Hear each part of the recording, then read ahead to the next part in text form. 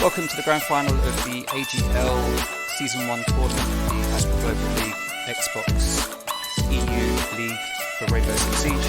This is the final. It's been a long road to get here. We've got a great matchup today. We've got IG versus Apollo. Both teams have fought very, very hard to get here and are well deserving to be in the grand final. We're a little bit delayed, so we're going to jump almost straight into the interview, pre-match interview. But first, let's just take a quick look at the community vote for this match. And the community vote shows that Inevitable Gaming, IG, are 55% the favourite to win and 45% Apollo. So it's quite weighted in IG's favourite here, but still very, very close. Could be anybody's game. We're looking for a good match today. I think it's going to be really good. We're going to go into some interviews. And first up, we are going to interview the lead for Apollo, and my co-caster, Cone on my head, is going to run that interview. So, Cone, I'll hand over to you if you'd like to pick up the interviews.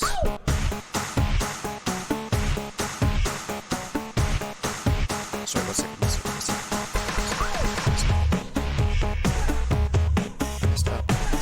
Sorry, stream. Okay, go.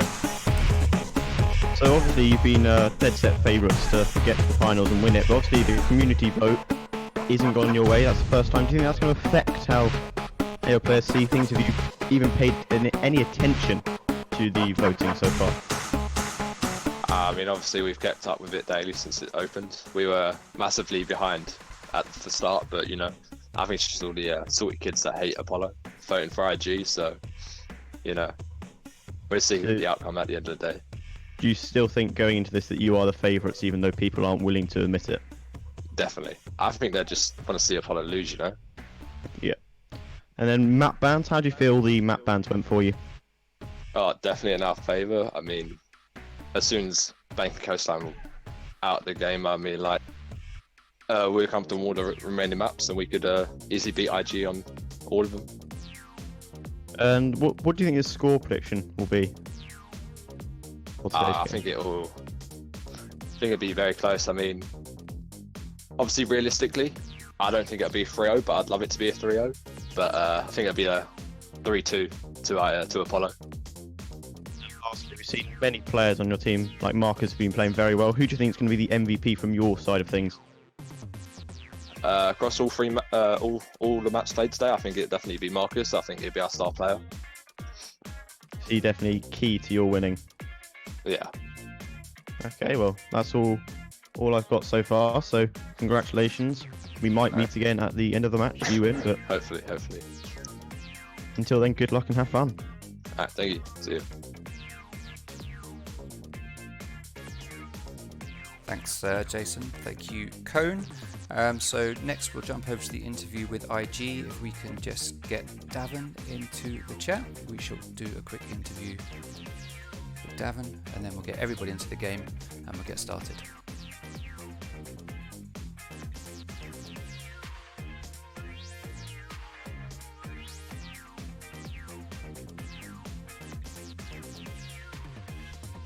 Hello, hi Davin, you there?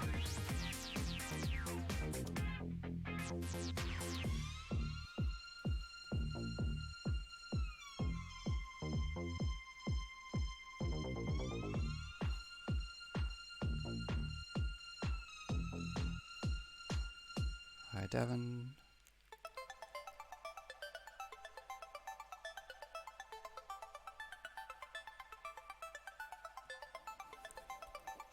Okay, looks like we're having some problems with Davin at the moment.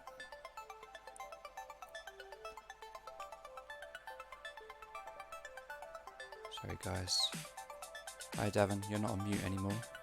Alright. We can hear you. Are you there? Yeah, I'm here. Hey, how you doing? Okay, this is our first time talking. I don't know if you heard, but in the polls you're at 55% favourite to win, with Apollo being 45% favourite, so it's very, very close in the community vote. How do you feel to be just up ahead there? Well, I mean, I think it's going to be close anyway, but the last time the community voted for us versus Urban Elite, everybody had them winning by quite a big margin, so vote to vote, but I think as it's still the first season, they've not seen us versus Apollo yet, so give them a better idea of how it's going to go in the future. Okay. Who's your star player today? Who do you think we should be watching out for? I wouldn't say we really have one for today.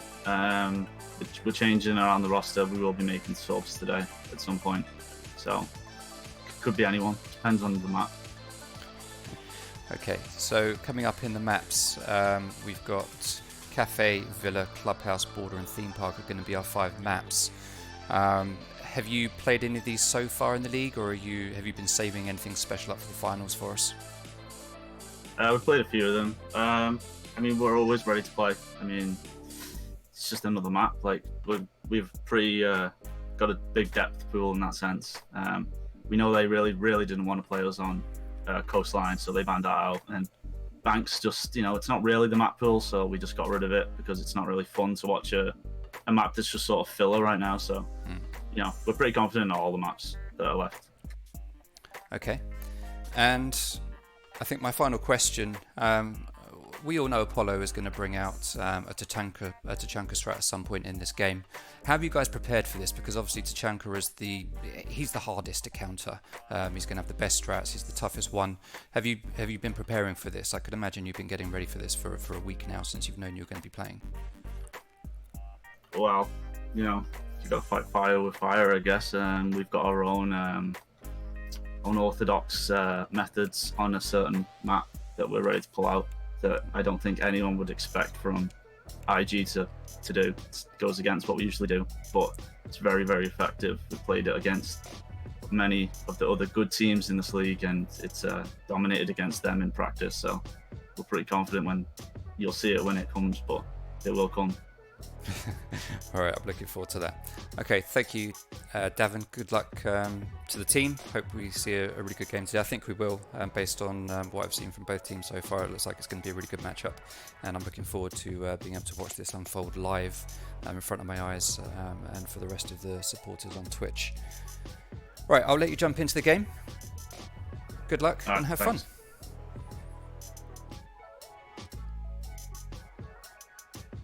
Okay, we're just going to take a few moments while we get everyone into the game.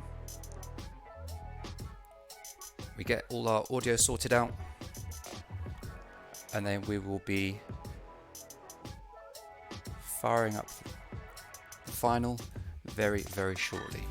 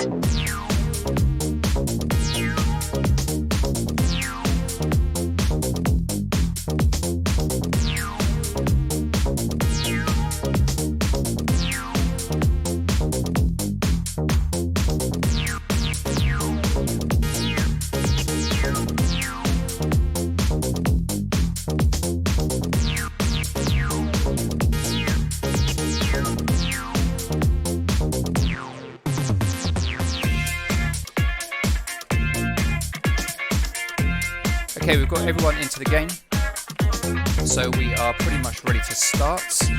First match is going to be, first map for today is going to be on Cafe. Coach, is there anything you'd like to say before we head on to Cafe?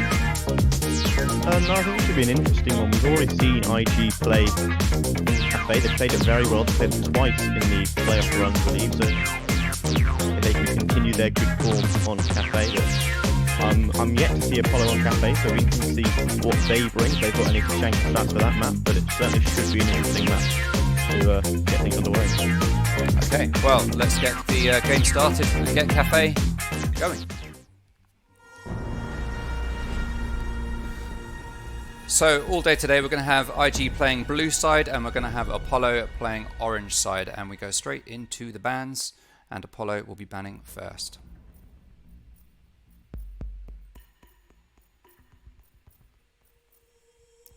Wrong side. Apollo, there we go. Wait a minute. No, sorry, we've got to, I need to rehost it.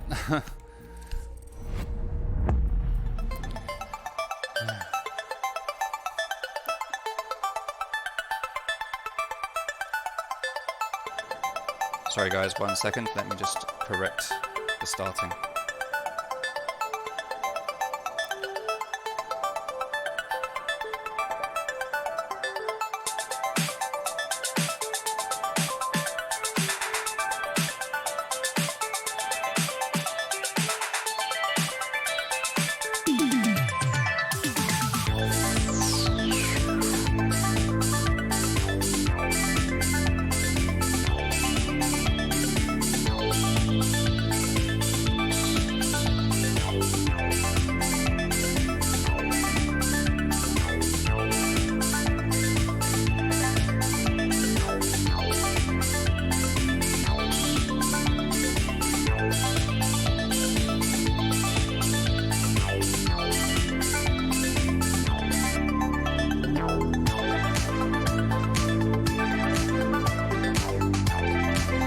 Sorry, stream, just wait. I've got to wait while we switch the sides around. I got a bit confused with the bands. Right, let me get one back in. No, don't.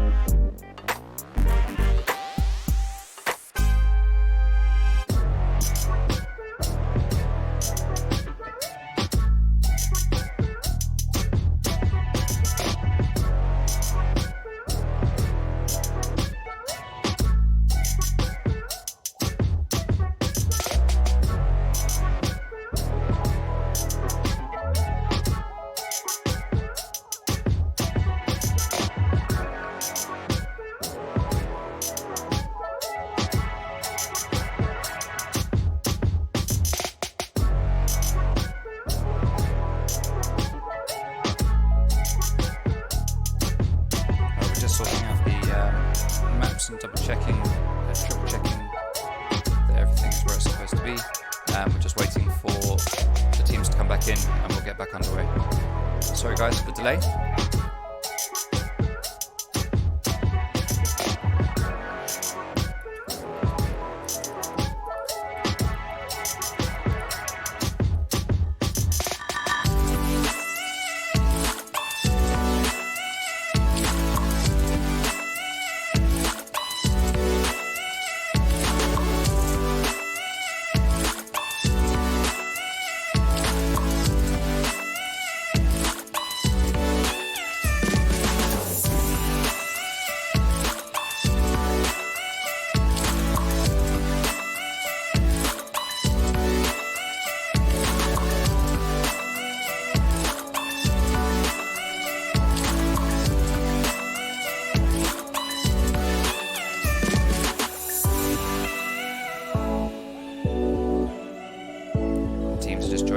Now we've got our sides and everything all sorted out, so once the teams come in we'll be ready to go.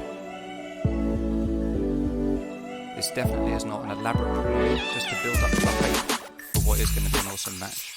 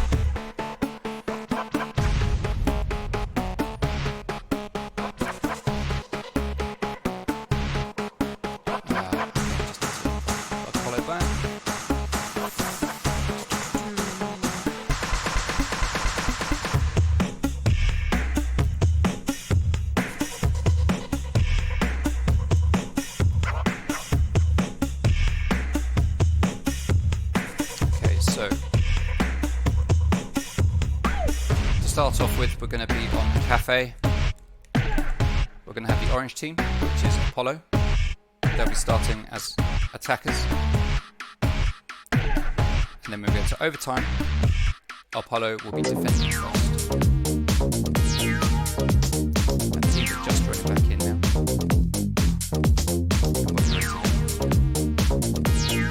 We're almost there, stream. We're almost there.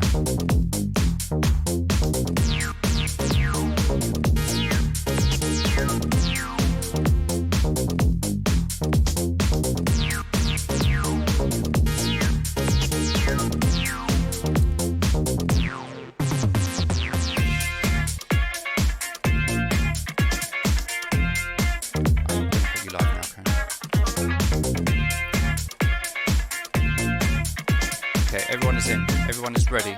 We have got Apollo on orange, IG on blue.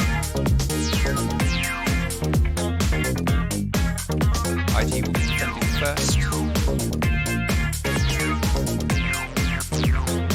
Orange are attacking. Right, yes, pretty sure this is right, so let's go. Let's go, everybody.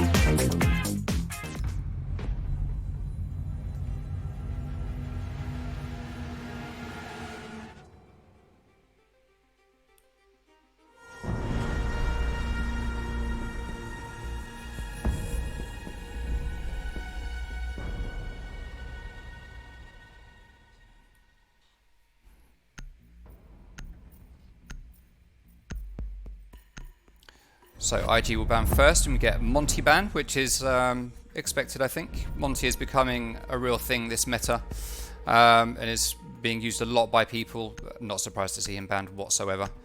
The teams here clearly have their bans already set because they are getting on with them straight away, and no hesitation here in banning Blackbeard from Apollo.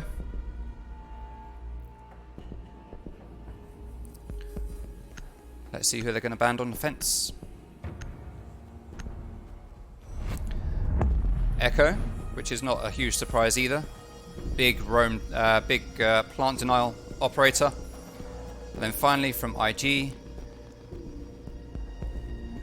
who do you think we'll see on defense get banned here? Cone.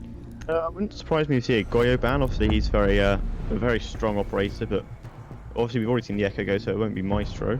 We banned it. An interesting pick, but That is an obviously interesting again a very strong operator utility-wise for stopping hard breach balls. But obviously there is a Thatcher in place, so it's going to be a lot harder. You're going to have to bandit trick, but we won't be seeing any bandit tricking today.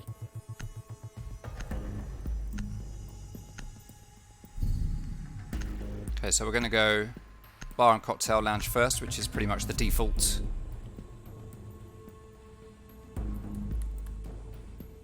Starting out point for any team.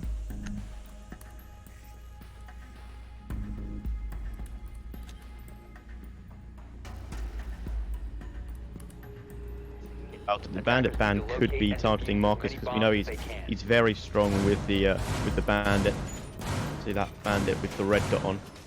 We've seen him cause lots and lots of damage with it, so it could be a target ban.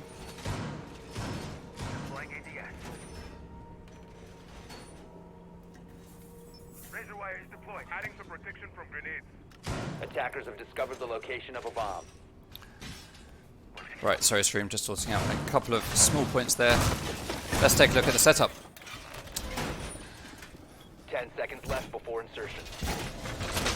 So we've got the full standard roster for each team, I believe. We're going to see a typical setup that we've seen a lot in Pro League lately, which is securing up Piano here and opening up a hole in this wall that looks over into the new hatch. And a castle barricade, very standard setup that all the pros are using at the moment for this site. We're going to have Jaeger holding that down with the ADS and the standard shield on Pixel Peak. And the key here is to just stop Piano getting taken, which is a very, very important position to be able to hold. We've got Apollo coming up the north side of the building, heading up to the roof. They're going to start doing some work on the hatches.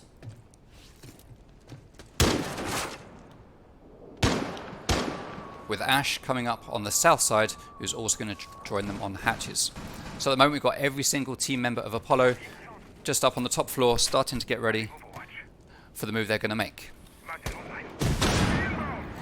Stun grenades go in. ADS is going to eat one. But at the moment we've still got all players on top, just gathering information on their own. Looks like Ash is getting ready to make a move, chucking a load of stuns in. Well, they're throwing stuns in, but they're not actually following up on them. Sort of, I guess they're just burning the ADSs at this point, ready for grenades to go in. Although we've only got Buck carrying the grenades, so yeah. We've got kicks droning out everywhere to make sure that everything is what they expect. And we have now seen Apollo drop into the top of red stairs, ready to start making their push onto the site. Jaeger is holding a very dirty little bullet hole, dirty little punch hole in the washrooms over to the window on White Hallway. He's good. He should get ahead here, but he misses and moves out. Jax is down on Thatcher. That's going to be pretty big for taking out the electronic utility and could damage Apollo later on in this round if they get caught by any ADSs or WAMIs or anything like that. And Jaeger goes down, which is a very powerful gun off the board. And that brings us to a 4-4 and ties things up quite nicely. Apollo is starting to push under the new hatch, with pretty much every single member stacking up there. Kixwa goes down and is finished off by Klaz, who's playing on Wamai. And Apollo are actually already into sight. So already 2.5 minutes have gone, and we're in a 4v2. We know there's one in the freezer. Liquid tries to take him down but gets killed, leaving us with just Ash in a 1v4 to see if she can clutch up. She's going to check her rotation. She doesn't really need to because there's an air jab there, so maybe this is just an opportunity for Apollo to have a conversation. And the Nitro cell from below is going to deny.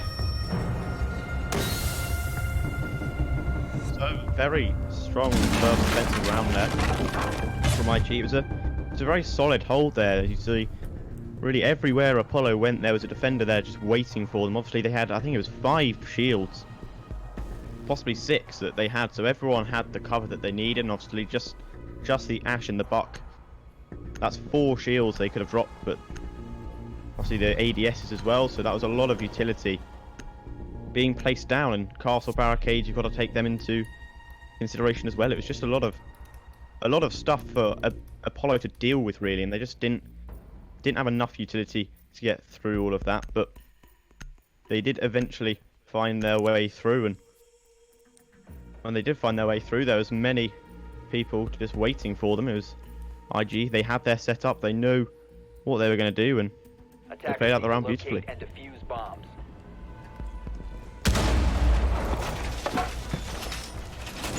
So as a follow-up, Attackers have discovered the location of a bomb. IG have now moved down to the basement. Sorry, not to the basement, to the kitchen. As they've won upstairs, they cannot defend up there again, so they're going to the next default site, which is bakery and the kitchen. Very standard in most ranked games, and again we're seeing another very standard pro setup here with the reinforcement on the wall, castle barricade and a rotation hole. We've got a shield on the door here, 2 ADSs, so we're going to be going here for a very big bakery denial. Now, one of the key things you want to see come out of attack here is to open up the bakery, get this wall open so that they can cover prep, and then they can get this main wall open and then sneak in and plant. We can see that there's not a great deal of effort going into the freezer side of the objective here from IG. They've put some reinforcements there, but we've not got any kind of wall denial. Same as on all the other walls, so this is going to be denial by gunfire, basically. We've got most of Apollo spawning over, ready to take into the bakery side. If we scan around looking for the rest of the team, we can find... I don't know where they are. I've got no idea. They've just gone invisible somehow. Okay, let's see what's happening here. So Davin is going to be holding an angle behind his Goyo shield and just waiting for anyone to come round. Now, if there's any explosives on the side of Apollo, so we've got Buck, for example, we've got Zofia, they can quite easily send explosives in, blow up this Goyo shield and do some real damage. Do some real damage here to the Goyo. Grenades are going to come in, but the ADS is going to protect him. Next, we're going to see some Zofia concussions. ADSs are burnt. Concussions are going to go out. They're not going to find anyone, but that shield is going to get destroyed. So it's only taken a minute and a quarter for Apollo to achieve that, but they can now start to move into bakery. We've got Kicks coming in through the skylight. He's going to start making sure that the top floor is clear. Very important for Roan Denial using the air jabs. There's one at the top of red stairs. I don't think Kicks knows this. Sure enough, he gets taken down from behind by Mozzie, who is just chilling out. He sees another one down in mining. Lays down some gunfire, but doesn't hit any targets. We're in a 4-4. We've got Jaeger off the board, and we've got Nomad off the board. Nomad, very important operator for flank denial, but I think most of the team here are going to be on kitchen anyway. And we see a very nice kill there from Klaz onto Rabbit as Thermite. The wall's already open, so Thermite's not a big loss, other than having an incredible gun. And Jax is going to get the refrag.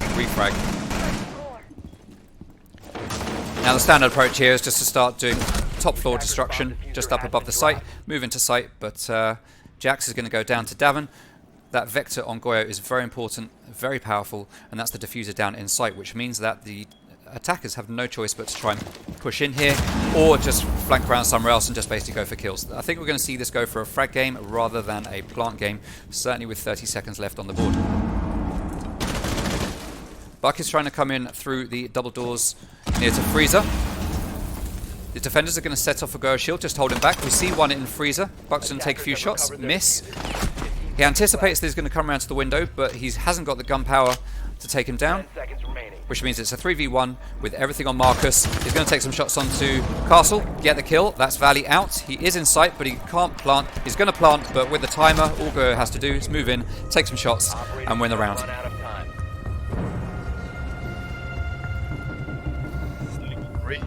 It's IG using the strategy side of this game, and they're playing it so well. You know, they're really focusing this Apollo side into the one area, and they're pushing them exactly to where they want them, where they can really just work around and pick them off really one by one, as they've been doing well so far in the first 2 rounds. Obviously, a tough loss to whoever went upstairs the Nomad kicks were, where there's just a lack of drone work really.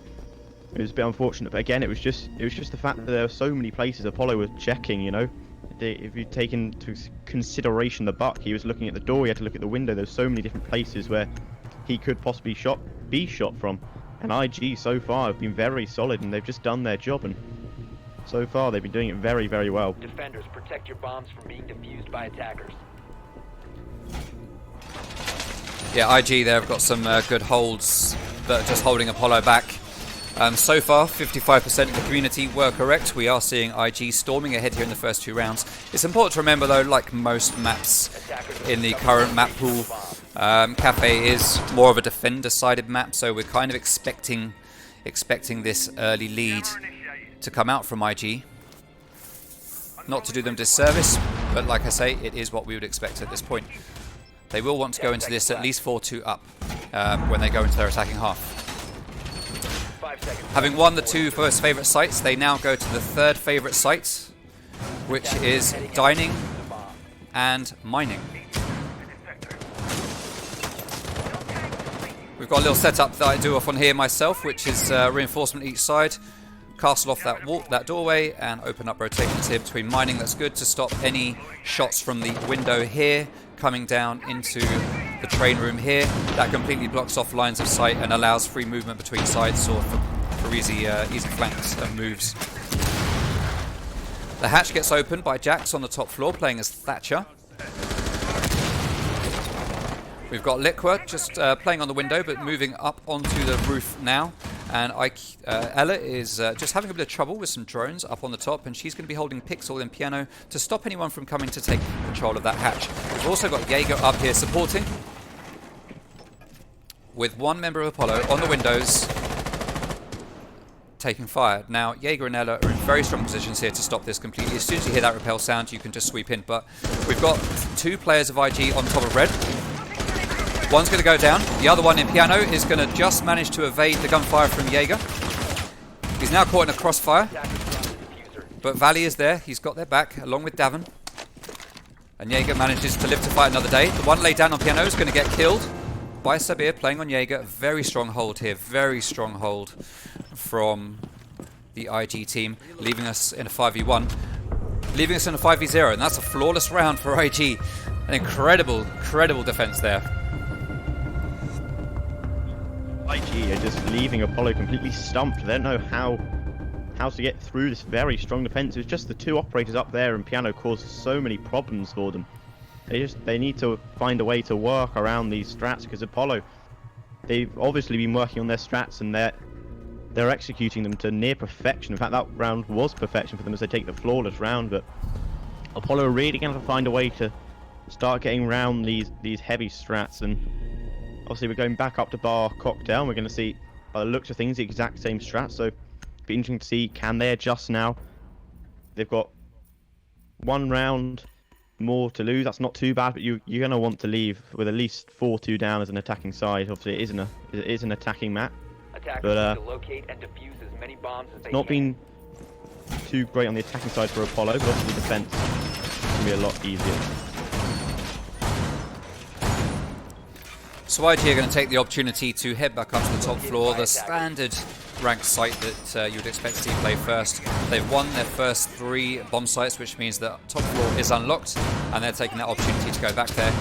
And we're going to see pretty much the exact same setup that we saw in the previous round from IG up here, which makes perfect sense. It's worked so well for them, so why not do it again? If it ain't broke, don't fix it. But I would hope that Apollo learnt enough from their first round attacking here that they'll know a bit better how to counter this and make it work. We're also seeing a very similar setup to what we saw in the last round, even though IG weren't even defending this site. So Apollo have had a couple of chances now to work out what to do to get around this. So I'm looking to see some real adaptation from the guys and bring this to a 3-1. As always, the team are going to head up onto the top. Pretty standard with Cafe, much like a lot of maps, but Cafe specifically, even before the rework, it worked in pretty much the same way. Start on the roof, work your way down. And that's what we're going to see Apollo doing here. We've got 3 members up on the roof already. We've got Sophia challenging Piano from the window. And we've got Sledge, who is going to start working his way into the ground floor and just make sure there's no roamers here. On the top floor site, there isn't a great deal of stuff for Sledge to do. He can open hatches, but in terms of other soft destruction, there isn't a great deal of that he can offer to the team other than fragging power.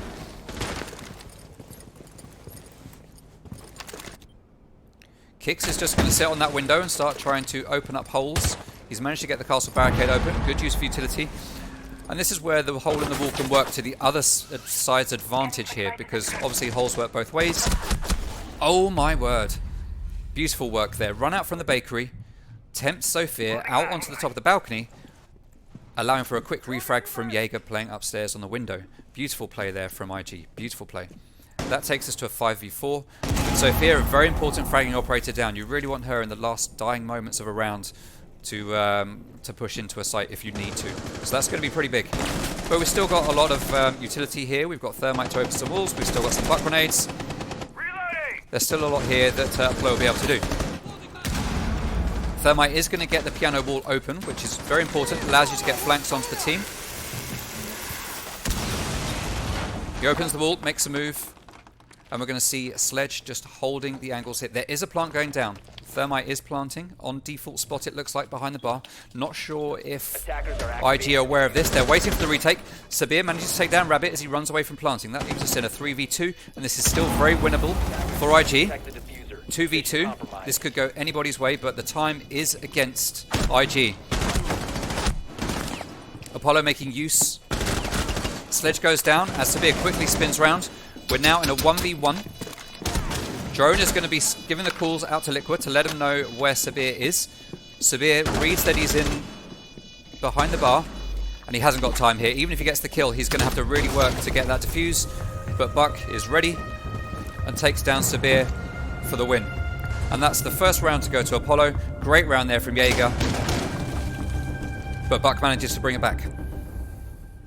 So much stronger round there from Apollo. Obviously, they were just able to get in there nice and quickly. They opened up a lot more of the area. Obviously, there's a lovely play by the bandit, and not the bandit, sorry. I'm not sure who did the run out, but I know Sabir got the frag with the fear. That was a lovely play by IG, but Apollo, they were able to get in there, and they just found the frags, and they got them there. They got the plant down. Soon that plant goes down, it's gonna be really difficult for IG to take it back, and they held their own. They took their first round, so 3-1. The comeback is starting to begin. Obviously 4-2, as we said before, would be prediction for the end of this, and it looks like we're gonna have a good game on our hands. Yeah, definitely. There's so much needed around there for Apollo to bring it back to 3v1. Taking a quick look at the scoreboard, we can see that Sabir has really brought his stats up thanks to that round, and is now going 7-2. He's not got the highest KD on the team. That is going to Davin with a 4.0 KD of 4 kills and 1 death. So he's doing plenty of work. But of course, Siege isn't a game that is all about frags. It's about teamwork, it's about information, it's about your setup, and it's about utility. So it's important not to forget those support players such as Castle, who is doing his bit to make sure that sites are ready and that they're slowing down the attackers and wasting that utility. 10 seconds left before insertion. Even in Pro League, there's only one team that has a team of 5 fraggers, 5 seconds to go. and they're not doing that well. Well, I say that G2 are like second on the board, but it's a new thing for Pro League. It's kind of working out for them, but it's just not something that every team does. You've got to have your support players. And these teams are no different. So we are seeing Kitchen again. So we're seeing standard rotation of sites here coming out from the defensive team. And we're going to see a very similar setup. Except this time without the Goyo shields on the site. So obviously, although IG won the round, they felt it didn't necessarily work for them and they wanted to try something different. So that's what they're doing. Rabbit on Thermite is going to start droning out the sites to see what's happening. Get a feel for all the players are before anyone starts moving in. There's no utility here that needs denying just yet, really, to open up any walls. So Thatcher is going to just peek through the door, just make sure he catches anyone that tries to come out for a cheeky kill. EMP grenade goes in just to clear anything that might be lying in the rotation hole that is set up in the wall. There's one on red stairs, which has been found by Rabbit on his drone. We've got another one by the rotation hole in bakery, and another one in the doorway. So all this information is going to be relayed to his team, and they'll be working out how they're going to do this attack. Sabir goes down to Marcus. Not a big issue at this point. All of Jaeger's utility will be put down. All we've lost here is a gun, but that is still important at this stage. And there goes Valkyrie. This is very important for the team. Valkyrie will now just be able to continue giving information from his cams, but we are going to see prep wall get opened. Marcus is going to take a very powerful position here and rappel upside down on that double door to make sure he kills anyone that comes to the window. And we're now in 2v5. This is looking very much in Apollo's favour. A bomb has been located. We see Castle get that first kill on the board, but both team members of IG are stacked up in freezer, and it's going to be very difficult to deny this heavy push that's coming in from the bakery side. Jax's sledge gets a kill, leaving in a 1v4, but now that's refragged from Klaz on the Maestro, bring it down to a 1v3. The plant is going down by Thermite. The gunfire there is going to help confuse him. Another kill onto Buck. 1v2, this is winnable for Maestro. Maestro's got very powerful Alder, but it's just not enough to hold back Marcus as Thatcher, who is just chilling out in the bakery, just holding the long angles. They've woken up and they take their second round. Obviously, I believe the Maestro would have been brought just to try and stop any more plants that could have been used there. But again, Apollo playing a little bit more aggressive. They're doing things right now. They're landing their kills, and you'd expect with that grenade kill that they're doing a bit more droning. But it's certainly been a much stronger performance from these last two maps on the side of Apollo's. They've really woken up, and they're showing us that they're certainly not going to be 7-0'd. They're going to fight and try get a 3-3. That'd be a great result for them, and not so great for IG. IG will be looking to make it a 4-2, obviously, but so far it's been a very close game. Both sides playing very well. So as we saw before the matchup started, IG are the favourites, but I mean, I'll be totally honest, Cone, since I started getting involved in the AGL, pretty much anyone that I've spoken to has said to me that Apollo are the favourites to win. Yet the community vote didn't quite go that way. Jason from Apollo in the interview, we heard it from himself. He was confident. He was feeling very confident that the community vote wasn't quite right. He was hoping for a 3-0. I don't think any of us are hoping for a 3-0. We want to see a little bit more than that from both teams. And at the start of this matchup, it looked like it was going to go IG's way, but IG have started to slip a little bit in the last two rounds, whilst Apollo have started to step up and readdress the balance. And we're starting to see this be the much closer match that everyone was expecting it to be. We've got Castle just up above kitchen site, setting up for a hold from up above. This is going to be very powerful. We can see here that Valley on Castle is going to be holding the hatch here, which is very important for stopping anyone from coming in from the hatch or through the wall underneath the hatch. You can actually open up little holes in the top of the wall there, so if you're up on the hatch you can open up holes in the wall and shoot anyone that comes down to try and take the wall or come up these stairs. We've got Jaeger holding upstairs as well, along with Valley, and they're going to be important to stop anyone from doing destruction above site, and also they can get the quick rotate if they need to, just drop back onto site in the dying moments of the round to make sure that they protect the bombs. Rabbit's already in and getting the thermite charge on the wall. It's not going to get denied, it is going to go open, and we're going to see Marcus yet again holding this very powerful position upside down on the top of the prep doorway. Kix is now upstairs along with one other, starting to slowly make his way down after, I guess, feeling confident that the top floor is clear. We're going to see some vertical destruction from Buck, who's going to take down the ADS and start making sure that he can deny anyone that's doing a first floor hold from taking any important positions away from them. Let's check in on our friend Castle. Castle has already dropped back down to site and is in kitchen offering support. Jaxor is going to get a kill onto Doc. That's very important. Doc not going to be able to re-heal any of his teammates if they go low on health. So that is a big pick there for Jax. Marcus is going to start trying to drone to find all the information. Jaeger is going to manage to down Sophia. Attackers have recovered their He's diffuser. not getting ready to push yet. He's not sure if anyone's with him, but Sophia actually manages to get back up. Manages to use her ability to actually withstand. So that gives us a 3v3, but with very low health for Liqua. And now in a 2v3, as Castle goes down to Kicks. Jax finds himself in a gunfight. Down, manages to get Goyo off the board, leaving Valley all on his own in a 1v3. And the ump isn't the kind of gun you really want in a 1v3, but he does manage to get down Sophia with a very beautiful headshot. Really getting to the pro position and also manages to take out Liquid. This is a 1v1, a huge shift. And incredibly, as Sledge tries to move in to get that kill in the 1v1, Valley clutches it up with the ump. Superb work from Castle. Well played. And at the end of the defensive half... Sorry, Cone, go ahead. You don't often see the ump clutch. It's certainly a very weak gun, but weak was also the health-wise for Apollo. So, especially if you're a team like Apollo, they're such a strong gun skill side. You really don't want to be losing those. But as you were about to say, it is 4-2, so it's a predicted score really, which shows it's a very evenly paced match. Obviously, the defensive side coming out on top, but that is to be expected. So now it will be interesting to see how Apollo fare on defense and how IG fare on attacks. Obviously, there aren't as many attack strategies you can use, but we might see some from IG. It'll be interesting to see where things go now at the second half of things. Defenders, protect your bombs from being defused by attackers.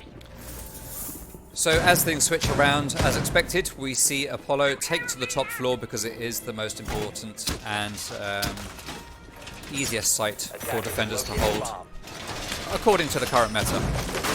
And we have seen that kind of play out, certainly on IG side, on their time on defense. Let's see if Apollo can do the same, and if we can get a reverse sweep here coming out from the Apollo boys. We've got a pretty standard lineup. We've got Valkyrie, Doc, Jaeger, Wamai, and Castle. Wamai is going to be very important in holding this pixel spot in Piano. We're going to have loads of magnets and ADSs here holding it. This is a very powerful position to have. It's very difficult to battle anyone. You need to basically come up white stairs and try and get a flank, but you've got to get past whoever's holding here first or whoever's in bathroom. The only other way is by just a huge utility dump on these windows to get the shields and to try and take them. Very powerful position, and we're going to see Apollo using it to their advantage.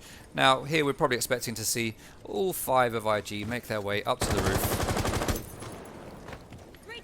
And Klaz is going to get started on those hatches. He's got Sledge there to do it for free, but he's going to use his breaching charges. Sledge is going to get the other one and be a good team player. Nicely done, Sledge. And we see just a whole flurry of drones drop into the top floor there and start to make their way around the sites. Sledge drops in and starts to act on the information gained by the drones. Any information gained by a drone is only good for 5 seconds. Sledge is making the most of that, moving straight in to make a push on the guy behind the shield. And he manages to take down Marcus. Excellent play there. Very aggressive play from IG. This is a really strong start for IG. They are not messing around. Hibana's in a gunfight with someone over on New Hatch. Sabir gets a kill, while Hibana goes very low on health. Doc is down, Wamai is down, 2 very important operators who get stronger the longer a round goes on. We're in a 5v3, Sledge and Hibana very low on health, but they're there for utility. Sledge is now down.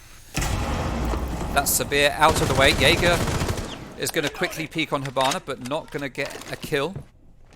Hibana's going to open up another hole to give him an angle into the back of Freezer, and that's going to be a really strong thing to deny the defenders from holding from behind the bar.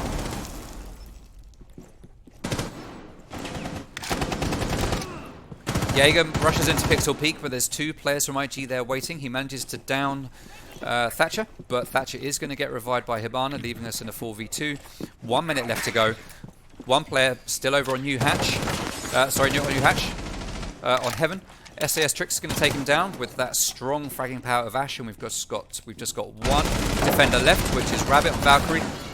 He's in big trouble here. He is trapped in the freezer. He might be able to rotate out through the bathroom or into the White Hall, but no, he's going to go for the bar. And Ash is going to take him down. Lara Croft for the win.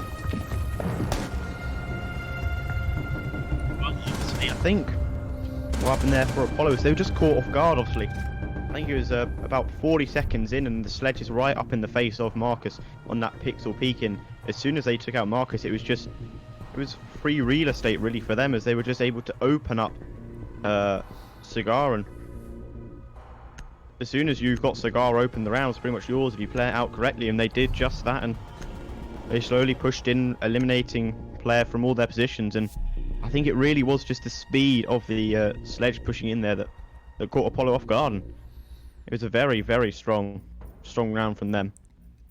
Apollo, I think, just need to wake up a little bit more. But again, as I said before, it's been a very, very good game so far from IG. So IG have taken quite a commanding lead here, as the community expected. We can see Rabbit down there on 0 kills. He's the only player to not have anything on the board right now, but he's been playing Thermite all through the attacking rounds, and he's done his job. He's got pretty much every wall open that he tried to. So he's still doing his bit for his team, but it's just not enough to propel Apollo to where they need to be right now. So let's see a little bit more coming out from Rabbit here. Playing on Pulse, very important when we're doing a top floor hold. We're going to see Pulse playing down on the first floor probably, around train, mining, and just try to deny the attackers from making their way through piano and through from the new balcony. Bomb located by attackers. Attackers are heading out to defuse a bomb. As Apollo lost that last round, they get to come here again to the top floor, and that is what they're choosing to do. And we're seeing a different setup here to what we saw from IG here. They've chosen to reinforce the wall here, whereas IG opened it up. Let's see if it makes a difference. As always, attackers moving their way onto the roof. We've got a nice rotation hole here into bathroom, which we saw in the previous round, though not used effectively, or as effectively as it could have been used by Apollo. To be fair to Valkyrie, he was in a bit of a pinch. Wherever he went, he was probably going to get mowed down by some bullets. But yeah, these two rotation holes here are very useful if you're going to play behind bar. So Sledge again is already moving in. 1 minute into the round, Sledge is the first man in, along with Ash. Ash sees Jaeger by the bomb, takes some kills, but doesn't manage to get in, but gets flanked by Kix, who is playing on the pixel behind that shield. And you'll notice here that he's put the shield the wrong way round. We look at it as the wrong way round, but in actual fact it's starting to become known that this is actually the more effective way to place a shield. So more players are starting to do this now. The wall into the piano is opened by Thermite. Kix has been droned out, everyone knows he's there, and the team are going to start really pushing in on him now. Whamai manages to get a few shots onto Sledge and get him really to low health, but it's not enough to take the kill. But Marcus does move out. Jaxper gets a kill, but Kix comes back to his shield, but gets taken down by Davin on Sledge. And we're very quickly in a 3v3 here. But the advantage is that Apollo, there's a huge health disadvantage here for IG on attack. Cover me! Reloading! But IG have complete piano control now.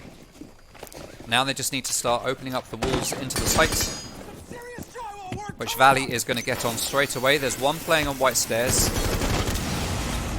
Valley's going to keep an eye on the new balcony, or heaven as it's known. Davin is going to place a claymore here to try and stop anyone from rotating out of the freezer. We're getting ready for a standard plant here by the end of the bar, I would say. We've got 30 seconds left. We've got Marcus playing Boss G of all things. He is on the white corridor and he is starting to try and do a retake of piano. I'm not sure that IG realised that he's there, so he could actually get a pick here. It's been read into by Sledge, but the Boss G comes in clutch and takes down Sledge.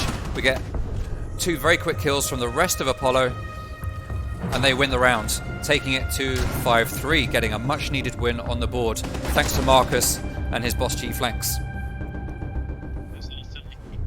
Pick for him to go with Boss G. Not sure if he meant to use it, but if he did, it certainly was effective for him there. I think was just a very strong hold. Apollo doing what they do best, as they had that flank set up, and they were really just able to play off those frags. Really, obviously, this time the Wamai did a much better job sitting in Cigar. They caused a lot of delay for IG to come and push in, and that delay was able to relay the information back, and people were able to adjust as to do the attack that was coming out. They had a really nice crossfire set up at the start with, I believe it was Jaeger was sitting by the bomb with the Wamai on that pixel, and they were just able to do lots of damage there. And again, it's just very strong from Apollo, so they're showing lots of promise. It's just those other rounds they've slightly been lacking, but it's certainly promising. If they can keep up with rounds like that, it's going to be an absolute thriller.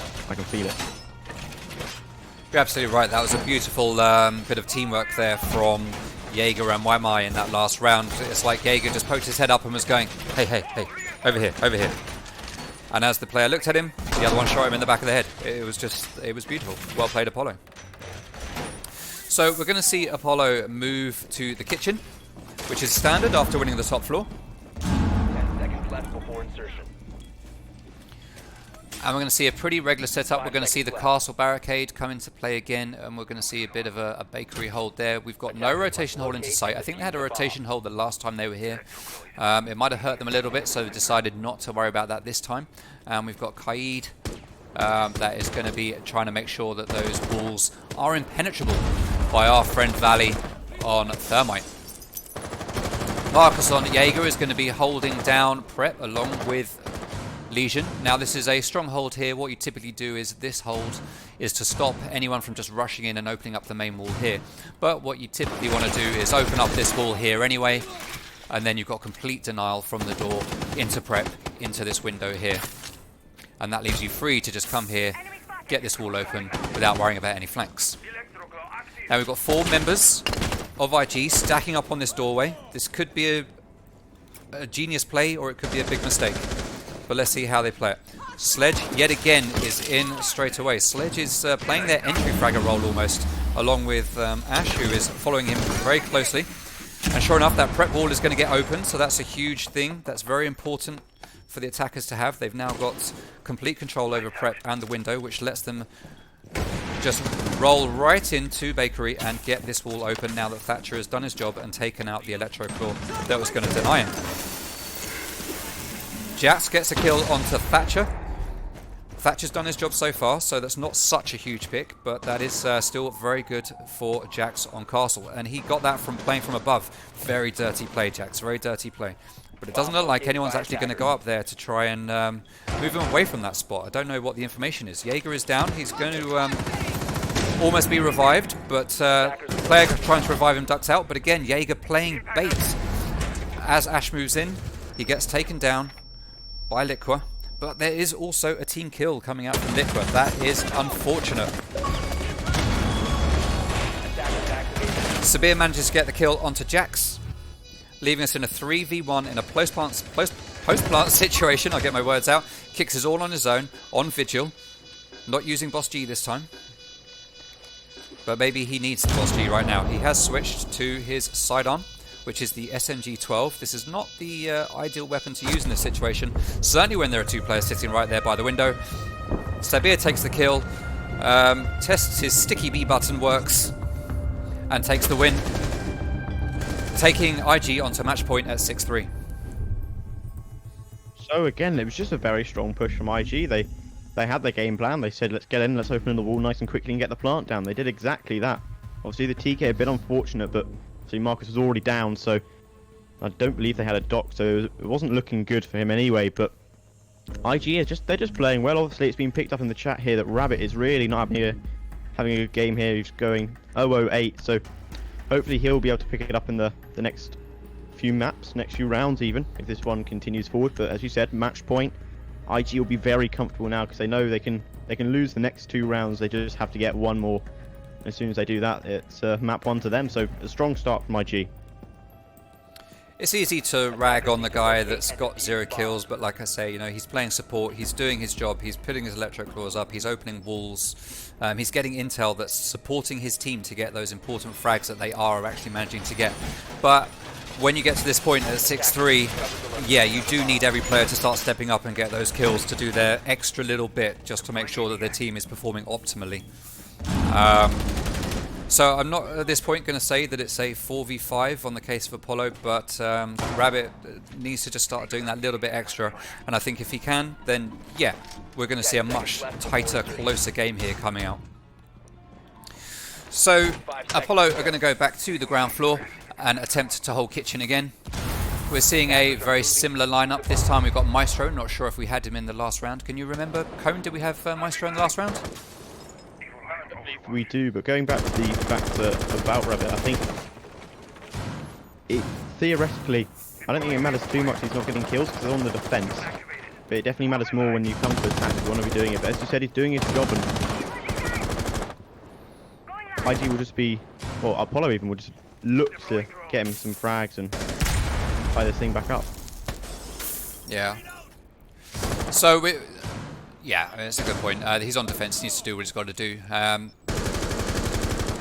Let's hope we get that moment where Rabbit is left in a 1v3 and he comes out clutch just like Valley did in that previous round that we saw him clutch up on this site.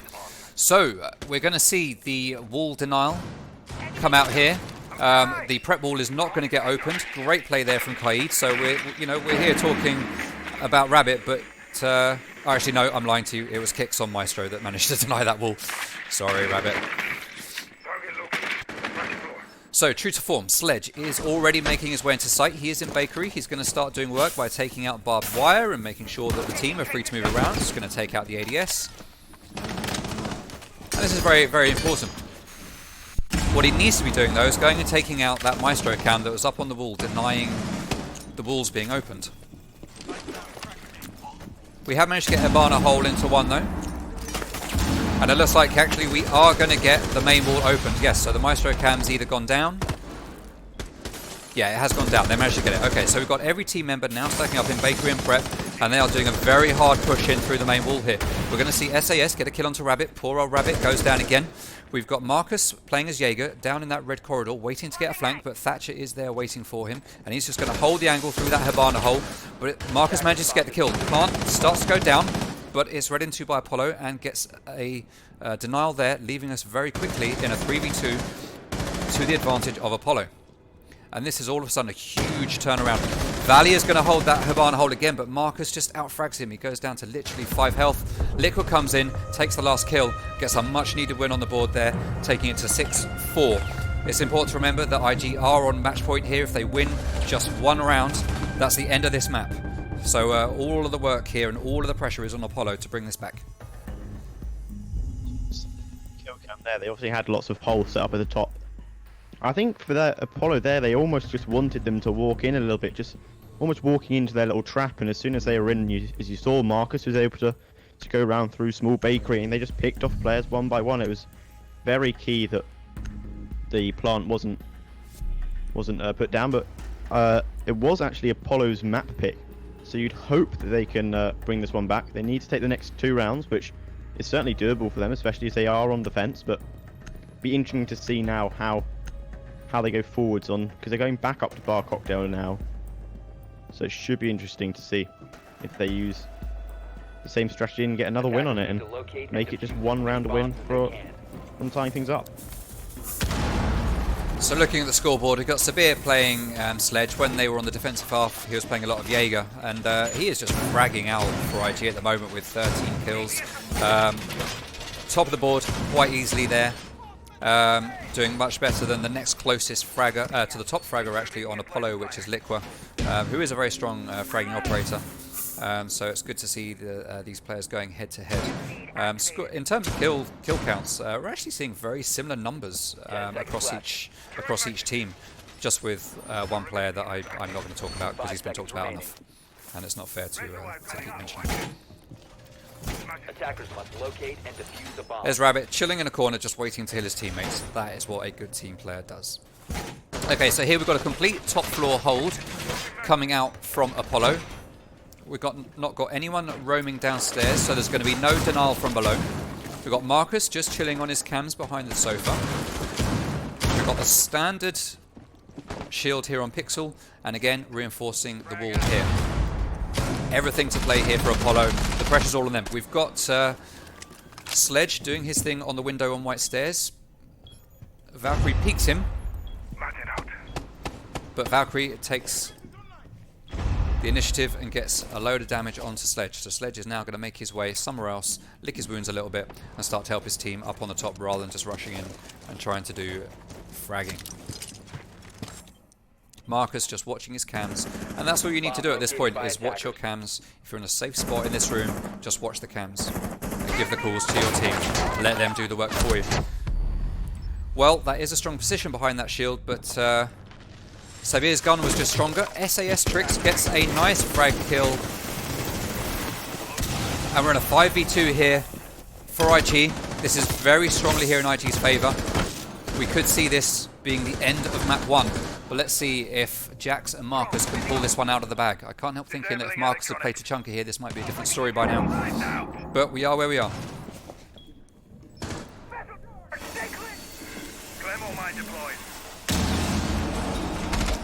Marcus sees one rushing across Cigar. Doesn't take the kill, but Jax manages to get the kill onto Thatcher. We see Buck go down. We're going to see Marcus get a kill, another one. But we're now left in a 1v3. It's all happening too fast for me to look at. So 1v2 essentially as Buck is down. Castle manages to get another one. It's essentially a 1v1 from Jax bringing that back with a nice double kill there. Hibana's going to take some shots, but going to miss. Jax is going to relocate himself just behind Bart on Hibana. There's no way that we're going to see a res come out here. Oh, we are going to see a res, but is Jax going to read into it? Hibana baits. Just needs to watch that doorway. Just keep listening out. And he gets the res. Okay, so this is huge now. We are in a 2v1 situation. Plant is going to go down unless Castle can run around. He can. He gets the flank. Hibana comes off and takes down Castle for the win. And that sees IG going one map up on Apollo's map pick, which must be really disappointing for Apollo. Disappointing, and what a huge res that was. That really won them the round as Castle had to shoot the buck first. So a lovely play there to get the back up, and certainly disappointing for Apollo to lose their own map. But we're going to move over to Villa next, which is IG's map. But as we said before, IG just coming out on tops, and again the similarities between them losing the bar cocktail was the fact that the player playing on Pixel just died too early. When the Wamai stayed alive for much longer the round they won up there, you know, they won the round, but they just lost that Wamai too early, and the round was lost for them. But certainly a strong start from IG. Yeah, IG were looking just very dominating from the off on that. Apollo managed to start bringing it back really convincingly as well. The rounds they won, it's not like it was close wins for the most part. They were looking good. But IG there just looking much stronger on Cafe. They had really good defenses, really good attacks, and just showed Apollo what it's all about. I think the strats played a huge part into that, and they just did everything right, really. Obviously, as you said, the round Apollo won, they won it convincingly. So it was really a fact that there we did also almost see the two Castle clutches. That's only been interesting if we'd got that, but that res was key, and IG just doing things right at the moment. Be interesting to see if they can continue that when they take it to their own map, or if Apollo said, you take our map, so we're going to take yours. So we're just going to take a couple of minutes while the teams just walk away for a second, take a bit of a break, refresh themselves, maybe have a bit of a chat about the last game, and what they might need to do to pick this one up as they go into Villa, which is IG's map pick, so we'd expect IG to be stronger here. We're going to see IG starting out on attack with Apollo starting out on defense, obviously. So just bear with us for a moment while we get this set up and get the players in.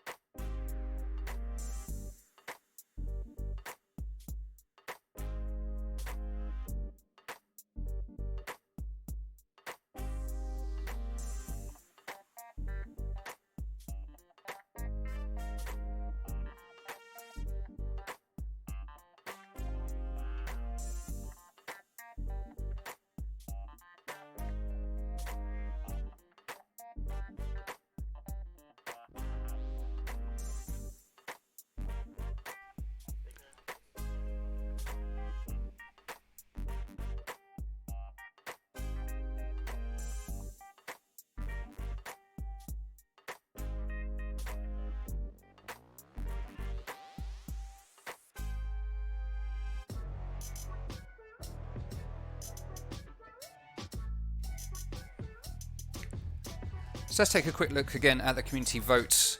Who will win Season 1? So IG were 55% favourite with 45% going to Apollo. So at the moment the community, or 55% of the community, know exactly what they're talking about by the looks of it.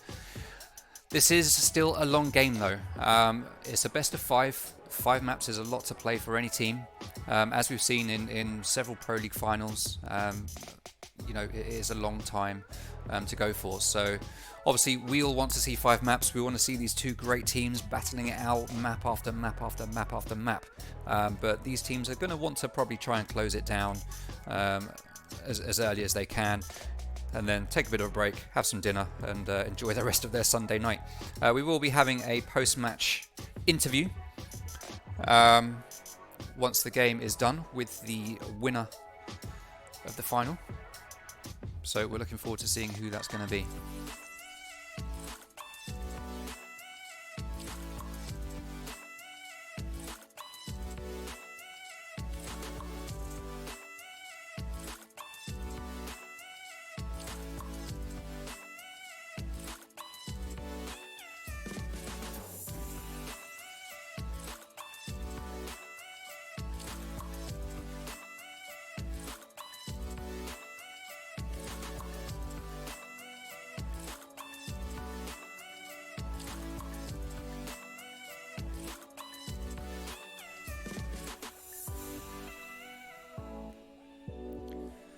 Okay, so we've got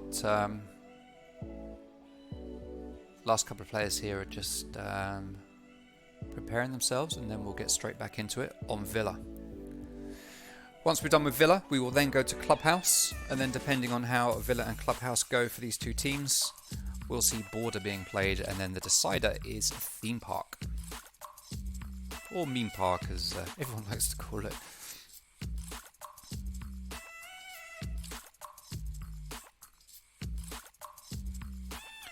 So I'll be honest, throughout this tournament I've seen Apollo play, I've casted Apollo play, I've seen them play, and it's always been very interesting. I've got to be honest though, I haven't seen IG play at all. This is the first time I've really seen them playing. It's been something quite special to see. They're working really well as a team. This is quite the matchup. Certainly is.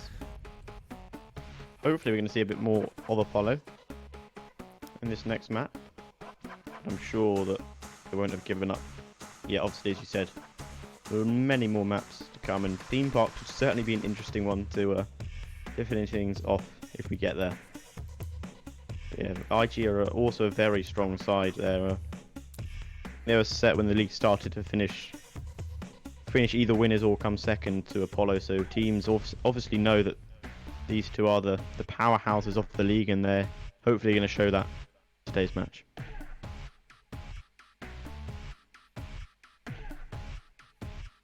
Okay, so Apollo are ready to go, just waiting for the word from IG, and then we will get the next map underway.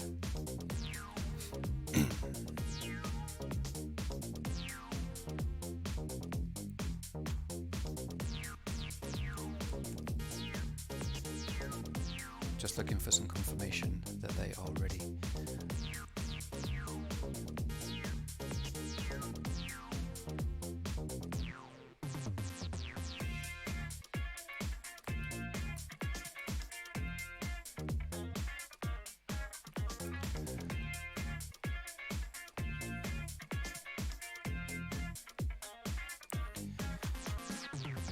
Okay, just give us a few seconds. Any moment now, we're going to be ready to start.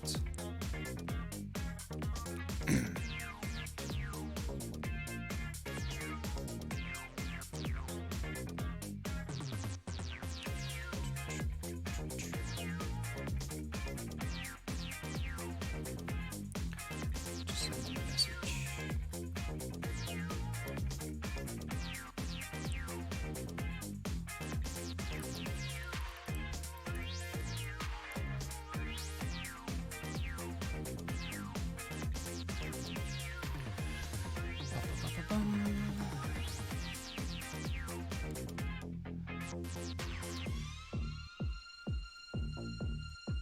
Okay, we're going to start in 10 seconds.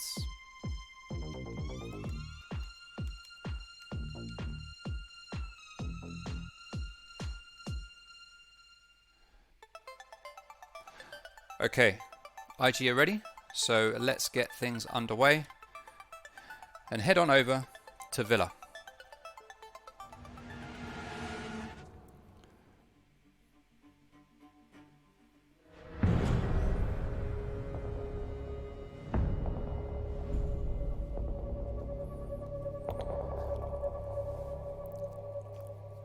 This is IG's map pick, so we are going to see Apollo banning first. And we start with the attacker, and we're going to see Thatcher off of the board. Thatcher played a huge role in the last round, in the last map, so no big surprises there. Though I suggest at this level of gameplay, these teams will have their bans already ready before we even get into it.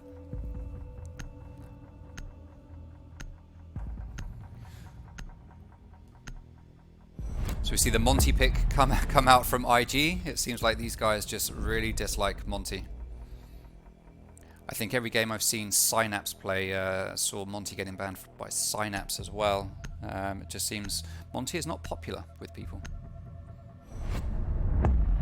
IG are going to ban Mira, leaving us with just Apollo left to ban a defender.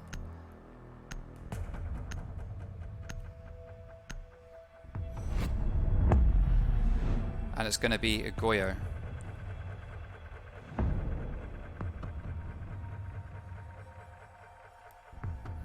Oh, hello. What's going on with the stream?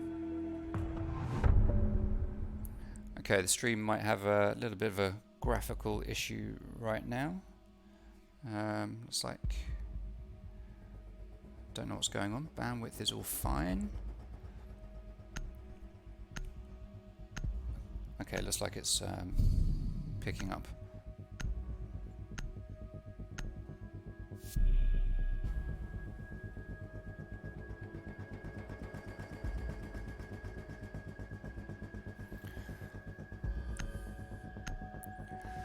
Okay, so Apollo are going to start on Aviator and Games, which is the standard site to start out on defense on this map.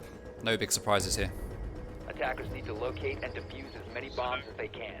I believe that we've seen Apollo play Villa already, haven't we, in the against Byzantine, I believe it was. We did indeed. They had a played very, against Byzantine, yeah. very close game. I think it went to eight rounds, 7 rounds. It was really close. Yeah, I think no, it actually went to the last of overtime. The OT, yeah. So obviously it'll be interesting to see if IG can do one better than that. Obviously, again, it is a very strat-heavy map, so I think IG will definitely be favouring themselves when it comes to the defensive side. They're going to have to start on attack, so it'll be interesting to see what sort of game Apollo looks down here, but it should certainly be an interesting map to go off with.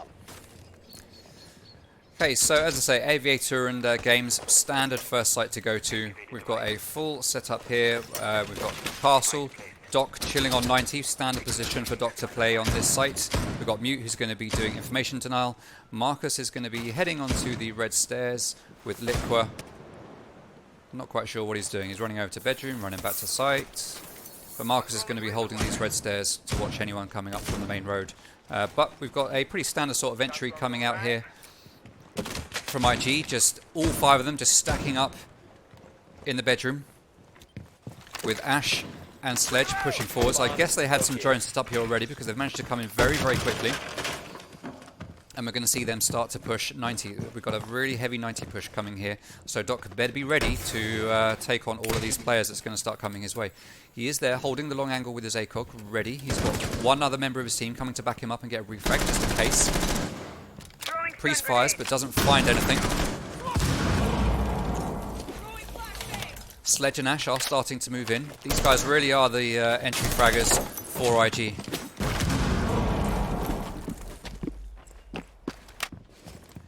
We're going to see the castle barricade get opened up.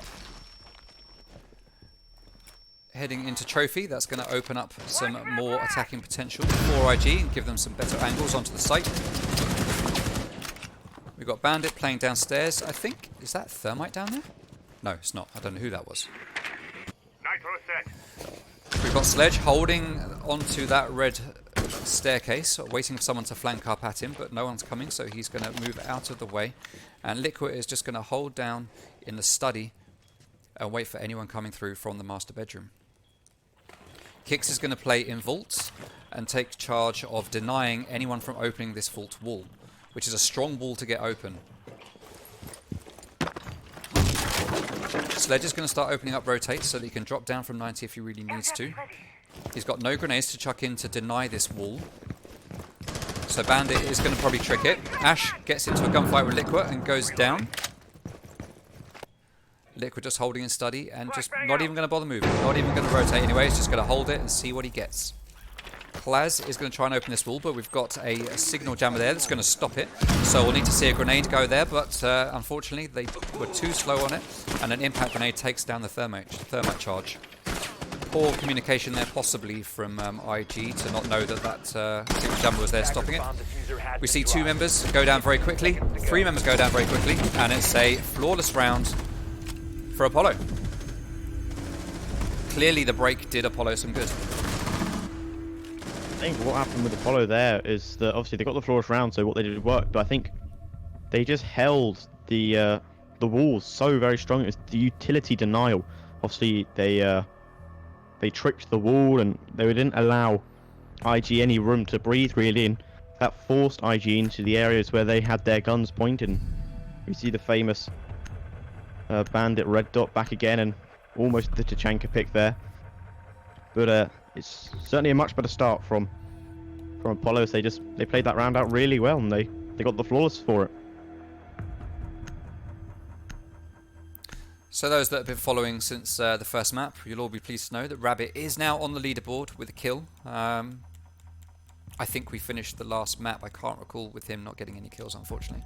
But he has got 1 kill on the board, so for all of you out there, Defenders, protect your he's bombs. coming back, boys. He's coming back. Attackers. He's got this.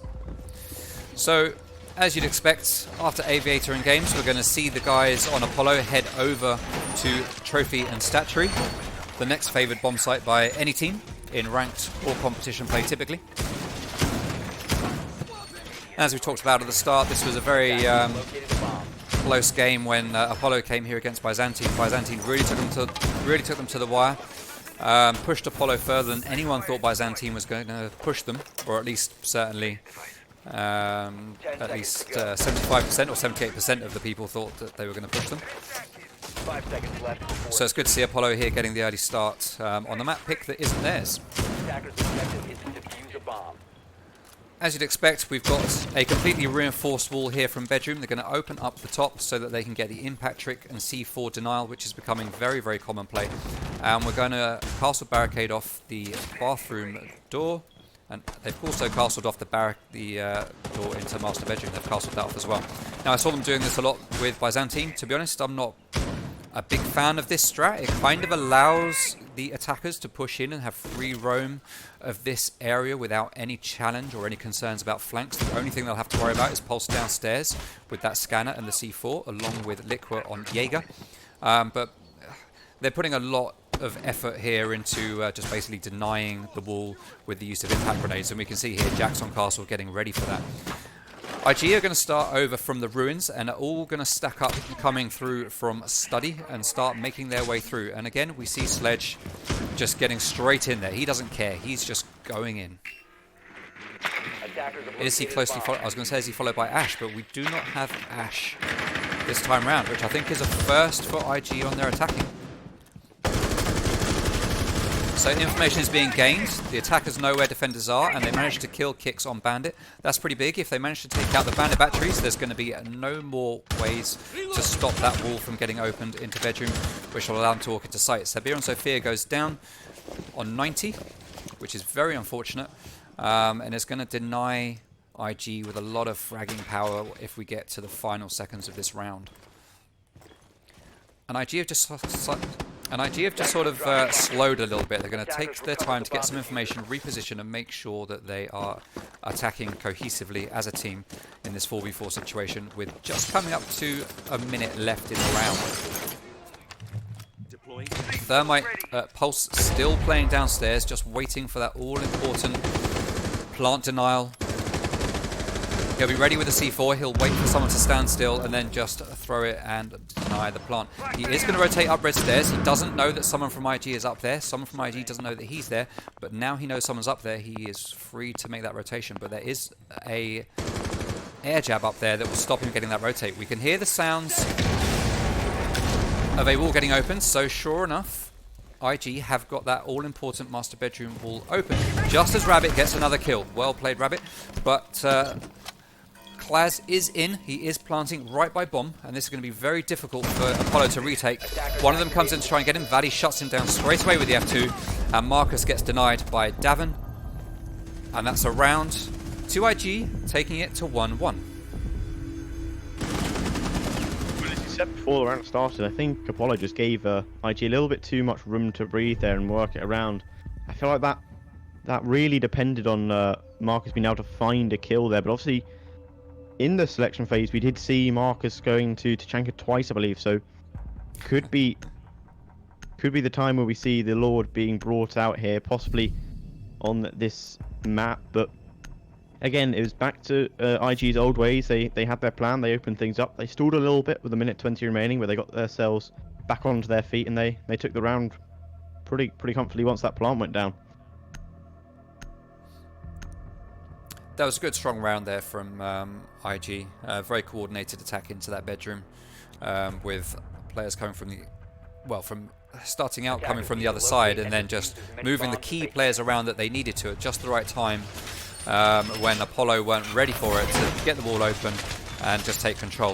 I think, like I say, having this door and this door castled off, I mean, obviously Apollo feel it's a really good play for them, but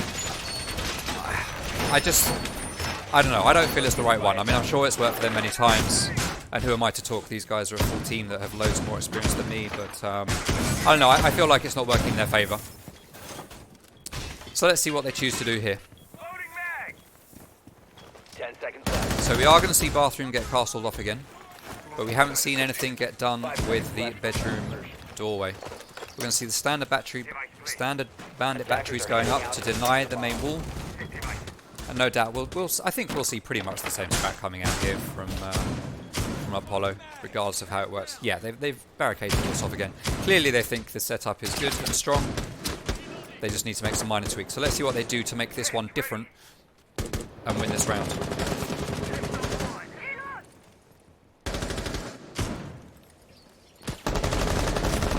Marcus is going to do a heavy hold on the study and try and stop anyone coming up red stairs or through from the balcony. This is actually a position I use myself quite a lot. I typically will use a shield. I don't know that drone spotted him. This could be huge. Sophia making a play, just goes back onto the drone.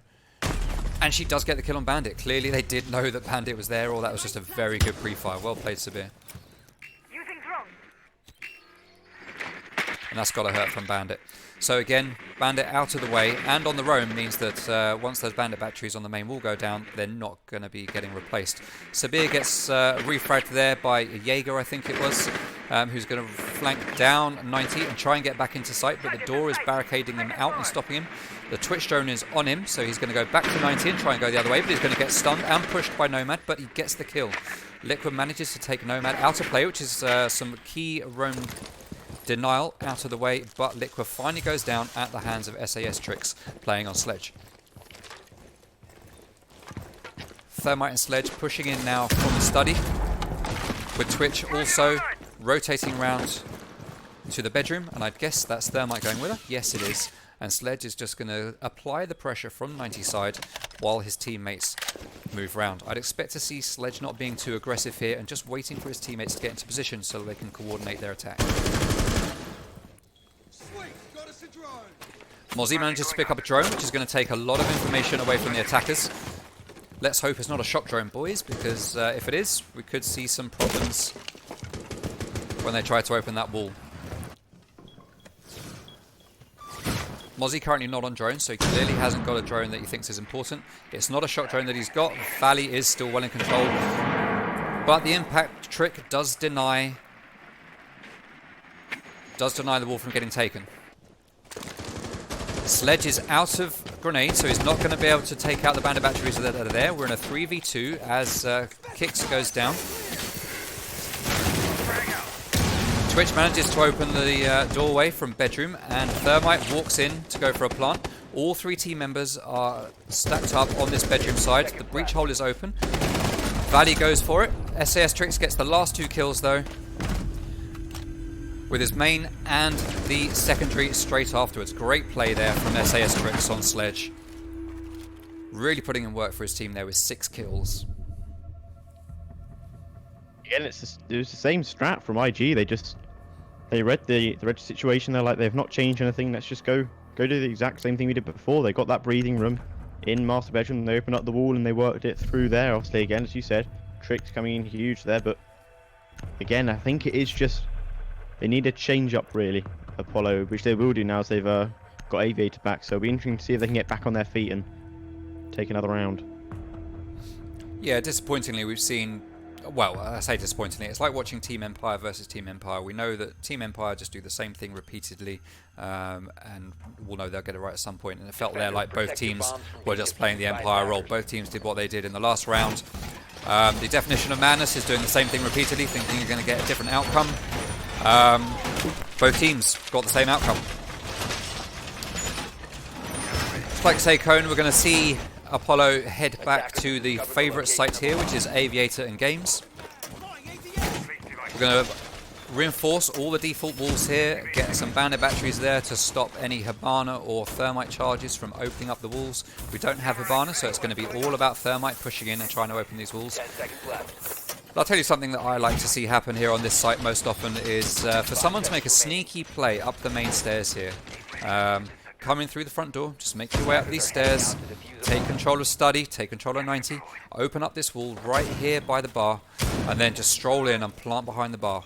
You get someone here watching 90 in the breach hole, also watching through to vault, and it's a pretty good strong attack to carry out, and it's very difficult to deny. But it's also a very difficult one to execute depending on the quality of your players over here. But we'll see what happens. Liqua are dominating the main stairs at the moment. Let's see what IG decide to do. They're doing the same thing again. 4 rounds in, same thing, coming in through master bed. Well, apart from when they're attacking master bed, obviously. And just doing their work, moving their way across the map. Let's take a look at what Marcus is doing. So, Marcus is on a cheeky little roam down in the wine cellar. Very important, no one ever goes down to the wine cellar, no one ever drones it. So this could be big plays here for Marcus. Let's see what Liqua's doing, because normally he's on the ground floor as well, but no, he's up on Study. So we've just got young Marcus roaming around on his own down in the basement, waiting for that late flank. And that could be huge if IG don't do anything about this in advance. Sophia is going to start challenging 90. The drones go out to give Sophia information on what's happening. Sophia just holds an angle, laid down. This is the prone meta. Takes out default cam, but the information is already going to go out, and the team will know that IG are pushing that way. Pre-fires come out. Doesn't manage to do anything other than take a little bit of points away from Sophia's health bar. We can hear already that there is a signal jammer on the vault wall, and I think that also IG can hear it, so they're going to want to take that out before they try and do anything with this wall. Sure enough, the frag grenade is going to go in. Stun grenade is going to go in to deny any bandit tricking, though they don't realise that bandit's not even in there, so GG to IG. That wall is going to get well, a very cheeky nitro cell kill there from Marcus, playing down below. Excellent play from Marcus, well done to Bandit. That opens up the round completely for Apollo, with Liqua getting a kill onto Nomad. Jax gets a kill onto SAS Trix, the strongest fragger in this map for IG, leaving Valley in a 1v5. He's going to have to ace to win, and I'd like to see it happen, but I don't think it's going to. He's going to chill in the bedroom. Everyone knows where he is. Castle's going to peek. Jaeger's going to peek him. He's going to win and get a flawless round, taking Apollo to a 2-2. Much closer game here. Fantastic. I feel like if IG open up any of the walls on the outside, they're going to take the round. But obviously, Marcus said you've got to remember about me and my my nitro cell, and that really, as soon as that nitro cell went down, I think it was all just Apollo, and they just had to clear up the mess that they'd made of the other operators and flawless round. So they certainly do like defending there. They're going to skip trophy and they go straight to dining. I'm feeling the alibi might be swapped out, but that's certainly going to be an interesting pick if Marcus sticks with it. But again, as you said, Apollo coming out very strong. They certainly do like defending Aviator. I don't want to see Alibi get 6 picked. She's a great operator. She's a favourite of mine. I'm pleased that we're going to see some Alibi play here. But yeah, you're right. That was a strong Nitro cell from Marcus playing Bandit in that previous round. Regardless of your team, doesn't matter who you are, when a Nitro cell like that takes out 2 of your members in one go, it's going to do you some psychological damage for the next few seconds of the round. It's really going to throw you off. And that's what we saw happen. IG just couldn't come back from it, unfortunately. They did try to. They made the right steps, but it just didn't work out for them. Apollo had the huge boost there that you're going to get when you get something like that, and they managed to sweep it up and level this round count out. So great plays there from Apollo. 10 seconds left. I like to say we're going to see them come to dining and kitchen. First time we've seen this site played in this matchup. We've got Zofia, Nomad, and Sledge. Only Sledge is coming with vertical destruction though, so we're going to see hopefully some vertical destruction coming out from Sledge up above the site, moving all of the anchors out of their default positions. It's very powerful to be up there. We should see Nomad coming up there as well, doing some roam denial to make sure that no one flanks them. It's very easy to stop the flank. You just get one here on Astronomy and get one here around Bedroom. And you're kind of good. You're kind of good there to do work in the master bedroom pretty freely. So we are going to see 3 members of IG taking control of top floor, with a 4th one coming up now. Sure enough, it is Zofia, Sledge, and Nomad. So we might see some verticality here, which is really what I want to see come out from these guys. Some real big brain plays rather than just running in and fragging. We've got Rabbit playing on Wamai. He is down on site. Kix is just... where is Kix? Where's Kix running around to? Oh, okay, never mind. Wherever he was, he's dead. Don't worry about it. Nicely done there by SAS Tricks. Okay, so I guess Bandit... Kix must have been somewhere in Astronomy, as that is where Sledge is right now. So it looks like that is clear top floor control taken now by IG. We are going to see the flank denial coming out from Nomad here. We're going to see the air jabs go down, and that's going to leave Sledge and Zofia fairly free to just start opening things up and making a play. A typical sort of take here is to take control of Laundry, maybe open up the wall. Ooh, for some reason that grenade just didn't do the job on the castle barricade. But yeah, normally we'd like to see something, maybe people dropping into Laundry, taking open the Laundry wall, and then planting in sight, and then just holding from Laundry. Rabbit now goes down. That's Wamai off the board, which is a big loss at this point in the game. Wamai is huge as the round goes on. Wamai just gets stronger and stronger, but we also see Jax on the castle getting taken out, and we are currently in 5v3 situation. Sorry, in a 5v2 situation, but Marcus quickly brings it back to a 4v2. Marcus just running around downstairs as Alibi. Like I said, Cone, Alibi is just awesome. Marcus is proving that right now. Jaeger moving around on site. Cover me, reloading! With Marcus very close just outside the site. So both players just turtling back here to hold down the positions. He whiffs onto Zofia. He acknowledges that as he spins his controller around, but he gets hurt this time around. Sabir goes down and Thermite will get the plant. Attackers are activating the bomb diffuser. Nickel goes in to try and clean up, but Nomad takes him down, and SAS Tricks and Marcus trade, which leaves IG with another one on the board. So again, really, it's a bit of a back and forth game here, really, isn't it? IG again with another strong round. They know what they're doing. They say we're going to do this. You go here, you go there. They've done exactly what they wanted to do, and they just picked off the operators that stand in their way as they do it. And another good win. And trophy statue will be brought back for the last defensive site of Apollo. But again, IG playing very strong, but you can never count out Apollo as they are such a strong team, and I feel like they're going to have something to say when it comes to the attacking phase for them.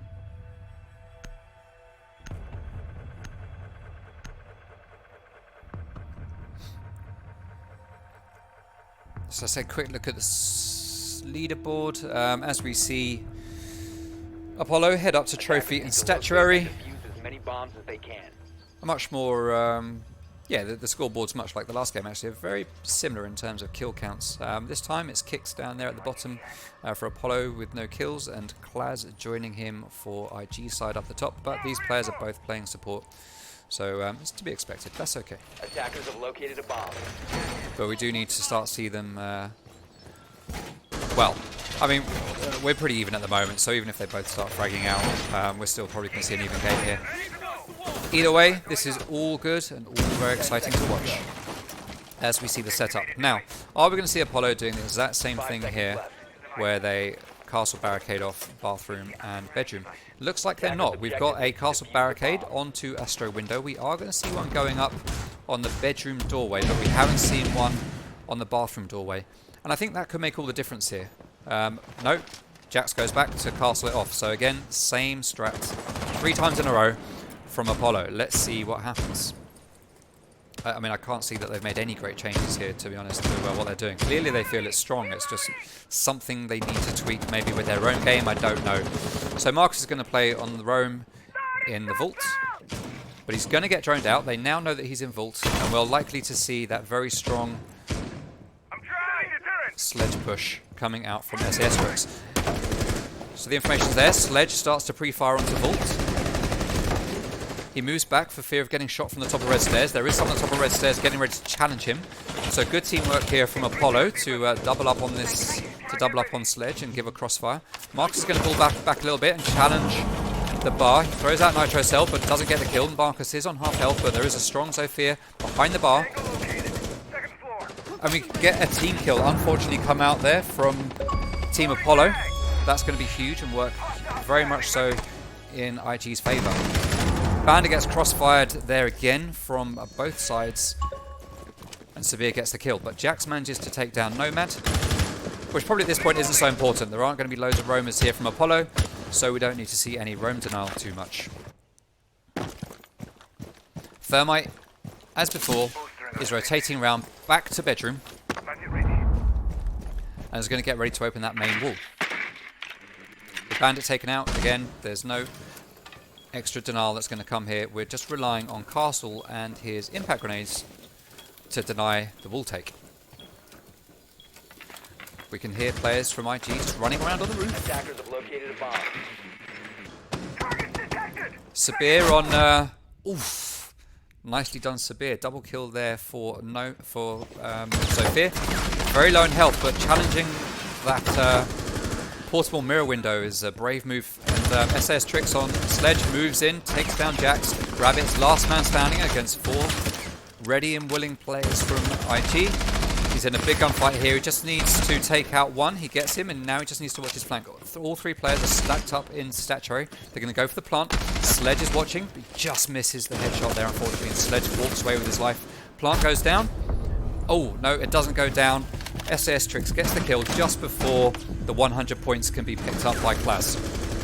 And there we see SAS Tricks at the top of the board with 10 kills, double the next closest of his teammates on the kill count. The phrase "third time the charm" can't be used there, as again that strat just doesn't pay off for Apollo, so it definitely doesn't work. But they don't have to worry about that anymore as they now move to attack with a 4-2 advantage at halfway going to IG. Again, that TK is really gonna affect IG, I feel. Apollo even, as it's one of those mental things where it's just very disheartening to get the team kill, especially when it's such a key round like that, and the round differential goes to 2. But again, IG they're just doing everything well, essentially attacking that objective. They've got their plan, they're executing it beautifully, and now they move to defense. So it'll be interesting to see, as we know they are a strat heavy team, how they're gonna fare off on this. But I've just got a feeling that Apollo are gonna start a comeback here, and they're gonna really show some fight. Trophy statue with the first objective, which is certainly an interesting choice. It didn't work for Apollo, but will it work for IG? So I'm pretty sure that Villa is another one of those defender maps. So I think the last thing any team starting on defense wants to do is go into their attacking half 4-2 down. So this is a big plus for IG. And IG, unlike other teams, have chosen to go straight to Trophy and Statuary. We didn't see Apollo win this site once, I don't believe. Can we see IG show them how it's done? Well, we'll find out, because the round is now in play, and we've got 3 minutes to watch this all unfold in front of our very eyes. We're going to see 2 players from Apollo starting out on the fountain side, with everyone else, I guess, starting out on ruins. No, we see 1 on ruins, and we see 1 coming from main road. They're just gaining information and starting to move in. We've got Marcus downstairs in the basement. He loves that basement, whether he's defending or attacking. Now, to be fair, though, I can actually see 2 members of IG playing down here. So top floor hold, 2 players downstairs in the basement is quite something. Could this be the difference? Let's see what IG can make of this. It's all very quiet down in the cellar. You can't even hear a mouse. So let's take a look at what's going upstairs. So we've got SAS Tricks and Sabir downstairs. Looks like they're going to start to make their way upstairs, but I don't think they know that we've got Marcus downstairs droning them out. Okay, now they know they're droning them out. They've been seen. Marcus is going to start pushing, but I'm guessing we will see these 2 guys here just holding down flank positions and protecting each other.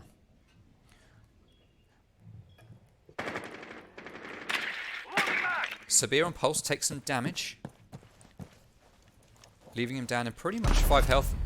Marcus manages to clean up as Pulse bunny hops his way around a door frame and gets his head taken off. That leaves Bandit downstairs on his own, and he's not ready to go up the basement just yet. With 1.5 minutes still left, Sledge comes down, takes him out with a nice little headshot, and that's the bottom floor cleared. That is the roam game pretty much done for IG. So it looks like, but not wanting to curse it, that Trophy and Statuary is just the undefendable site for these 2 teams. Let's see what happens. It's a 3v5, and this is going to be a tough one for IG to come back.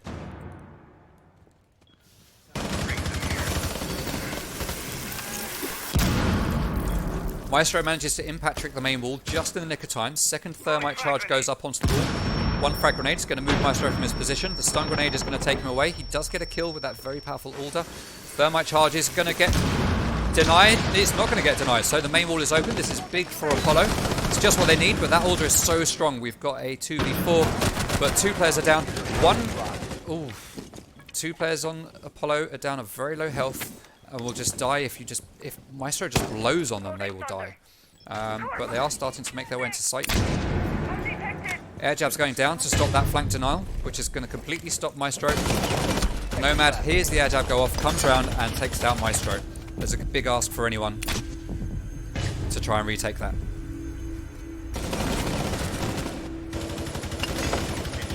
Push there from Apollo. They worked that really well, and nothing really too special from the round. But Apollo, they did what they needed to do. They got the kills and they took the round win, and it's a strong start for them on their attacking side. Hopefully we're going to see more of those strong attacks from them in the rounds to come. But on the other side as well, hopefully we'll be seeing IG with stronger defenses, and we'll hopefully see this one taken to OC, as that's what the fans of the 2 sides will be hoping for. Obviously now we're going over to Aviator, the more conventional first site, but could be an interesting finish in this map. Defenders, protect your bombs from being defused. So that's a much needed win on the board for Apollo, and it does prove that just no one is ready to defend Trophy and Statuary. Everyone goes to Aviator in games as a starting point, but we're seeing here quite conclusively that actually maybe Trophy and Statuary is the one that people want to defend first. No. Attackers are winning it all the time. What am I talking about? Attackers have located the bomb. I'm relying on you to keep me in check on those sorts of things, Cone. You just let me just waffle nonsense. So we're going to see IG move over to Aviator in games. Valley is going to castle off the doorway from Study into Aviator. We've got no one holding 90 at the moment. We might see someone come back to hold it, but at the moment there's no one holding it. And very interestingly here from IG, we've got no one denying this wall in Vault. Bandit just isn't doing anything with it, so I guess he's used his Bandit batteries up on the main walls from Study, and IG are going to rely on the impact tricking to stop him from taking this wall. Liquid is going to make his way up to the 90 window, open up that castle barricade, and he'll be able to apply pressure to the player that is around the 90 area at the moment. Which is, if I can find him, no one. I don't think there is anyone there actually. Oh no, it is Davin playing on Legion. He is going to drop down through the hatch that was pre-opened so they can make a quick rotate. He's decided that Zofia up there is just too strong. He's going to duck out and live to fight another day, which is probably a sensible move. We've got a Maestro cam up on 90 that's going to give loads of information away to IG. And Liquor is just going to chill and hold this window. And I've seen him hold this window for like 2.5 minutes into a round, so we'll expect to see him sit here for quite some time until his team needs him. Davin has made his way as Legion back up to 90. He just wanted to reposition and be on a different side of the window, it seems, which makes sense. You don't, if you're on the other side of the window where he was before, you can just get too easily pinched from bedroom. And as we know, pretty much the whole of the attacking team are coming from bedroom, so it makes sense to move. Another drone goes down from Liquid. That's no drones left for him. We've got very few drones actually left on the side of Apollo. We've got one drone left out in play and one drone sitting in Sledge's back pocket. Rabbit gets a kill onto Sabir. That's Jaeger out of the picture. Good work, Rabbit. Nicely done. And now it's time for Zofia to come in and make a play.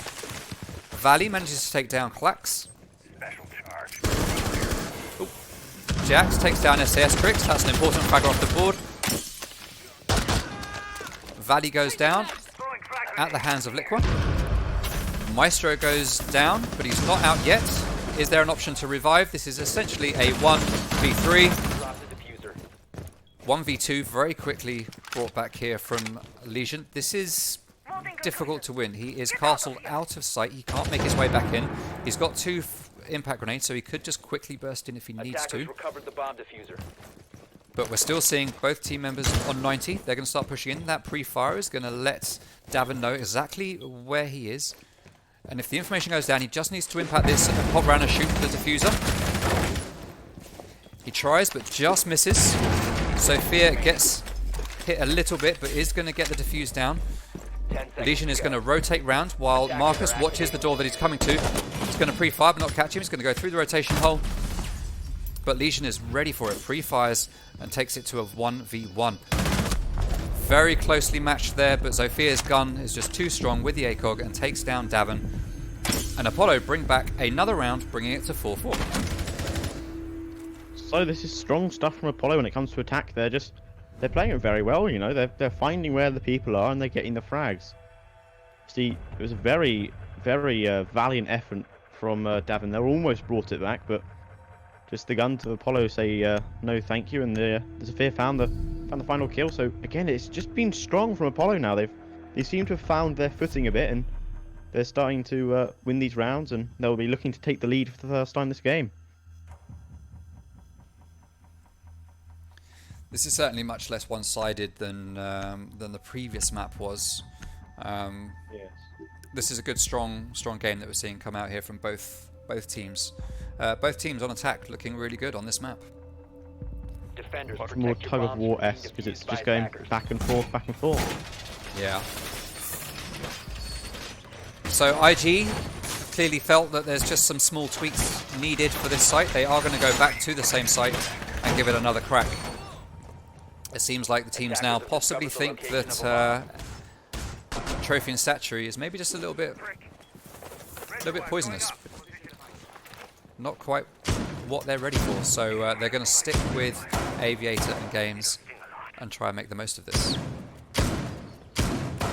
We've got a pretty similar operator lineup. In fact, it's exactly the same operator lineup that we saw previously. Let's see what Apollo can do to break through this defense again. We've got 2 team members starting over on Fountain, 1 starting over on Ruins, and I guess the other 2 starting on Main Road. Yeah, 2 starting on Main Road. I'm interested to see what kind of player is going to come out here. We've got Legion holding the main stairs. We've got Jackal coming up to the balcony, all on his own, which is an unusual thing to do. I think normally you want 1 or 2 people there just to drone and refrag. Liqua again is going to take his spot here on the window. I think now in future games that I play, I'm just going to use this call as Liqua. This window now is Liqua. So if I call Liqua in a game, whoever's playing with me, this is the window I'm talking about. Yeah. You got Pengu on Astro, which is the Pengu window, and this one is a Liqua window. SAS Tricks on the roam downstairs in kitchen. Sabir gets the kill onto Liqua though, so although it's his window, it wasn't this time round. This one is not his window anymore. Valley is going to hold the site. SAS Tricks still just roaming as bandit downstairs on the first floor. Marcus just droning out the site to see what information he can get, and he's going to start pushing in through trophy, through statuary, and look for those footprints, but there's none to be seen. Thermite's going to start doing some droning. True support player here is Thermite, who's droning everything out to try and find what's going on to get his team some information. He finds Legion on 90. That will be very quickly relayed to the team. Kix manages to get a kill onto Sabir. So that's Jaeger out of play. Some pre-fires coming in there from someone, Rabbit, on Thermite, but doesn't find the target. Jax on Sledge goes down to Legion, who runs along and finishes him off with a pistol. And that puts IG in the upper hand here with a 4v3. Jackal manages to find some footprints. I'm not quite sure who he's tracking. Maestro is on the cam. He spots the 3 players of IG are on 90s. The pings are going out. There's not really much they can do to deny this here. They've got no destruction, so this Maestro cam is going to stay up for the rest of this round and just constantly give information to Apollo. The Thermite charge is going to go on the wall. It's going to start. It's going to get impact tricked. Wall denied. Two we have very quickly. Oh, Thermite goes down with a kill through the drone hole. Nomad goes down as well. Marcus is left on his own as Jackal. He gets 1 kill. He's in a 2v1. He's going to get taken down from 90 by SAS Tricks on Bandit, taking IG to 5-4.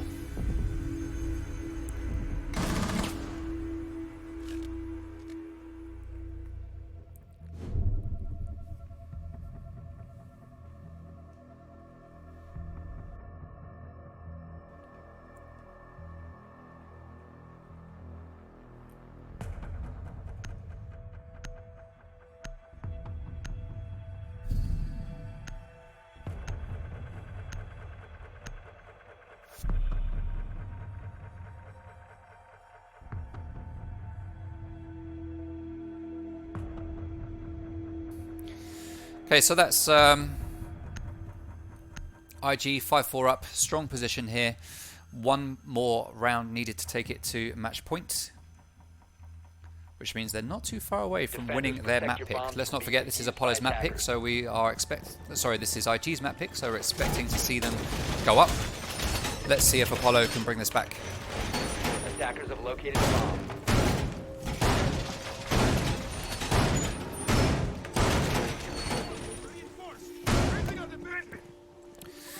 So IG have chosen to go to kitchen and dining.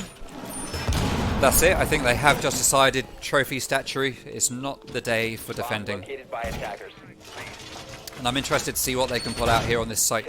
I don't know if Apollo have read into it. I mean, they've brought Sledge along, but that seems to be the choice that most teams are bringing to this map. And every map that we've seen so far, to be fair. Sledge is being seen probably the most consistently, along with Nomad and Thermite. I don't think there's been a round where we haven't seen any of those operators on attack.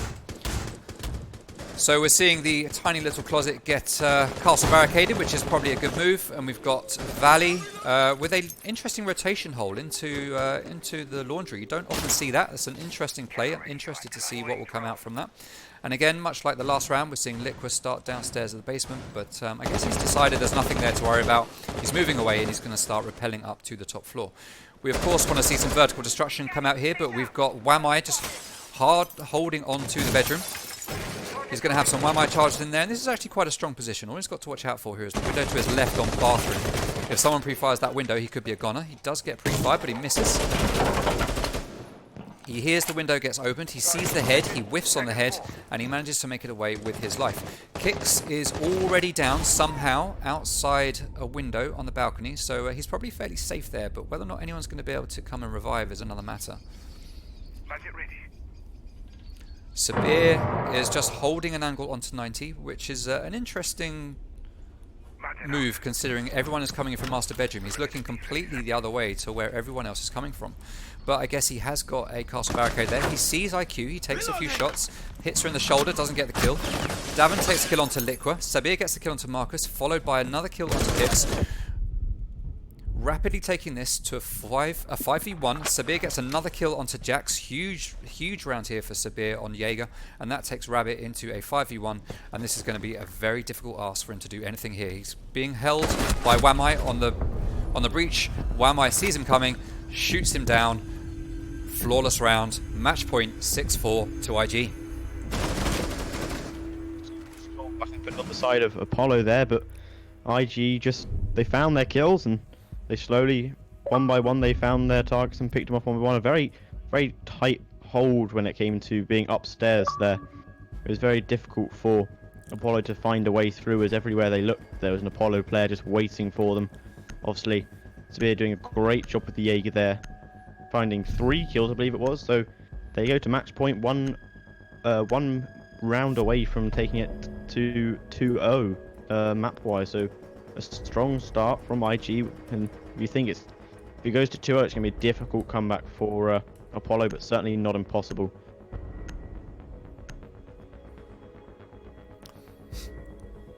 Yeah, having seen Apollo play here before,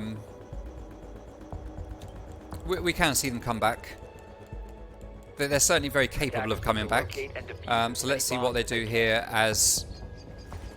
Okay, this is interesting. So let's see what they can do here as IG are looking to make this the first round where we see a defending team win trophy and statuary. Let's see what they're going to bring out. Yep. Can they change that?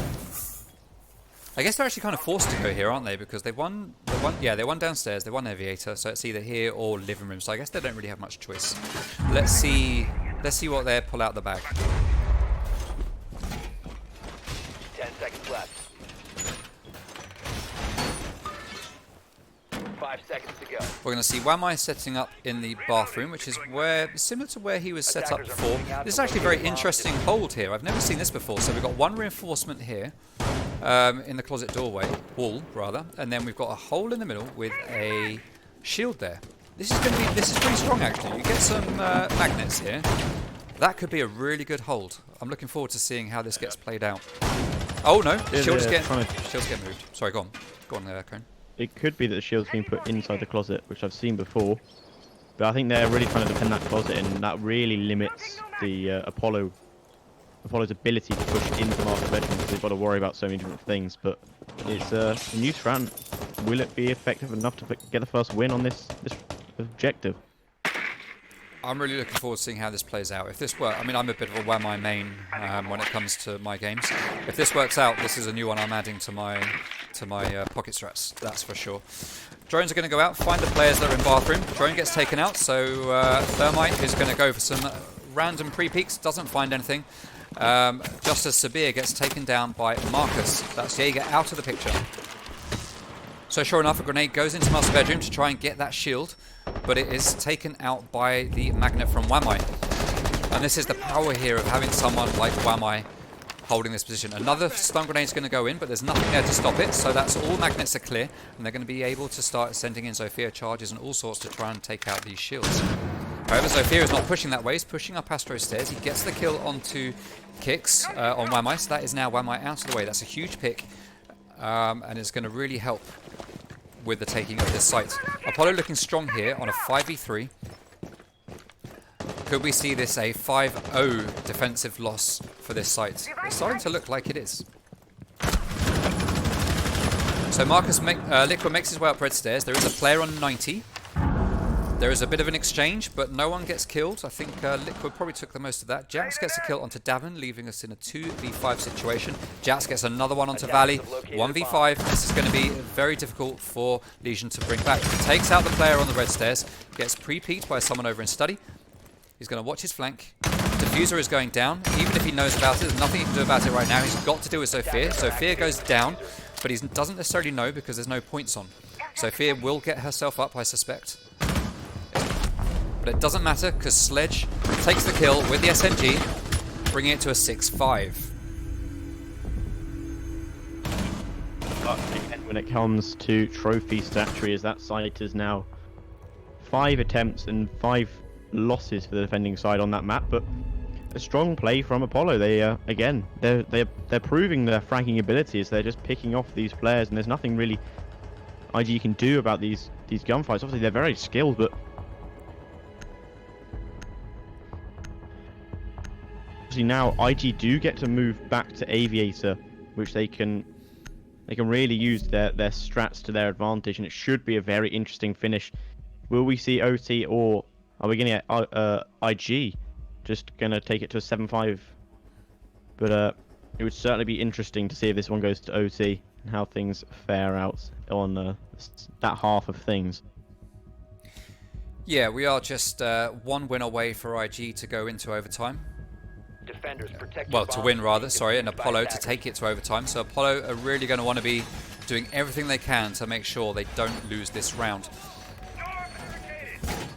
Now that that site is done, it unlocks Aviator and Games, so IG are going to make the most of it. It's the favourite defending site. They're going to go back there, and they're going to look to close this map right here, right now, in the next 3 minutes. We're seeing a very similar setup to what we've had before, but then why wouldn't you? It's worked so well for both of these teams so far to do what they keep doing on this site. We've got Liqua playing Zofia. He's got his little drone down there by the Liqua window, so I guess we're going to see him come back there. We've got Kicks his drone there with him, making friends, like having a little party together. Yeah, just talking, spinning. And they're spawning together as well. They're like good buddies, these two. It's nice to see them play this little duo game together. So we've got those two coming from main road. We've got Jats on his own, spawning at Ruins, and we've got Rabbit over at the Fountain, along with no one else. I don't know where the 5th person is. We won't worry about that for now.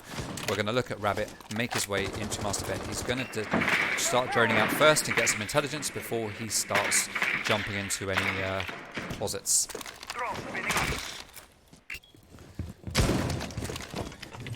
As always, we're seeing the top of that wall get opened, ready for denial.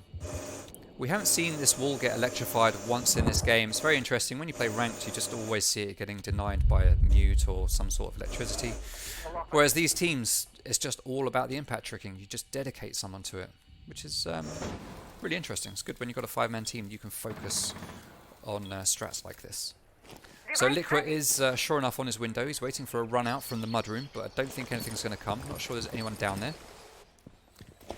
Kick's making his way down to Mudroom just to make sure that there are no runouts, but he's decided that it's all clear. He's going to head back up into Astro.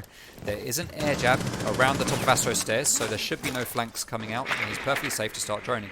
Jats gets the early kill into SAS Tricks. That's Jaeger out of the picture.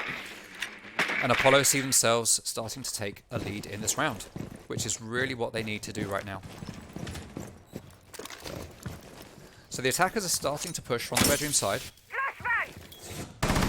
Got a cheeky melee hole there from Bandit down in the piano room.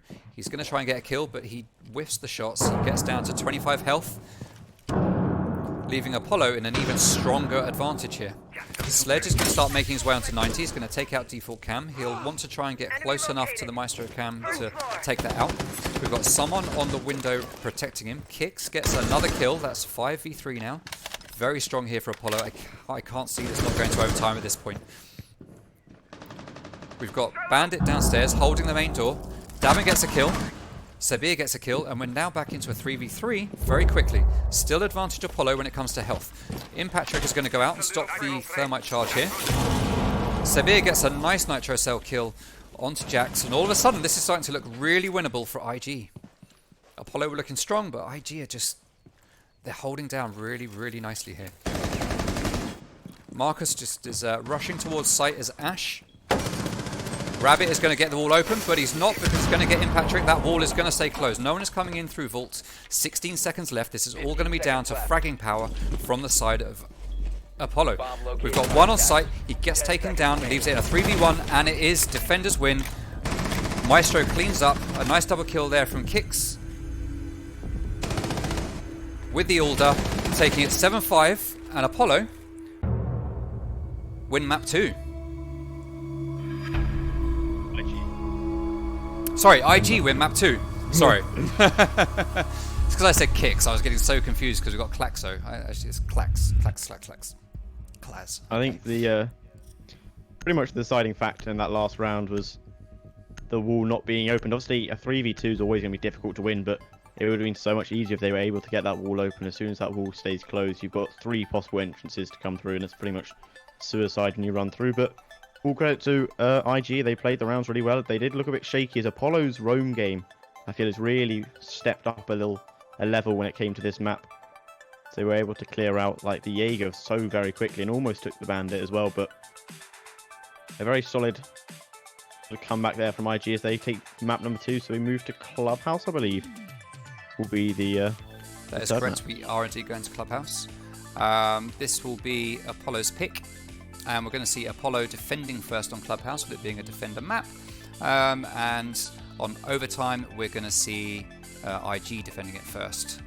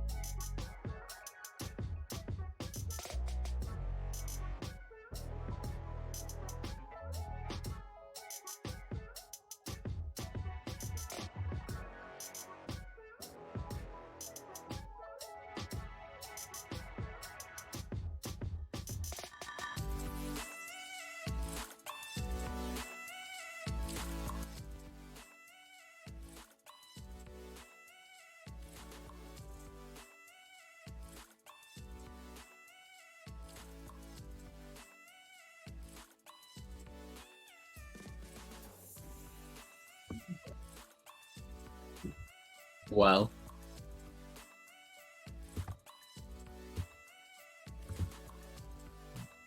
Hello. well, am I in stream? I don't even know. You should be, yeah. Is he in the stream too? Yeah, yeah. Okay. Alright. Grant. So far it's been very impressive. That's my GA. Join what? But I've had the magnificent idea of a project I'm going to be placed for the entire VHL. And what it is, it's based on a LAN event next summer. So the thing is, with a LAN event, we're going to need to get the money from it. Dizzy shit up. We're going to need to get the money for it. And the way we're going to do that is we're going to be fundraising it in a matter of sense by going ahead with the team shirts, by doing like long stream, and as well, just in general, any donations will be going towards LAN event, of which I'm hoping all casters can make it, because then we can have a live proper duo casting events. The teams can feel like pro league players and have the feel of people, you know, chanting Rabbit. But the thing is with this, we're going to need the support of all of EU really to... It will be in England. That's where most of AGL is located, so... Well, most of AGL EU is located. So the plan is next year. For a whole year we're going to be fundraising. And that fundraise will go completely towards the LAN event, which will be sometime next year. Where in England, I don't know. Probably going to find some... Do it over multiple days. Not rather than just playing one day of LAN event. I would like LAN events. We have enough. Hopefully this attract a lot more. And that way, you know, in case there'll be no stream stipends or anything like that. And yeah, so that's gonna be the plan.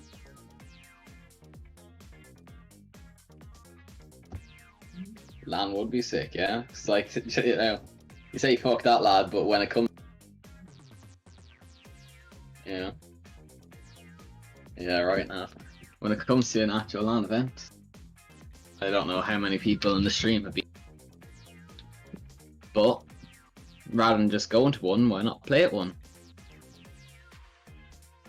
You know, so that's the plan for next summer. It will be in England. We're going to get somewhere cheap enough that we can rent out for a few days. That will fit as many people as possible. Yeah, see Jason and Davin throwing boxes at each other. But yeah, so the plan is that. Get somewhere where all of us can stay, which that's going to be the only hassle. But no, if we host it on local, if people are on the same Wi-Fi. No, LAN. Yeah, I suppose we will. No, that's all going to come in the future. This is the plan. This is basically just the announcement of that we're going to look for a place for over the next year of a LAN event. And if anybody would like to assist finding this, DM me in Discord. Yeah, enjoy the rest of the grand final, which could be ending in one game. So all the planning of the monitors and Xboxes and all that will all... Everyone just bring your own remote and headset. Fucking batteries and shit. So, thanks everyone listening. Enjoy the rest of the final, which could be over in a game. One game, maybe IG can take it, so do again, put your predictions in the chat so I can... People saying Apollo 3-0 probably look like a twat now. What can you do? Well, I'm going to put my predictions in about how Yeah, I'm gonna send my own prediction in there in a second.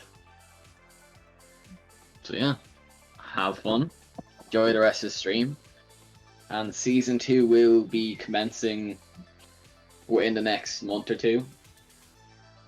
Entry fee will be £20 per team, and £20 a team. We're gonna hope for 20 teams. £400 prize pool will be the aim like. But both Apollo and IG are ready, so I'm gonna go and let you watch the rest of this. Enjoy.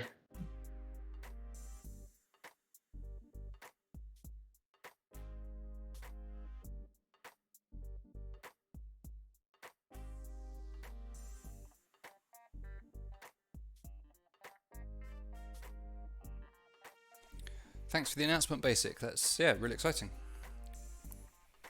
Really exciting. So let's see how we can bring that out and make that happen. Okay, so we're just waiting for both teams to ready up. Just having a quick break during that announcement for the teams. Just waiting for it all to get started. Let me just check in with the teams and see if everyone's ready. And if they are, we'll get this third map underway, which is Clubhouse.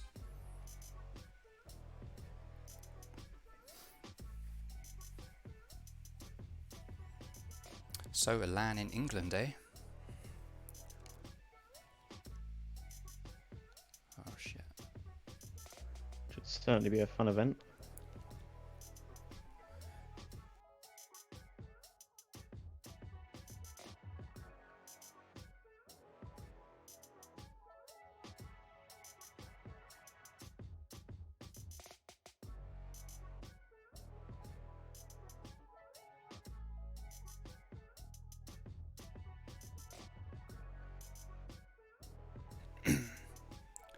Right, so we're just having some technical challenges at the moment, just sorting some bits out at this end, and then we'll get the stream back underway.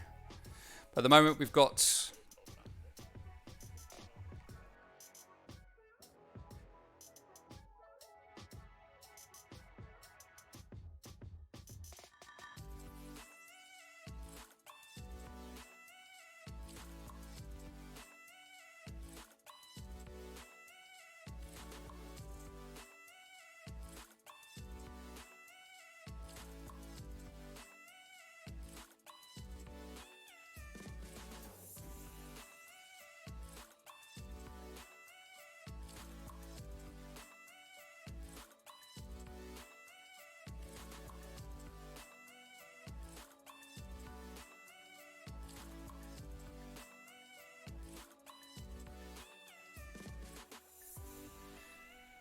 So yeah, we're just sorting out some admin stuff at our end stream. We will hope to not keep you waiting too long before we can jump back into this incredible final that we're seeing between two incredible teams. We've shown it a couple of times. Let's just remind ourselves again of the community vote. As we can see, IG were 55% the community vote favourite to win. Apollo 45%. We are currently seeing IG up 2 maps to 0 in this final best of 5. So at the moment, 55% of you have done pretty well with your prediction. Let's see how it unfolds. Get your calls in the chat as to who you think is going to win. Like Basic said, there was a load of I just completely lost what I was saying there. Sorry, I was reading the chat, and there was a load of stuff in the chat about Apollo being 3-0, but obviously that's not going to happen now.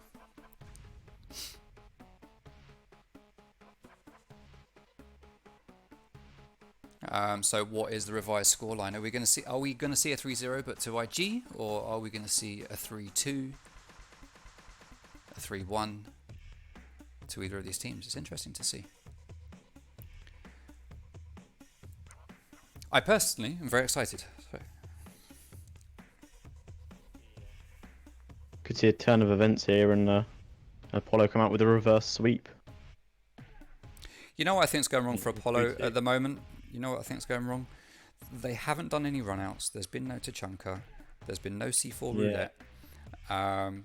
Apollo are playing a different game to what I've seen them play in the other games that I've watched. I'm not going to say they're taking. Sorry, go on. Yeah. A bit more cautious from them. Well, that's kind of what I was going to say. It feels like I'm not saying that they weren't playing their other games seriously. It just feels like this one, I don't know if they're getting into their own heads. I don't know if for the first time seeing themselves down in the community vote is sort of has got to them. I don't know, but we are seeing them, like you say, play a bit more cautiously. They're not making those big balls plays that I've seen them play before, and maybe that's where it's going wrong for them. Maybe they just need to get back to that mindset of just, let's throw everything at the wall and see what happens here, see what sticks. Indeed, yeah. Because they did also mention that they were looking at a lot of that community vote, and it might also be a thing that they just came in a little bit too confident, maybe. So they felt that they were going to have just a nice, easy final to finish things off, but certainly not been the case for them so far. Yeah, and with the IG community, shown them. yeah, and with the community votes, I mean, it's 55-45, which it's not a huge split. I mean, it might as well be 50-50, to be fair. It doesn't really mean a great deal, I think, at that point. But when you look at when the vote started, I mean, we opened the vote on Tuesday, I think, as soon as the matchup was announced. And for the first 3 days of the vote, I think IG were like 75-80% favourite to win. And only in the last few days have we seen the Apollo vote start to creep up. So maybe that's something as well. They're not just looking at, it's 55-45. Maybe it's like, wow, we were 80%. 80% of people were thinking we're going to lose. Even though it's come back now and it's good to see the fans come out, it's just it's a mindset. I don't know, who are we to say? We can only sit here, armchair spectate, and say what we think. Only Apollo knows, but clearly they'll be having some conversations right now about what they're going to do to bring this back on track. I mean, let's not count them out. We've all seen it before. We've seen Penta versus EG in that very famous invitational final where Penta found themselves in the same position that Apollo find themselves in right now, and they came back and they swept it and took it away. Definitely wouldn't want to put Apollo down as a team that's just going to get pushed aside like this. They're certainly a very, very strong team, as we know that throughout the whole season, up until this last vote, they've been dead set favourites to go on and win it, really. So they're certainly being tested here by a very strong IG team, but I certainly wouldn't put them down as a team that's gonna go out lightly here. If they do go down, they're going to go down with a big old fight, I would predict. Yeah, Apollo, they'll come back strong here. We'll certainly see something very interesting from Clubhouse. I think it was Clubhouse I watched them playing on. Was it the semi-finals they did on Clubhouse? IG played on Clubhouse. Was it against IG? The Urban Elite? Yeah, it might have been Apollo as well. I'm sure Both I with saw one winner. Marcus playing Tachanka on the garage walkway, like just looking down at the door. That's such a Marcus thing to do. Yes, I seem to remember that as well. Yeah, and I can't remember if it was semi-final. Maybe it was one I was casting, which would have been the quarter-final. Either way, I've seen them play at Clubhouse, I'm sure of it, and they're very strong in Clubhouse, and I think they won it when I saw them play it. So let's see, this is their map pick. I mean, that was the case for Cafe as well. They lost it. This is their map pick. They're going to be in a pretty low mindset right now, but no doubt they're having a conversation to bring everyone back up and get them ready for this game, because they want to win this. I know they want to win this. Indeed. It's going to be a fight to the end for them. Yeah. What are you hoping to see happen here on Clubhouse? What kind of strats do you think we might see come out? Well, I have a feeling that Apollo might go back to their old ways. I think they might have just clicked into a new gear now. They said, let's just go back to the way we played. Let's get the spawn peaks, get the run-outs, and get this Tachanka back on. And I think if they have a big map Clubhouse, say like a 7-2 or a 7-3, something like that, a big map, I think that's going to get them right on the right track. And I think if they can come away with this map with a big win, then I think they're in a good spot, even though they will be a map down. I think they've got a really good chance if they can they just need to get this map. If they lose this map, it's all over. But if they can get a good start on this map, I think it's gonna be a good finish for them. Yeah.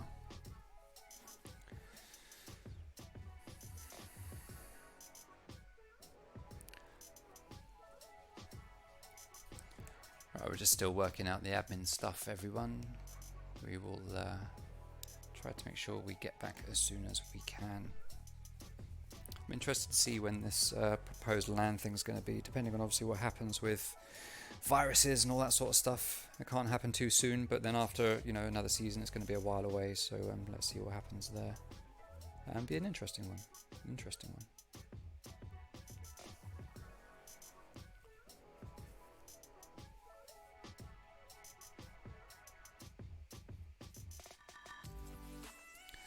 So for the chat, yeah, we will start as soon as we can.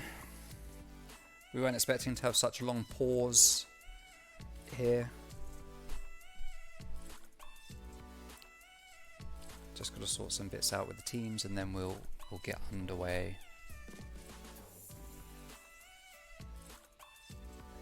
But while you're waiting, obviously, don't forget the Astral Gaming League. You can find them on TikTok if you're interested. You can find them on Instagram, and you can join the Discord. Link up on the screen right now for Discord. No, it's not. I'm lying. Looking at the wrong screen. FML. Caught out by the power of delay.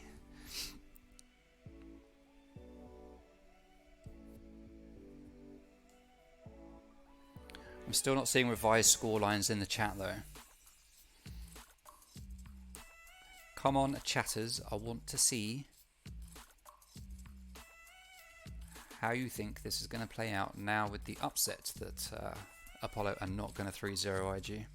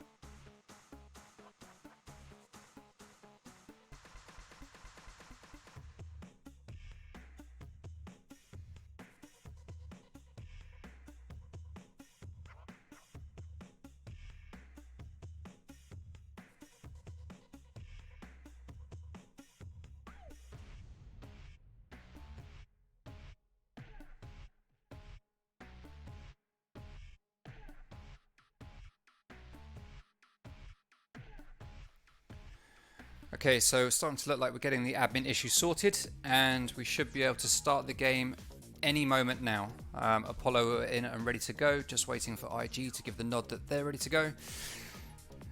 And we'll get this third map started.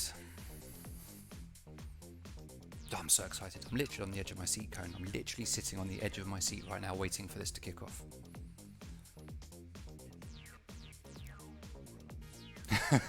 I love your enthusiasm.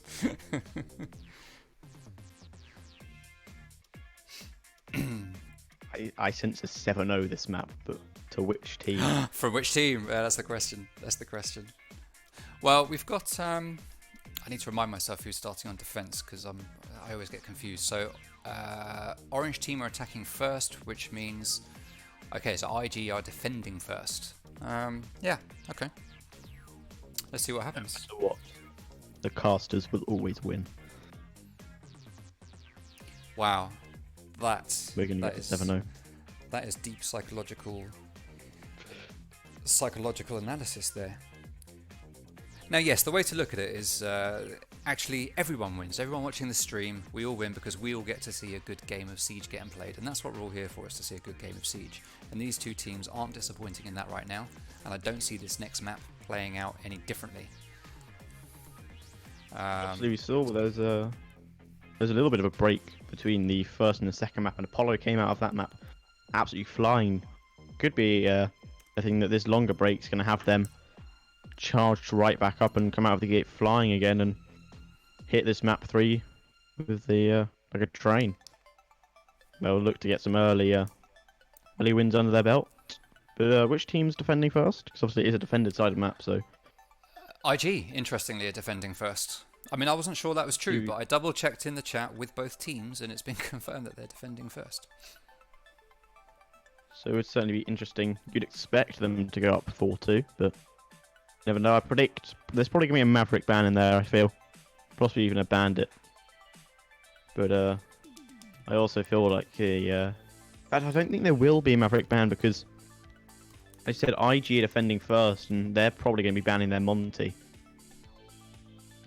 And if they don't ban the Monty, are we going to see an Apollo playing Monty? That could certainly be an interesting turn of events.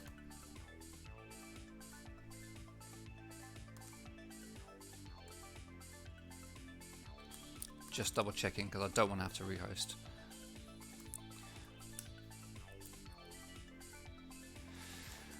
Oh, I don't want to rehost at this stage, so I'm just checking that I do have the right setup. Just got to check with the guys. I just got this paranoia that I'm going to get it wrong. Yes, okay, confirm it's right. Okay, I've got the match set correctly. We're ready to go. We just need the nod from Inevitable. I'll blame it on Apollo. Yeah, Jason told me. Yeah.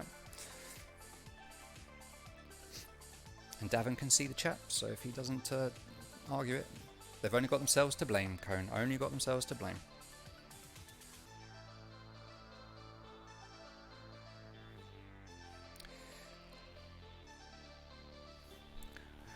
Oh yeah, good point. Good point, Jason.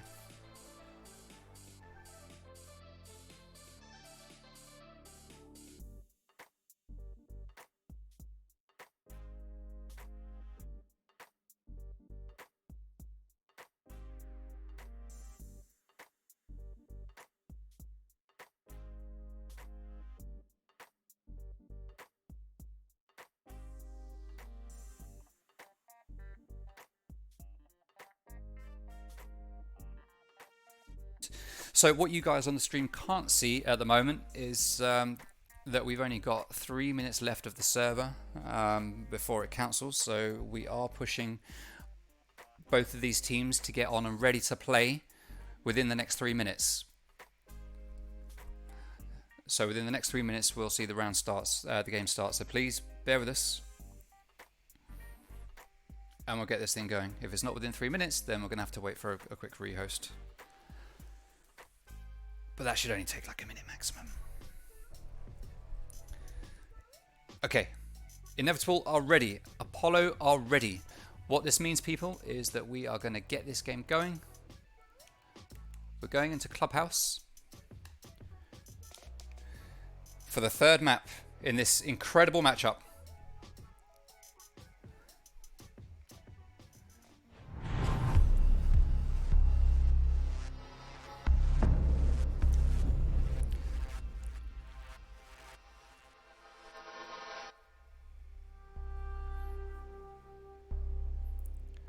So we're going to see Inevitable banning first. It's taken them a little while to ban. They're obviously having a deep conversation here about this to make sure they get the right one. And it's Monty. So they banned Monty every single game, but this time they decided they wanted to just double check that Monty was the right play. He's certainly got something against the big French man. Yeah, Synapse and Inevitable just hate him. Hate him. Me personally, I'm a Monty player. I like playing as Monty. Don't like playing against him so much, but I like playing as him, which I think that's the case with Monty for most people. And we see Thatcher get banned by Apollo. Who are they going to pick on defense? Kaid on defense. Okay, that's a pretty big one. Obviously, Kaid is really good when it comes to Clubhouse. Really good. Now, if Inevitable are smart here, they're going to ban Tachanka. But let's see. They're taking their time. They're thinking Tachanka ban. Is this where we pull it out? Come on, IG. Let's see it. Nope. Valkyrie. Okay, never mind. Never mind. I don't want to say this is their undoing. I don't want to jinx them. But the bans are set. And the game is starting. This is round 1 of map 3 Clubhouse. Inevitable Gaming currently 2-0 up. Apollo looking for the win here to take this final. We're going to start in Church and Arsenal.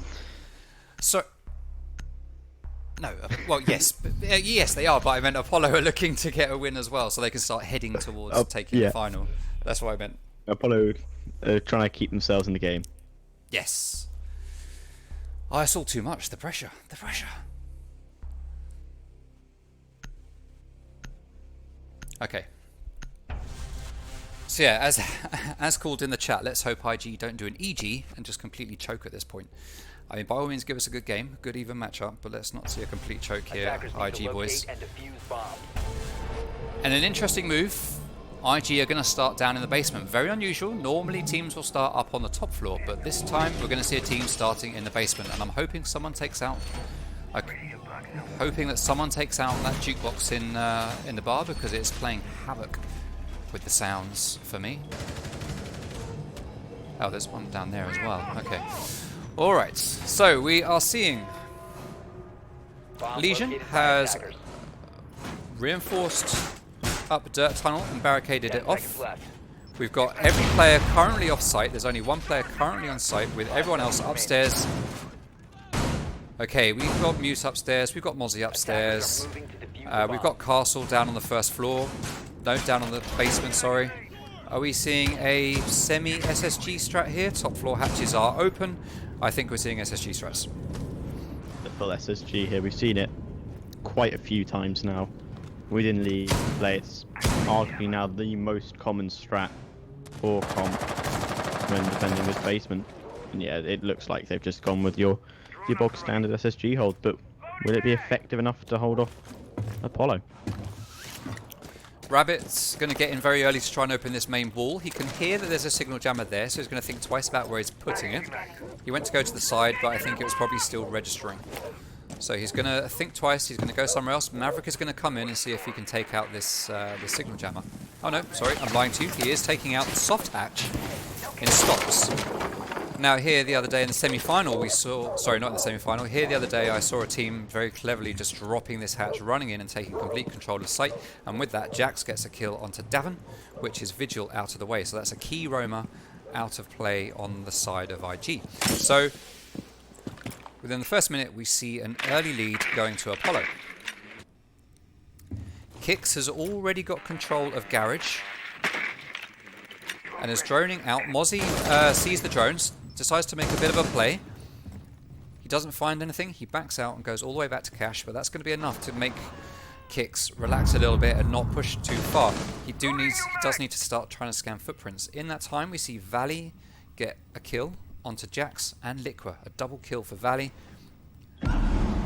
But he goes down with a hand grenade from Marcus on the blue hatch. And this brings us back to level peggings 3-3. Mute is downstairs on site with a shotgun, just holding church. We've got Klaz is going to play in Arsenal, holding down blue. And we've got Mozzie, who is going to hold the hatch into Moto, which is a very popular take for people, is to come and take this hatch, drop Moto, go into church, plant, or open up the wall into church and plant. There's no thermite, so there is thermite, so we could see that here. But at the moment, thermite's already downstairs, and that is not going to happen. But that does mean that Mozzie is in a very strong position here to just drop or deny from this hatch. And I don't think that Apollo are even aware that he's there. But at this point it doesn't really matter because there's a hard push coming into Armory. Castle manages to take one down. Castle is refragged by Rabbit. He gets one down. Finishes off the kill, and that leaves SAS Tricks on Mozzie 1v1, pushing down the main corridor. He manages to take out one. Plant is going to get completed. Nope, off the plant. And SAS Tricks comes in and cleans up clutch with a double kill to finish off the round and go into a 1-0 head start for IG. That is some extremely high sensitivity that he is using there. A very strong start using the SSG hold. It looked a bit shaky, but obviously just the roam ability for all the defending ops came in clutch there, as Trix was able to rotate right from the very top of the map and just drop through a few hatches to the bottom, find out where everyone is and take them out. Obviously it was looking good at the start there for Apollo, but again Trix just came in clutch there and saw out the round, and he did it in style. So a strong start from IG, continuing their good form, but again it's It's to be expected. This is a defender side of the map, so 4-2 would be your predicted score coming out of this first half. But you never know. Apollo are a very dangerous side. They will look to try and get an early lead now, taking the next couple rounds to give them a chance at hanging on in this final. So people in the chat already having a pop at poor Rabbit here, but let's look at the leaderboard for a moment. He's at the top of the team in one round. He's got 2 kills, the most out of all of their team. Rabbit's doing all right. Let's leave Rabbit alone. Let's leave Rabbit alone. But at the same time, they yeah, respect the Rabbit, people. Respect the Rabbit. At the same time, we've got people in chat giving a major shout out to SAS Tricks for popping off in this game. He is doing superbly for IG in this game, along with Sabir. For me, I think 2 star players of IG so far in this matchup have been Sabir and SAS Tricks. Really ones to watch, I think. Real ones to watch. So we've got a CCTV and cash hold. Pretty standard now that the ground floor, or the basement rather, has been won. Liquid is going to go in through the kitchen, just running through as Ash, and the rest of the team are going to make their way up to try and take the main wall. IQ is downstairs. Ash is just downstairs, waiting for someone to come running down those main stairs, which we may well see. He will have heard the barricade go up onto the logistics doorway, so he'll be waiting for some sort of activity there. But he's going to be smart and he's going to drone it first. This is where we're seeing the reserved play coming in here from Apollo. He finds the player at the top. He decides to back out, but Mozzie comes around from the other side of garage, gets the flank, takes down Liquid, putting IG into a very early man lead here. We've got 2 players from Apollo on the top of the roof gaining information, getting ready to make a move, while IG hold down their defensive positions. We've got Mozzie holding at the top of these stairs, which is very normal. Jaeger holding up the flank in the bedroom. SAS Tricks on dock, just taking some fire, but being docked, he's going to re-stim himself. He's going to pre-fire the balcony. He misses the one laying on the floor. He misses Maverick, but Sophia comes in and takes the kill. Sorry, Rabbit comes in and takes the kill. Come on, Rabbit, let's do this. We've got control. Rabbit with another kill. Sabir gets a refrag onto Jax. Defenders still have control of CCTV. Mozzie gets a nice flank and a double kill there onto one that's taking control of garage. And we've got another team kill coming out from Apollo. Apollo, that's 3 team kills for Apollo today, which is very disappointing to see. We've got Rabbit in a 1v3. He's going to take some health away from Mute. This is a big ask. Rabbit's been fragging out in this map. Let's see if he can find 3 more frags to finish this off. We've got Mute standing on the desk in cash, holding a very strong position through a peak hole at the top. We've got 1 in the doorway, just pre-firing the wall. We've got 35 seconds left for Rabbit to get 3 kills. We've got 1 downstairs, shooting up with a shotgun through the floor, it looks like, but Rabbit just hasn't got the firepower to outgun these 3 players. And another round goes on the board to IG.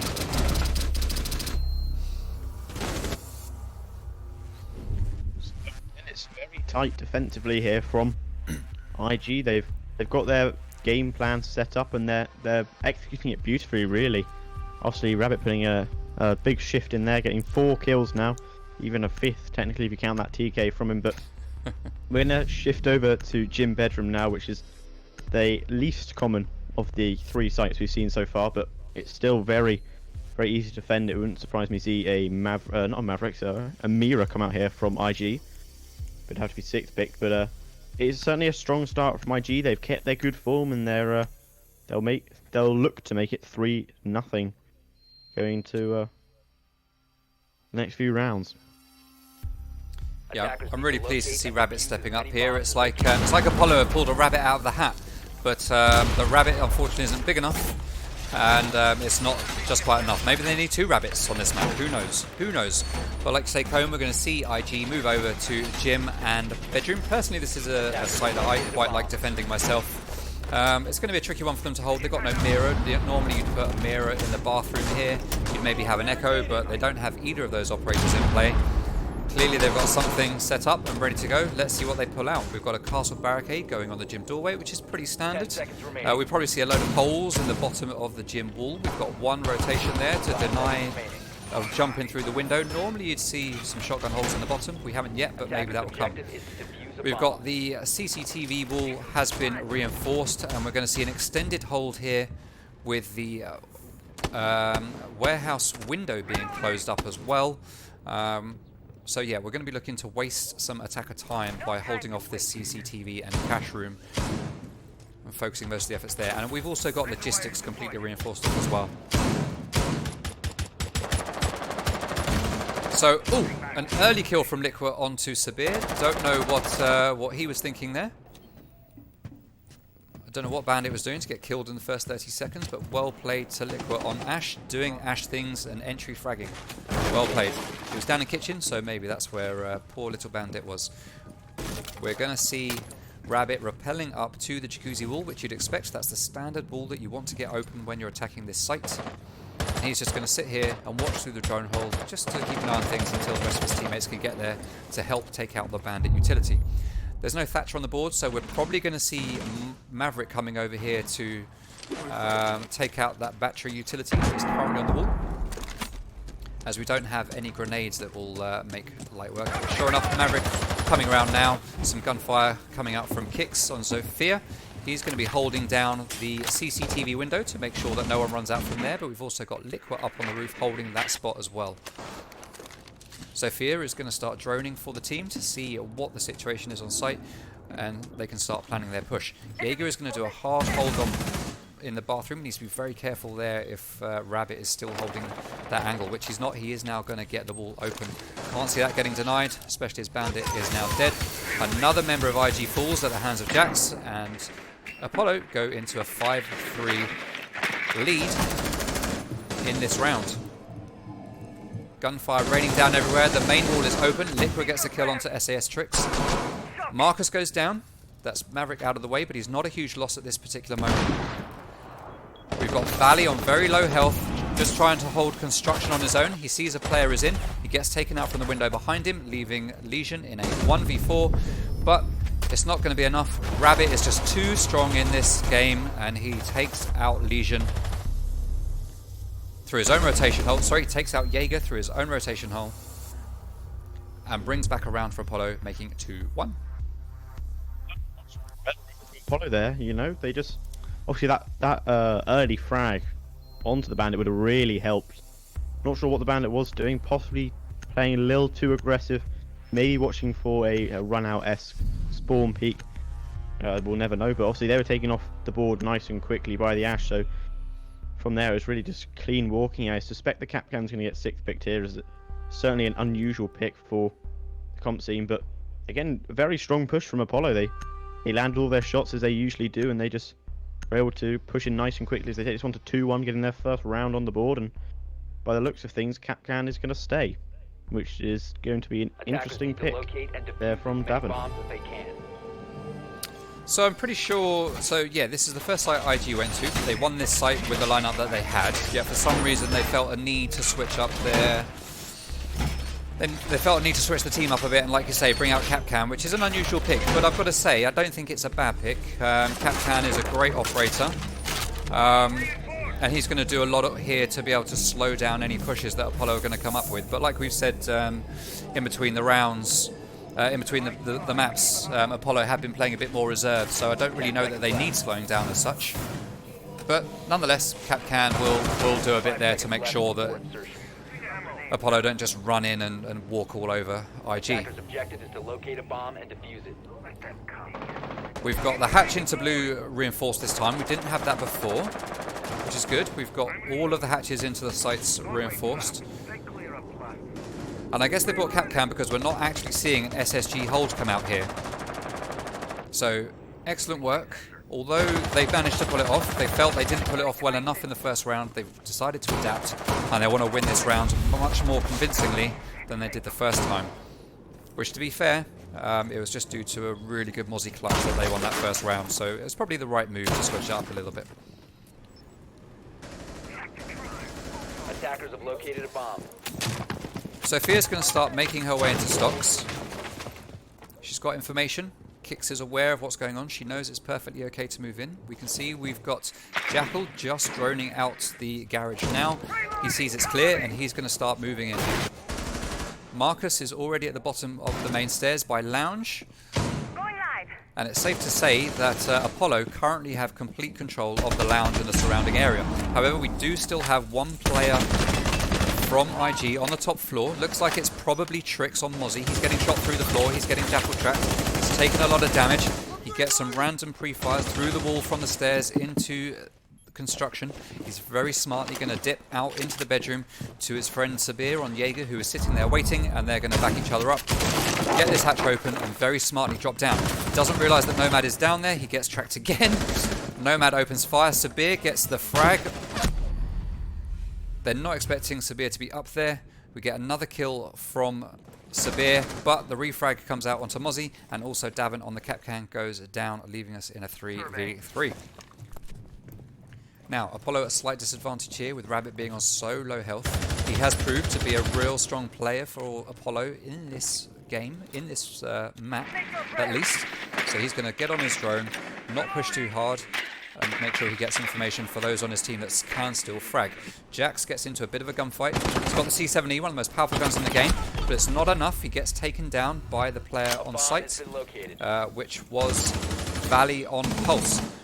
Klaz has got the Alder. Jaeger's going to go down in church. Klaz is on half health with the Alder. Very strong gun. 81 bullets in the mag. Very difficult to combat at this point. Pings are going out to let Maestro know exactly where the other players from Apollo are. We are going to see the church wall get opened. Maestro tries to go onto his counter tonight, but he's too late. He's got the perfect angle here on... Oh, but he misses. That is what you call an oof. Rabbit takes the kill. 1v2, the plant is going to go down here behind the boxes. Kix doesn't need to challenge this too hard. He needs to wait for Valley to come to him. He waits, Pulse runs in to deny. But Kix gets the kill. And that brings us to a 2-2 on Clubhouse.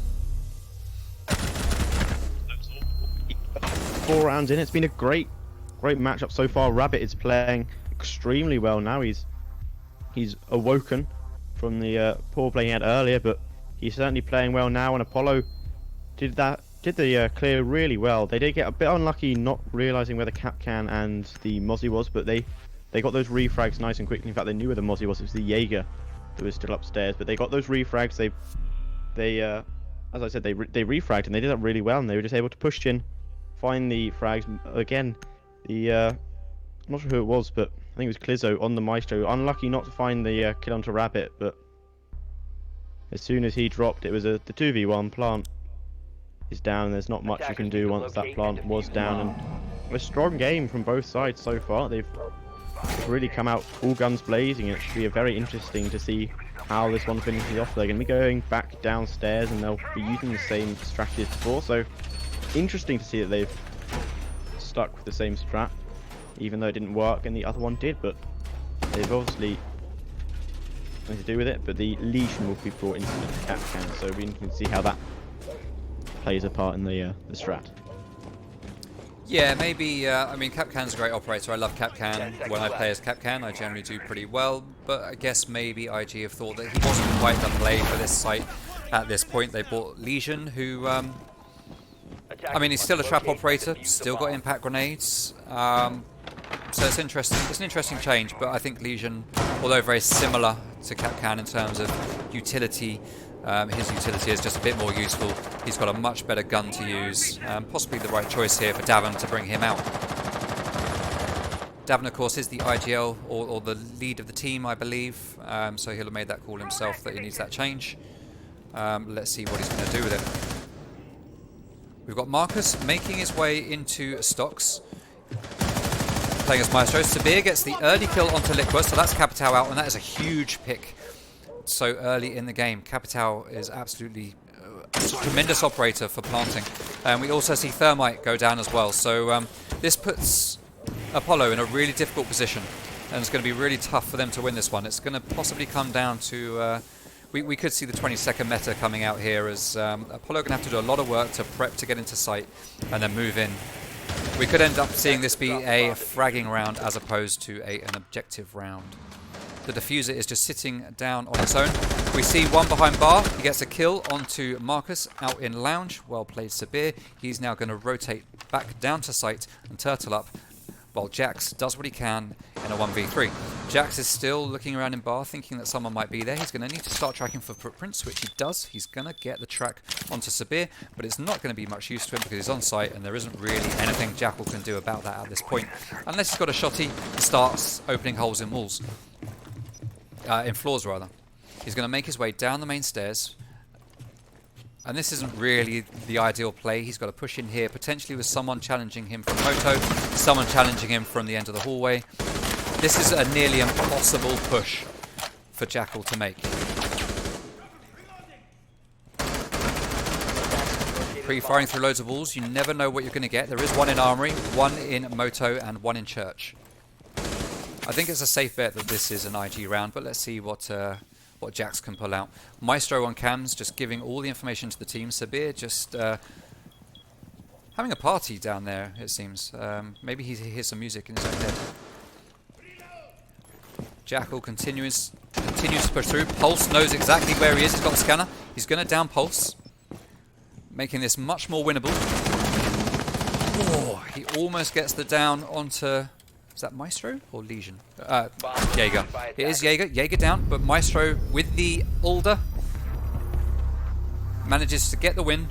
3-2 IG.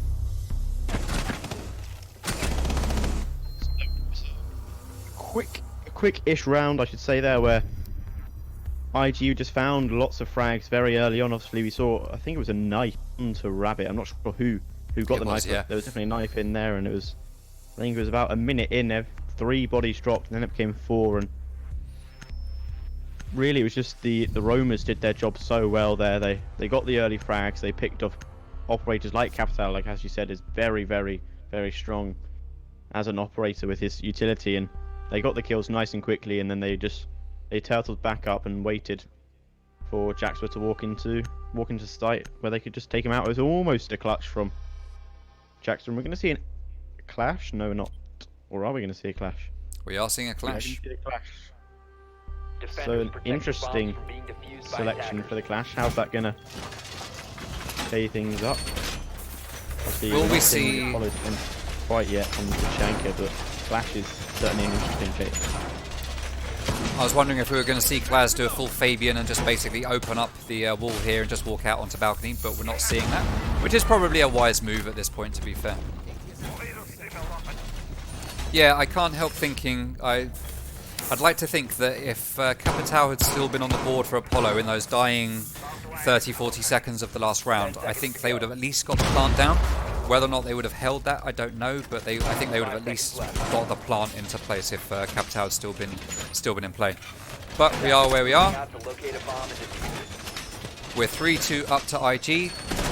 They'll be wanting to take this to 4-2 before they switch over to their attack half.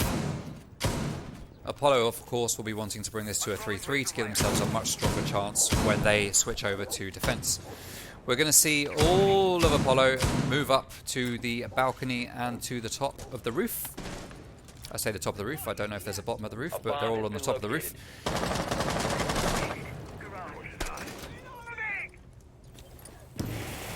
Maverick is going to start taking out the bottom of the wall to try and deny any signal jammers that might be there, or to deny any banditing. I say that, there is actually no hide, no mute, no bandit, there's nothing to deny. So Thermite can just waltz right up and open this wall, which he's going to do successfully right now. I'd expect to see Clash start pushing that breach, which he is. He spots that there's one player rappelling on the side of the balcony. There's 2 players rappelling on the side of the balcony. We're going to get flashed. Doesn't really matter at this point. Sabir gets a kill onto Liqua. They can flash Clash all they like, but unless they're going to run at her, it doesn't really do anything. All it is a little bit of information denial. Clash is just going to stand there and just absorb the stun grenades and frags. SAS Tricks on Doc is holding the top and holding it well. He is managing to push people back from the doorway. Heals himself up just to make sure that he's in a good position, and it is a 5v4 currently in IG's favour, and this clash is actually working out really nicely now. Apollo just don't seem to know what to do to it. Ash is there and just not really doing anything. She might just be waiting for one of her teammates to get the rotate round and kill her from below or from the other side. Let's check on what they're doing. No, they're all stacking up on that balcony. No disrespect to Apollo, I don't see this as the right play. I mean, this Capital Firebolt might help, but I think to stack up here is just counterproductive at this point. Clash goes down. This is huge. This is the right play. I was talking absolute rubbish. Rabbit gets the kill on the one player holding Garage, and they will now be able to get CCTV and Garage control. All of a sudden, this has switched round into complete control of site for Apollo. The plant is going to go down. Not much defenders can do about it. Valley is going to lose a load of health. He's going to go for a quick rotate, it looks like. No, he's not. I'm lying. Jaeger goes for the rotate, gets taken down by Rabbit. He knows there's someone just up above the diffuser. He shoots through the floor, manages to down him, not finish the job. He gets the finish onto Rabbit, leaving just Kix and Marcus to defend the diffuser. But we've got one player at the top of the main stairs. It's Kix. He gets the kill onto Valley. He's not at the top of the main stairs. He was at the bottom and gets him just as he goes up. That's an oof for Legion, but well played to Apollo, bringing it to 3-3. First said, I wonder if we see the Clash play the Fabian type strat where they just sit on the balcony. They pretty much did that. They did reinforce the main wall, but they didn't put anything behind it. They wanted it to be opened, and the Clash did a great job at the start of the round, but as soon as the Capital came in, that really cleared her out. And obviously you're not going to be able to do anything when you've been hit by a firebolt with Clash, and as soon as she went down, it was just free real estate for IG to move in. But now we're going to see Marcus fake the Clash and bring out the Lord himself. We've seen he's Apollo doing do it. this before.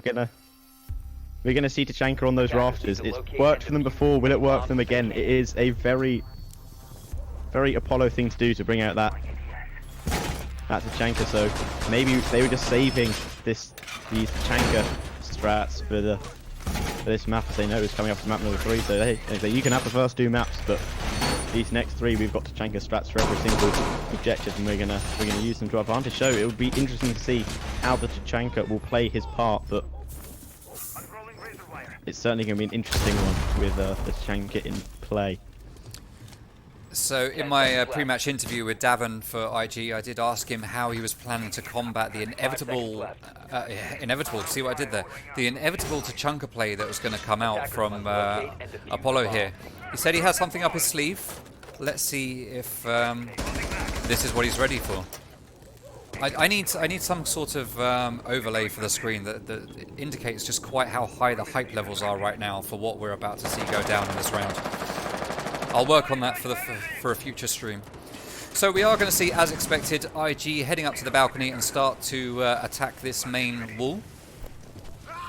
Looks like we're actually going to see a Maverick trick rather than just a straight up open it. We don't have a Thermite. We do have Hibana, but I think we're just going to see a plain old Maverick trick here, where he's going to trick the wall, make the reinforcement just fall off, and then Buck will just shoot it out with his shotgun.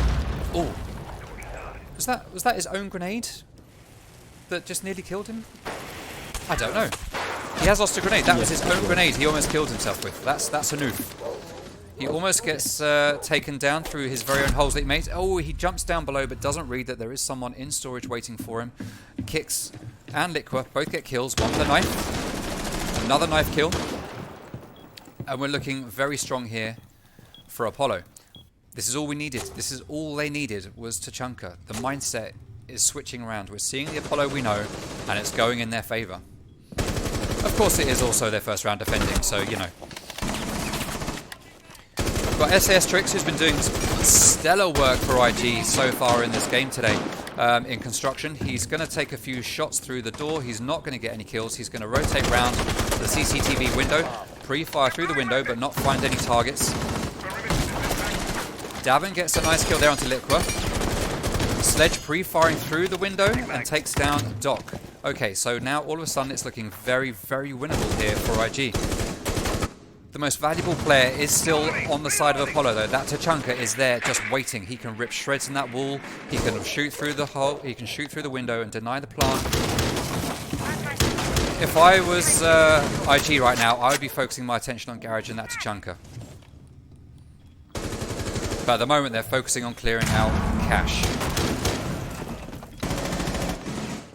So we've got 1 down below and 2 in construction. We're going to see pre-fires onto Wamai, but there's a shield in the way. It's not going to find the target. Time is ticking away. We've got 30 seconds left with 2 players still pushing construction. Buck rotates up to balcony, takes some shots onto Bandit, manages to down him, but falls off the balcony and doesn't get to finish the kill. That is a big oof. Is he going to be able to finish off Bandit? No. Oh, he is. Okay. All right, all of a sudden the plant is going down by Hibana. SAS Tricks on the Buck 10 seconds to go. is holding Attackers are activating. cash. There goes Tachanka. That's it. It's over. Apollo can't win this now. No Tachanka, no win. Rabbit is downstairs, all on his own. He's been doing superbly well for the team in this map, but he's not got enough to take down 3 IG players. And IG take the round to go 4-3. Brilliant round. Anchor just wasn't enough. As realistically, if we look at how IG pushed it, they said, you've got the Tachanka over here, well, we're just going to push from the other side of the map where your Tachanka is completely useless, and they just completely bypassed Tachanka.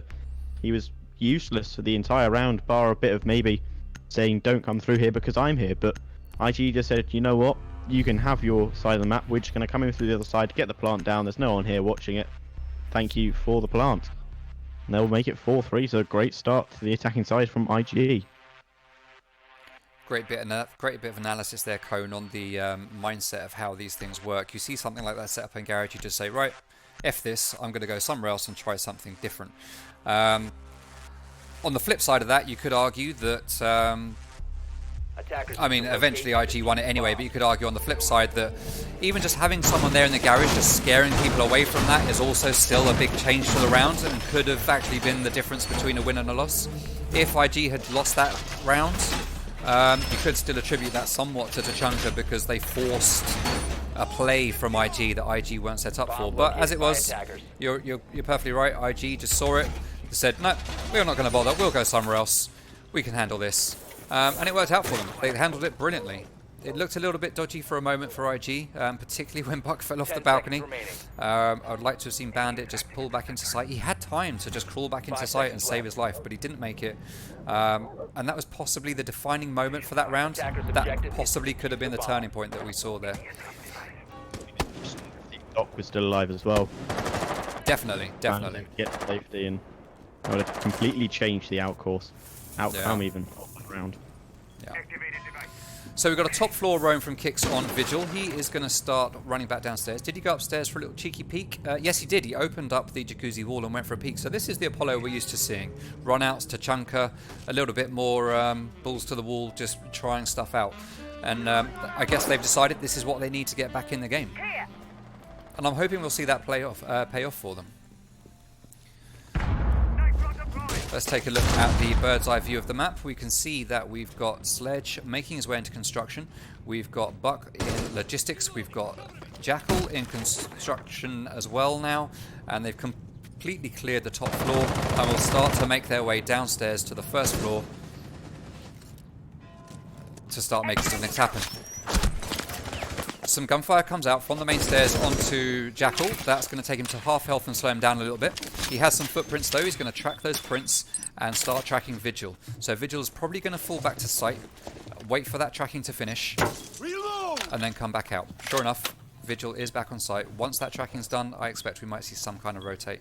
To be fair, Clubhouse is a kind of map where you don't need to rotate to roam too much when you're doing a bottom floor hold. So it's not a huge problem for all 5 of IG to be downstairs right now. But let's see how the round plays out with it. We're seeing some vertical destruction coming out here from Sledge. This is what you want to see on the ground floor.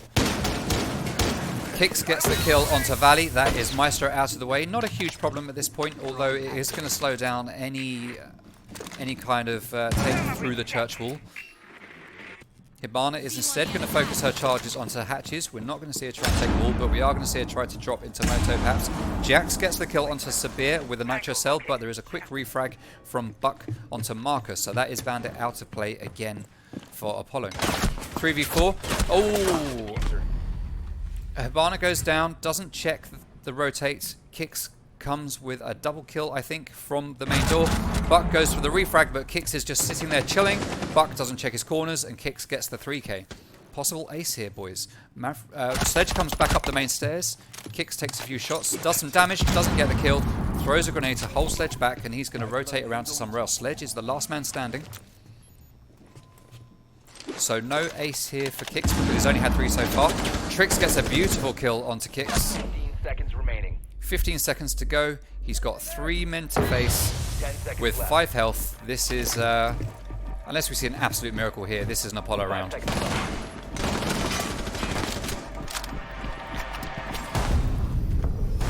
Sledge goes down to the shotgun. Liquor just checks that this crouch button is working. Liquor, as we all know if we're in the Discord server, has been having a problem with his controller after he spilled some tea in it. This is possibly a side effect of that spillage. So no, he's not teabagging, he's just got tea in his controller. Much better round there from Apollo. Obviously, they retreated back to their objective very quickly. I think it was a minute 40, or not even a minute 40. It must have been, yeah, about a minute 50, I'd say. All the defenders were back on the objective, but the thing that Kicks did really well is he left the objective. He went back for the rotate around, and he got 2 kills from it. So he played that on the vigil very well, and it really just ended the streak of IG moving forwards. They were looking really good. They had top 4 control pretty much instantly, as I said, because all the defenders went down so quickly. So they had lots of time to work on the floor, open it up, get those hatches open, and start shooting down on the defenders. But the vigil did a great job getting back upstairs and dealing with the problem. So a very, very strong round from Apollo. Is a great retake as such from them. Obviously they weren't retaking the objective, but Kicks will retake that top 4 and made it his own. So a great round from Apollo. Yeah, that was an absolute stonker of a round there from Apollo. They had a great roam game going on. At one point, just IG had no idea where the roamers were. Kicks came in with that vigil and just really showed IG, this is why you roam cleared. This is how you do it, or how you don't do it rather. They just didn't do the right job. They had Jackal, they had the ultimate roam clearer on their side, but they didn't make use of it, and that allowed Apollo to come back and bring this to 4-4. And we're now going to see them go to Cash and CCTV, which is everyone's favourite side to start out on. We've got, as usual, standard main wall reinforced and bandited. We've got a standard hole in the top of the connecting wall, ready for someone to stand on the desk and shoot anyone through that hole. And as you would expect, we've got Doc on the rafters of the garage, waiting to shoot anyone that comes into garage or through any breach hole that gets made. Again, we're going to see a Maverick trick come out here from Davin and Valley. Hopefully they don't take as much damage this time as they did the last time. We are going to see the Maverick trick work. We just need Buck to open the wall, and the wall does get open. Nice and quick. 45 seconds it took them to do that. Nice and efficient. Liquor is getting ready for those plays on the desk. He's a smart play actually from Liquid here. So we've got this hole in the floor that leads you down into the stocks room, and he's just staying on that floor there so that Buck can't buck up through the floor and kill him, but he's got the angle down into the doorway so he can kill anyone that goes for rotates through that doorway. Smart play from Liquid. And as I say that, he drops off it. Kicks gets another kill. Kicks gets the first kill onto Sabir. That is Jackal out of the way. So Vigil, one of the best roamers. Jackal, one of the best roam hunters. Kicks versus Sabir. Kicks wins twice. Kicks has lost some health, but he's just going to chill down here in the church and wait for a late rotate as we get to halfway through the round. Klaz is just droning out the cache. You can see where one player is. He's not going to be able to open the wall because it's electrified. SAS Tricks on the sledge is going to shoot some pre-fires through the CCTV window but not find any targets. It's going to keep an eye on that rotation hole. That rotation hole is very strong for defenders, but also at the same time very strong for attackers, because when you know that someone's out on those rafters, that's the only place they're going to come from. So all you got to do, sit here, hold tight, hold that rotate, and you're likely to get a pick from someone trying to do a retake from garage. Now the problem with what Sabir's Tricks is doing right now is if there's anyone in construction, he'll get picks quite easily. However, Hibana does have construction control, so he's perfectly safe. One of the walls in construction is no longer bandited, so Hibana is going to get that open and get a crouch hole in there, and that's going to be big for the IG, but with 30 seconds left, it's a 4v4, and we're just going to have to see IG rushing the site and trying to get a plant. We've got 2 players for Apollo currently sitting in the garage, and to be fair, they're very strong operators, and this is going to be a tough one. Seconds to go. Diffuser is currently in cache. The plant is going to go down. Everyone for Apollo is pretty much on the garage side, so it's going to be tough for them to stop this diffuse. 5 seconds remaining. The plant has been stopped with a wall bang, Operators, you are out of time. but IG managed to win based on time. So, like it was going to be another IG win as they pushed through construction there so well, but as you said there, Apollo had time on their side, so it looked a bit shaky. They just about stopped that plant from going down, but Apollo do win it on time. So again, they've got that win on CCTV. So they'll now move to the third objective, which will be their gym bedroom, and they will bring out the mirror strat that's very common, as is Goyo for this objective. So you're most likely going to be seeing that mirror placed in bathroom, and they're just going to wait for them to open up jacuzzi wall. But a little unfortunate time-wise there for IG, as they were looking so good to get a plant down and take the win, but you've always got to watch that clock, and they didn't do it there, so IG go 5-4 down. Defenders, protect Yeah, your bombs I got from my being my used team by wrong there. I think I said IG won that time, but you're right, Cone. It was actually Apollo that won it on time. Yeah, that was unfortunate. Just everything stacked up against IG. They did what they could. Their roam game again wasn't on point for that round, and it allowed Apollo to just dominate and completely slow them down to the point where they lost on time. As called on the last gym defense, sorry, go on. Okay. I think it was the Jackal early pick there that really affected Yes. that roam clear, as he's so key to finding roamers. 10 seconds left. Oh yeah, definitely. You don't want your roam clearer to be the first to go like 30 to 40 seconds into the round. It's not how you want to see things go. So as I called in the last gym bedroom hold, we would expect to see mirror windows being in play here, which we are seeing, and we're possibly going to see a bandit trick on the jacuzzi wall. Bandit has not bandited the wall, so I think we are going to see a bit of a trick going on here. Some interesting Goyo shield placements. We get the shield up on the bed, which stops any blind fire from the window into sight on anyone that's holding around here behind bomb. Bandit is not tricking, he is just, well, or is he tricking one side? So he's going to try and trick one side, but Maverick is actually tricking, so the bandit trick isn't actually worth anything here. Attackers have located a bomb. Now, the one problem that we do have with this mirror hold is that it is visible from the construction doorway. So if the attackers get control of construction, they can easily kill Mirror standing there. Normally what I'd like to see here is maybe some sort of shield behind Mirror to protect her. So this, it's a good play. We just need to make sure that construction is well covered. And at the moment, Rabbit on Bandit has got control of that, along with Castle, who has got a mirror window over here. But as it looks like anyway, IG are stacking up their attackers on the other side of the objectives and are going to be coming in from Jacuzzi.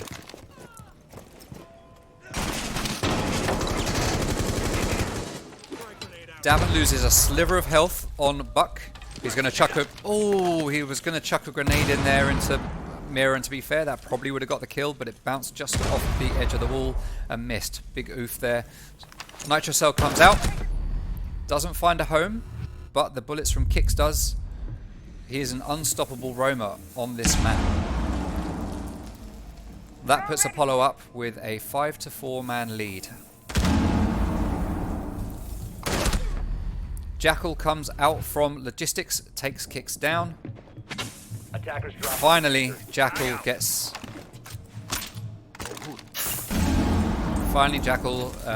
his roam clear. Ooh, cheeky little Vector double kill there from Marcus. Playing his mirror window, which has been taken out. Rabbit still holding construction. Severe on Jackal is under fire. They're trying to push in through the bedroom door. Apollo know where they are, but Hibana is going to try and come round through the bathroom.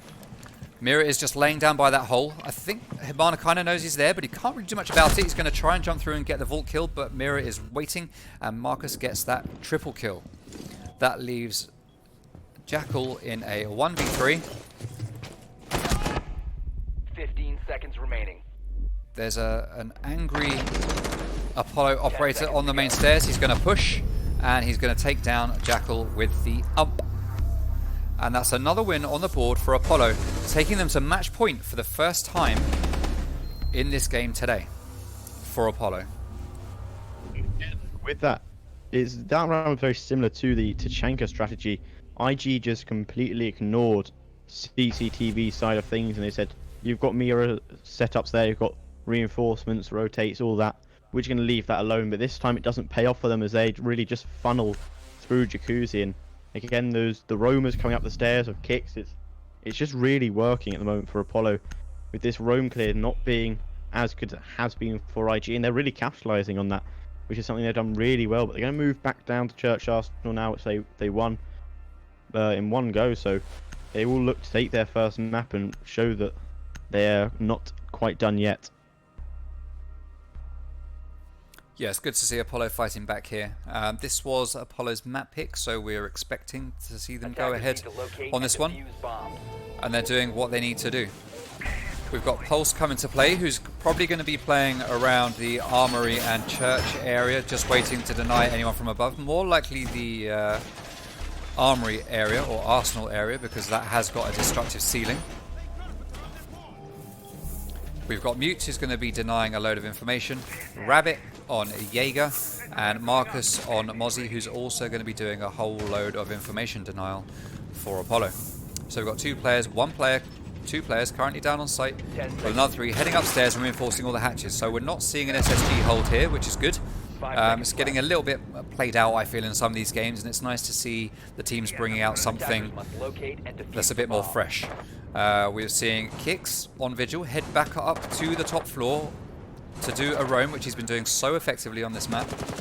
Let's see if Sabir can change things around and cut this roam off early rather than die early, as he has been doing. Kicks is actually going to drop down to the first floor and give up top floor control, just as Sabir starts to make his way into sight through CCTV window. Kicks is down in stocks. He's going to pre-fire someone rappelling up on the wall, who was looking to probably try and take out the kitchen hatch. He gets a few shots onto Hibana and then legs it. There is no form of denial onto these hatches, so it's an easy pick here for Hibana to open up that kitchen hatch, and open up it is indeed. And that's a big hatch to have. Now we'd like to see them sort of go around, maybe take out the other two hatches as well, to make sure they've got a load of options available to them for taking this site. Bomb has been located. As expected, we've got Jax playing Pulse down in Arsenal, who is going to be key in trying to stop any vertical destruction that goes on above him, and also be able to give calls when people come down the main stairs. Also from this position, the wall next to him is not reinforced, so he can kill anyone that comes down to that main corridor. But as I say that, he gets killed by Valley with a pistol, and we also see Kicks get taken down as well. I think it was by Sabir. So Sabir doing what he needs to do, clearing that roam. Well played, Sabir. So Apollo now turtle back onto site. We've got Marcus watching the main stairs. He's going to get the kill onto Ash. Rabbit is going to take some fire as Jaeger, but he's going to get killed. Well, he's going to get downed at least from, it looked like the hatch. Is that Hibana up on hatch? No. It's not Sabir. It's not Nomad. So it must be Valley on IQ. Yeah, so Valley was on hatch. Drops and killed two more players. That's Rabbit and Marcus out. That's a triple kill for Valley. He's going to start pushing his way into Church. He's got the confidence now to take on Liqua. Liqua is currently on 90. IG now know where he is. The plant is going to go down. All we need is for someone to pop out and shoot Liqua, but he's holding his own. He's getting the shotgun out to battle IQ close range, but IQ with a pistol takes down Liqua. Very low health, very little chance. He just needed to be hit once with that suppressed pistol, and that takes Mute down. And IG come back to take it 5-6, still match point to Apollo. That round really proves why top floor dominance is so key to an objective like this. IG they took the top floor and they were able to do so much damage. Mainly Valley there on the IQ found 3 kills from that hatch, eventually dropping to get the second 2 ones, but one of them was actually injured. But IG saying that we're not quite done yet either. We'd like to take this one to overtime and just get this match finished nice and quickly. But Apollo not as good that round, but they're still performing very well. And obviously IG with a lovely roam clear there, getting all the defenders off the top floor nice and quickly, very coordinated, and they simply took things from there with the 3 versus 1. We're going to see Apollo. Attackers need We're going to see locate Apollo and head defuse back as up to many the top bombs floor as they now can. and go for the CCTV cache hold. They've decided not to bring Clash. Instead, we're going with a pretty standard lineup. We'll probably see Doc out here on the rafters of Garage, which is normal. We'll see a couple of ADSs to protect him. There's the first one going down now. And we're seeing Kix sticking with the Vigil that he's been so effective on so far in this game. As we've said, this is match point for Apollo. They just need to win this one to take it into map number 4, which is going to be, just let me remind myself, is going to be Border. Very frag heavy map. I've seen Apollo do great things on Border. To be honest, I think, well actually I can't really say because I haven't seen Inevitable Gaming play it, but I kind of feel like if we do go to Border, we probably will see the 5th map theme park come into play as well. So yeah, IG are going to want to close this one down. Sure enough, we've got Liqua and Kix over in the gym and bedroom side, who are going to be doing a bit of a shallow roam. Kix is just going to chill behind the desk of logistics and try and catch anyone that comes out there. Liqua has rotated back to site and is going to hold with his good buddies Marcus on smoke and Doc, played by Jax, and Rabbit, who is on Bandit at the top of the east stairs. We can see the Bandit trick going down here. Clearly, IG favour bandit tricking on this site as opposed to using Thermite. To be fair, every time I play this map, I'm using the Buck and Maverick combo much more often now. Thermite's become a bit redundant on this map, with the versatility going to Buck, Maverick and Hibana. The problem with that, of course, is if you lose one of the players, then you lose a lot of your strategy. Liqua playing that spot on the desk again, looking down into the stocks. Marcus decides he doesn't like that big wad of money being on the table, so he's going to shoot that out of the way. Money just gets in the way, just take it out. Hibana is going to drone the site, he's going to find smoke sitting behind the wall. Drone gets taken out, that's a lot of information lost there for IG. And IG had now got control of construction, and it looks like the that whole side of the map. Yeah, they got complete control of this side of the map with Sabir. Oh, I missed a kill there from Valley onto Marcus. Valley playing Maverick out there on the balcony, gets the kill onto Marcus. Looked like he was just sitting here in the corner of CCTV. Very easy spot to get a picture on. Hibana starts to try and open up that construction wall. It is going to get open. It's not electrified. There's 2 players over the top of these stairs. Jaeger is going to push hard though on Hibana, get up close to the door. Misses, goes back to the breach hole, gets the pistol out, but Hibana takes him down, leaving a 4v2, and this one looks like it is going very heavily IG's way, and it looks like we're going to see overtime on this map. First overtime that we'll have seen in this game. Plant is going to go down by Hibana, just in the corner of Cash. Rabbit goes down at the top of the east stairs, leaving Doc all on his own in the garage. Not much he can do, but he does get 1 kill onto SAS Tricks. But this is a big ask. He takes down Maverick. Could we see a clutch? That is a triple kill. He just needs 2 more. 1 more in this 1v1.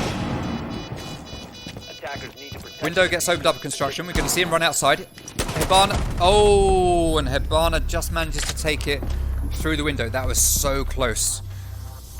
Well played to IG to bring that one back. Well, IG there, I think they just applied so much pressure there, and they set up that crossfire beautifully through construction and having that main wall open. There was just so much a crossfire really was set up there between. Obviously, we saw the Maverick take out. Not sure who it was, but one was taken out as the cache wall there was opened up, as was the main wall. And the defenders were simply trapped inside. They've got to go through something, but there was simply nowhere to run to, and they slowly got picked off one by one. So IG bring it back to 6-6, and we will see overtime. It's going to be an absolute thriller. Yeah, this is where we all wanted to see this one go to. We're going to see the sides now flip. We're going to see... No, sorry, they don't flip. Apollo started out attacking on this map, so they're going to start out on defense here. So we're going to see them stay on the defensive side, and they're going to go back to CCTV and cache. They had a good stronghold there. IG tried what they tried on the other rounds, pretty much, but this time it failed them. Really strong round from Apollo. Sorry, it didn't fail IG. They did actually win. What am I saying? Oh, the excitement's too much, Cone. It's too much. The clash that's been brought here is going to have a big effect. I spoke about the crossbar a few seconds ago. I feel that clash is really going to stop that from happening. She's going to stand in front of the door and say, actually, you can't shoot here because I'm going to tase you for the rest of the round. So I feel like this clash could have a huge impact on the way this round goes. Yeah, we're going to see Jax head out onto the catwalk now of the garage and do the standard dock hold with his little ADS there. Like I say, we're going to see a very similar round to I think what we saw the first time round when Flash came out. We'll see some denial of this wall, but I think ultimately we'll see it get opened, and then Clash is just going to stand there and do what she needs to do to stop the push. Now, a little bit more inefficient on the opening here. So far we've seen IG be a lot more effective at getting this wall open, but it's going to take them a little bit longer than it's taken them in any of the other rounds. We've got Bandit starting to roam downstairs into Lounge, Liqua in Cache, and Pulse downstairs in Stocks. Now this stock play is going to be very important. We can see some important denial here coming out from Pulse. He'll be able to nitro cell or shoot anyone that comes into Cache. So I expect we'll see Pulse here reserved for a bit of late round play, depending on whether or not IG manage to drone him out and push him. We've got Bandit down in Bar helping out with that downstairs roam, while the rest of the team are going to be up on site just holding the objective. So Doc is going to peek the Maverick hole. He might manage to get a no, he's not going to get a shot into Maverick, but the trick is effective, and Buck is going to get the wall open now with 1.5 minutes left to go on the round. Liqua gets the kill onto SAS Tricks. That's Ash out of the way, which isn't hugely important. She doesn't bring much utility to the table for an attack like this. But SAS Tricks has been doing a stellar job so far for frags, just not so much in this map, unfortunately. Yeah, so that's a bit of a new fear for IG. That puts Apollo nicely ahead with 1 minute left on the round. And as you called, Cone, we are seeing Clash just holding key spots here and doing what she can to hold people back. Looks like she's going to head back to the breach and deny anyone from coming in through that way. Kix gets a kill onto Sabir. It's always Kix and Sabir, Kix and Sabir. Kix is definitely, if we could see a head-to-head scoreboard of Kix versus Sabir wins and deaths, frags and deaths, I think Kix will be winning right now. So we try to get a Buck frag grenade onto Clash. It doesn't find the mark. Liqua takes some gunfire, but gets a double kill onto Davin. That's flanked Denal out of the way, but Hibana comes in, takes down Liqua, and has control of CCTV along with Diffuser. Does start to plant, but fakes it because she knows that someone else is in construction and will be waiting to come and get the frag. Marcus comes in with that unstoppable MP7, gets the kill, and that leaves Maverick outside all on his own.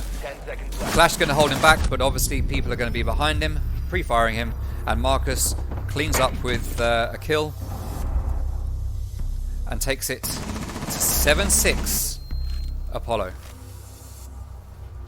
Clash coming in key there as she was so useful at denying the Maverick from doing anything. She came so close to dying as we saw the nade from Maverick being thrown through that drone hole, but they were able to turn around just in time, so that could have been huge if the Clash dropped there. But as you said before, this 1v1 really between SAS Tricks and Kix has been intense so far, but Kix has definitely been on top here, so it's been a very close game so far, and I have a feeling we're going to see IG take this round and take it to match point for both.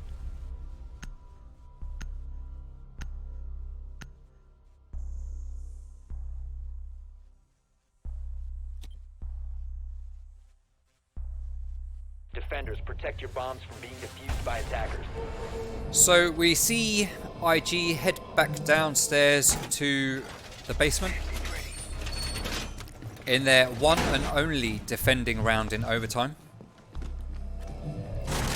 Of course, on defender-sided maps such as Clubhouse, whoever starts on defense first in overtime is at the real advantage here. So, sure enough, we saw Apollo win their first defending round. We need to see IG win theirs, and then we need to see them win an attack round, which is a tall order.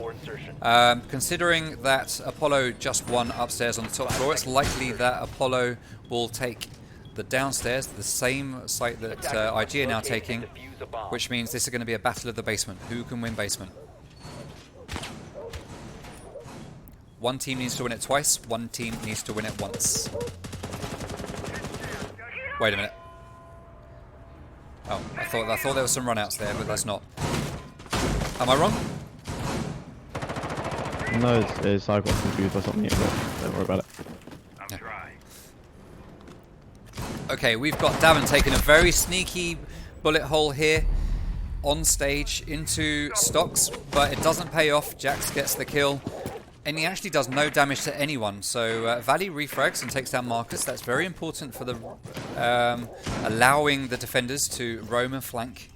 So that's a good pick there for IG. Vigil is also a good pick for Apollo though, because that is a key roamer. So we'll see how this is going to play out. Kix is going to hold an angle down the blue corridor. Rabbit is going to just drone out the sights and see when it's safe for his teammates to push in. Now he's a bit more comfortable and his teammates gone in. He's going to start making the push behind him.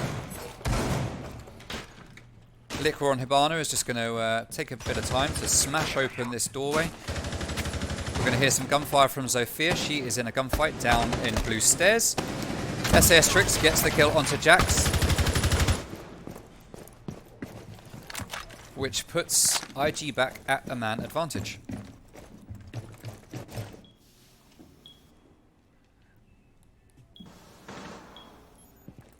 So Mozzie is going to be quite an effective roamer up here on the top floor. Everyone else is playing, well, two other players are downstairs on site. We've got Mute playing in the bar with signal jammers all around him, trying to deny information along with Mozzie.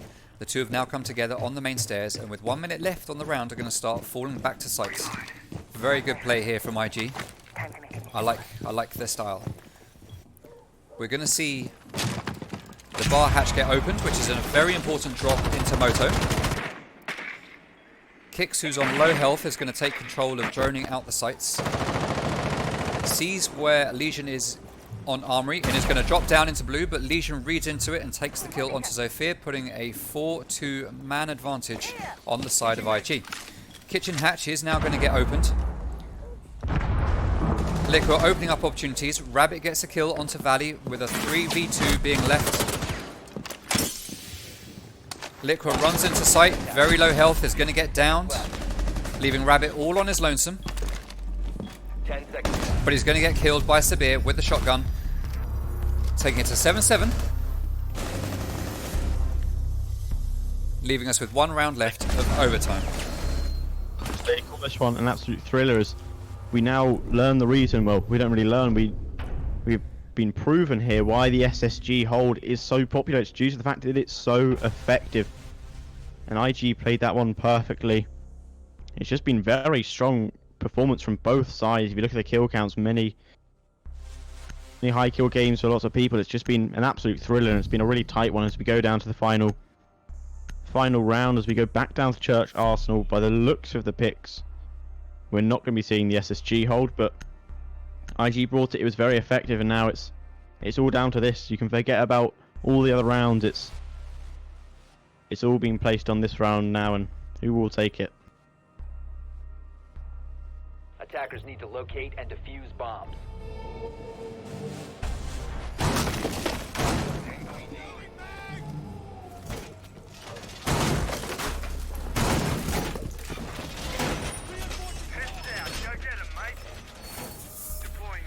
Attackers have discovered the location of a bomb.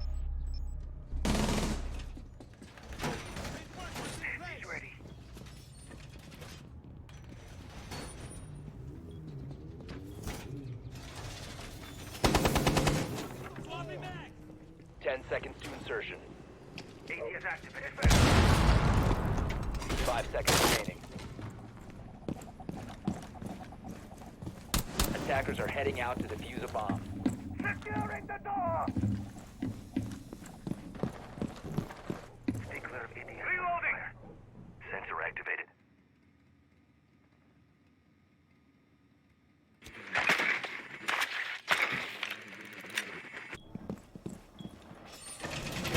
Changing mag! Ready to bleed!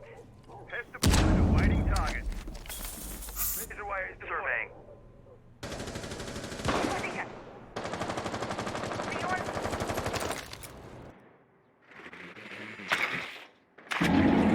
Heartbeat sensor activated. Launching drone.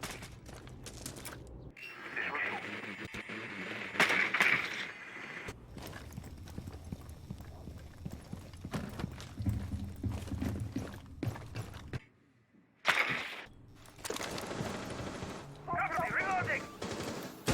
Surveying for hostiles. Cover me, reloading. Sensor activated.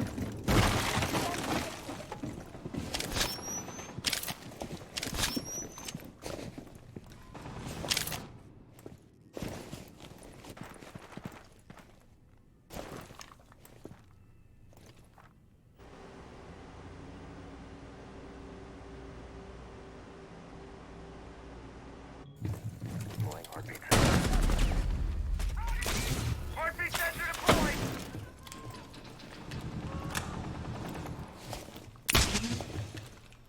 Airdrop planted. Oh, sorry, I went on to mute. Okay. Sorry guys, no audio from me there. That is now resolved. So we got a man advantage here, 5v3 for IG. My device is ready. Big advantage here. We've got Jaxwa and Liqua off. What you didn't hear me saying is that was Liqua's kill to get on the main stairs there, but Zofia, Nomad rather, just came round and just completely owned him, unfortunately. Big oof there from Liqua. But we very quickly see the tables turn as IG loses another player. One goes down. It's now a 2v3. 30 seconds left. With Valley now out as well. And it looks like we're going to see Apollo take their first map. As Nomad tries to push in. It's being... Gets the kill on Tomozi. 1v2. Very low health. 15 seconds to go. 15 seconds. He doesn't have diffuser. He needs to find the kills. 10 seconds One remaining. behind bar. He doesn't know he's there. We've got one upstairs holding diffuser. There is no way that this is going to be one, unfortunately. So, good play here to Apollo, Operators, you are out of time. who take their first map, Clubhouse, with an 8-7 win. So the most hard-fought map so far, and a thrilling finish there. Really very spectacular. We saw the clutch there, but Apollo will take their first map, and it's as the scoreboard says there, it is a hard-fought victory. Is a very, very solid performance between both sides. As we'll now move to Border, which is a very frag-heavy map, but I reckon that's going to be another close one. As Apollo have started their first map, they've got the win on that. So will they be able to continue that good form and take it into map number 4 and try and even the map score up to 2-2, or will IG finish things off on Border and take this one 3-1? Yeah, well played from Apollo there. That was, as you say, that was a hard-fought victory. It was tooth and nail fought by both teams there, with both of them really wanting it. IG just unfortunately not having what they needed to be able to take it. Is it the sign of playing too many games one after the other, or is it just really Apollo's map? Who knows? But we shall no doubt find out as we go into Border. You would assume if it's happening for one team, it'd happen for the other team, but in that match, Apollo really seemed to be brought back to life. But it was a close one, so IG is certainly not blown out of the water. That one, they held their own, but just weren't able to take that last map, unfortunately. That last round, even. So yeah, I mean, you're right. Fatigue can affect both both parties. Some teams will be better at it than others. Yeah, let's see how this plays out. Right, I'm just going to set up the next round, so I will be back with you very shortly, stream, while I get this set up.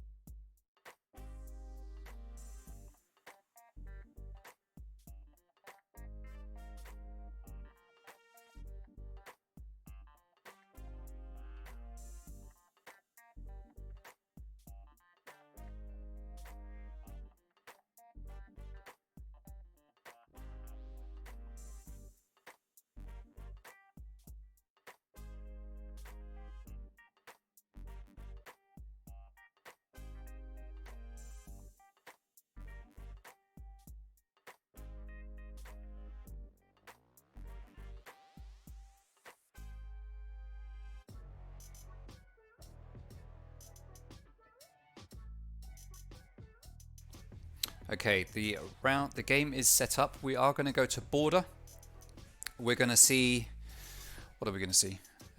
We are going to see Apollo defending first, and we're going to see IG attacking border on overtime first. Now we are seeing a substitution coming out on the side of IG. Someone needs to go and get dinner, I guess.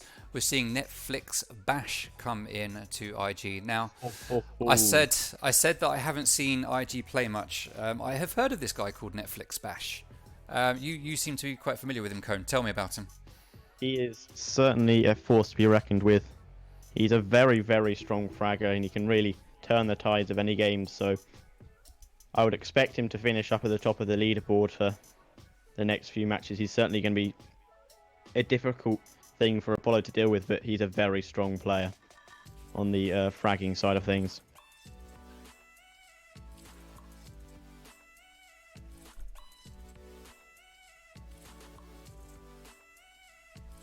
Okay, alright. Well, I'm looking forward to this one then.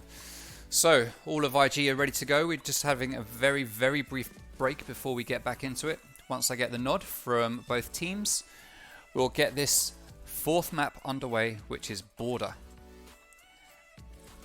Now, I have seen Apollo play this, and it was a very interesting game to watch.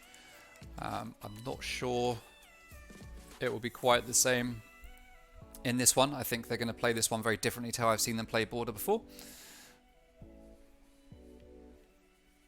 But it's certainly going to be interesting.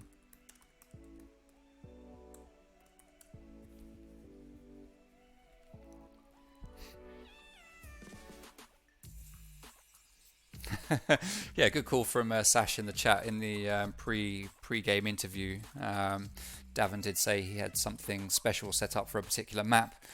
Maybe this is the map, and bringing out Netflix Bash, maybe this was what he was talking about.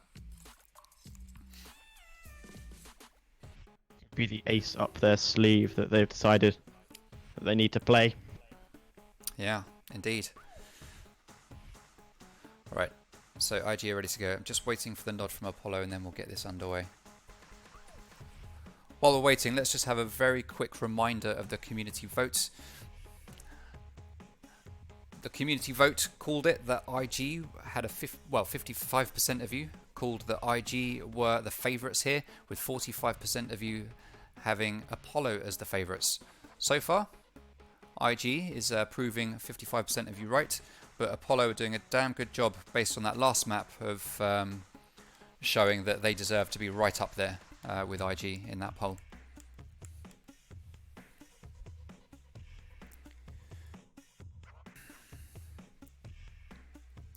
Okay, everyone is ready. Let's get the game underway.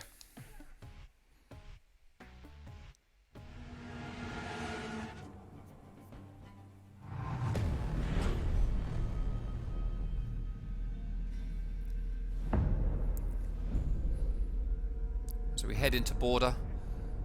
Apollo will be banning first. I'm willing to bet that we're not going to be seeing Monty. I was going to say, Cone, who do you think... Monty, in fact, in the ban phase, but not being played, banned off. So. I was going to say, who do you think we're going to see getting banned here by IG? So we see a Thatcher ban coming out. If they don't ban Monty now. It is. Come on, IG, don't disappoint us. I've got my Monty icon ready to go for the stream overlay. In fact, I'm not even going to bother trying to change. I'm just going to leave it. Yeah, thinking about... Well, there you go. Who would have thought it? Monty. Okay. Let's see. Shock ban. Let's see what we see banned on defense by IG. It's been so much excitement, Cone. I've got no idea who was banned in any of the previous games except for Monty, so I've got no idea what to expect here coming out on the defensive bans. We see Vigil. We've had a Mirror. We've had a Bandit. That is certainly an interesting ban to go with. Obviously, trying to stop that heavy roam game. It looks like that could be a it looks like that could be a direct counter ban to Kicks. If we see IG win this, I'd like to see you ask that question in the post-match interview. Cone. That's the second target ban they've come up with. See, and Apollo banning Oyo is the last stop, but in my opinion that's the second target ban they've had. Obviously that one's a little bit more direct, but obviously in Cafe they also banned the Bandit, which Marcus is pretty famous for playing very strongly on, so it would be a case that they've used those target bans and they were effective on Cafe. Will they be effective on this map as well?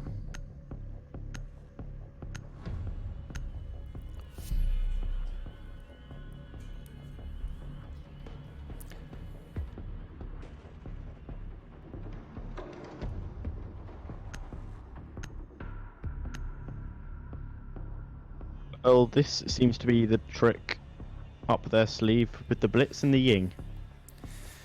Okay. There's a very specific play that I do on attack here on border, which anyone who plays with me knows. I don't know if that's the kind of play we're going to... I'm not going to reveal it here because it's my secret strat that I like to break out in ranked. Oh, but saying that, it's not going to be effective for this site anyway, because that my tactic is dependent on it being an armory locker's hold. But we are, in fact, seeing Apollo go straight to ventilation.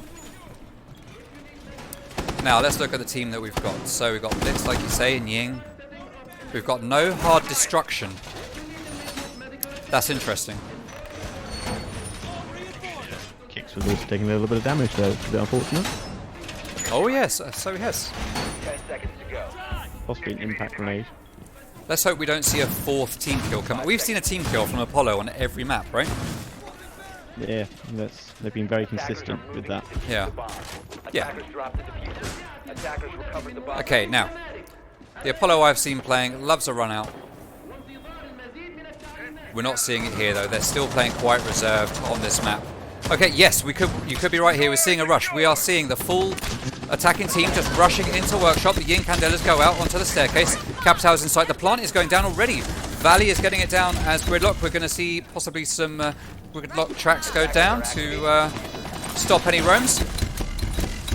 Ying gets taken down. We're in a 3v5, so a huge man disadvantage here to IG, but the plant is down, and this is going to be very difficult to retake if we can get the right positioning here from IG. Jaeger comes out of the workshop, rushes back into the site where the plant has taken place. Nomad gets taken down outside. Defenders are on site, going to have to fight his way through the gridlocks to get the defuse. He is on the diffuser. Last man standing for the IG team go down. Diffuser is stopped, and Apollo take the first round. Well, So there we see the rush being brought out, but unfortunately they just couldn't hold it. So a good retake there from Apollo, but are we possibly going to be seeing any more of those? Is that just going to be a one-time thing, or IG going to say let's just rush a few more times? so I've always been told by those better than me at the game that you only do a rush once. Let's see what happens. I mean, personally, I think if you see the opportunity, you just take it, whether you've done it once or not. But let's see.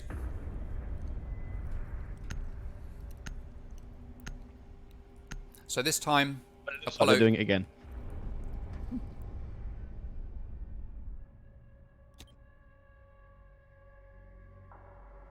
Attackers need to locate and defuse as many bombs as they can.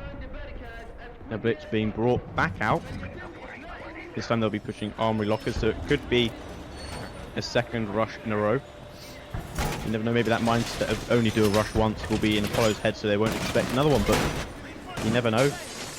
Or it might not be a rush at all, it might just be a Blitz is being brought out due to the fact that Monty's not there. So it'll be interesting to see how this round plays out. Yeah, we've seen Ying get swapped out for, is it Jackal? Is the new player on the team here? I don't think we saw Jackal in the last one. Yes, I'm not sure. it was Jackal. Right, okay. So yeah, maybe they're not planning the rush on this one if they're not bringing the Ying, but let's find out what's going to happen. Marcus is going to hold the security room as Bandit. Let's just take a quick overview of what's going on. We've got most of the team spawning over on the west side. We've got Jackal, Gridlock and Capital coming from west, and Klaz and Davin coming from the east. So we are not going to see a rush here, but we are going to see IG struggle to get this castle barricaded window open. They've got it open. 2 knives are better than 1, and they managed to bash it open. And they are actually going for a really quick plant here. It's not a rush as such, but this is the craziest rush I've ever seen. Plant is going down already into archives. It's going to be successful. Gridlock traps going out all over the place, which is going to stop the rotate from every possible entrance into the site. And this could actually really pay off here for IG.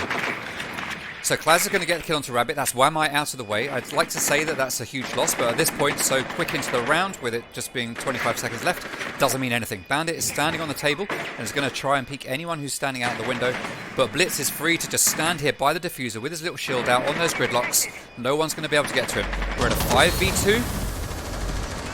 Capital goes down. Netflix bash clears out Apollo, and it's a flawless round. So 1-1.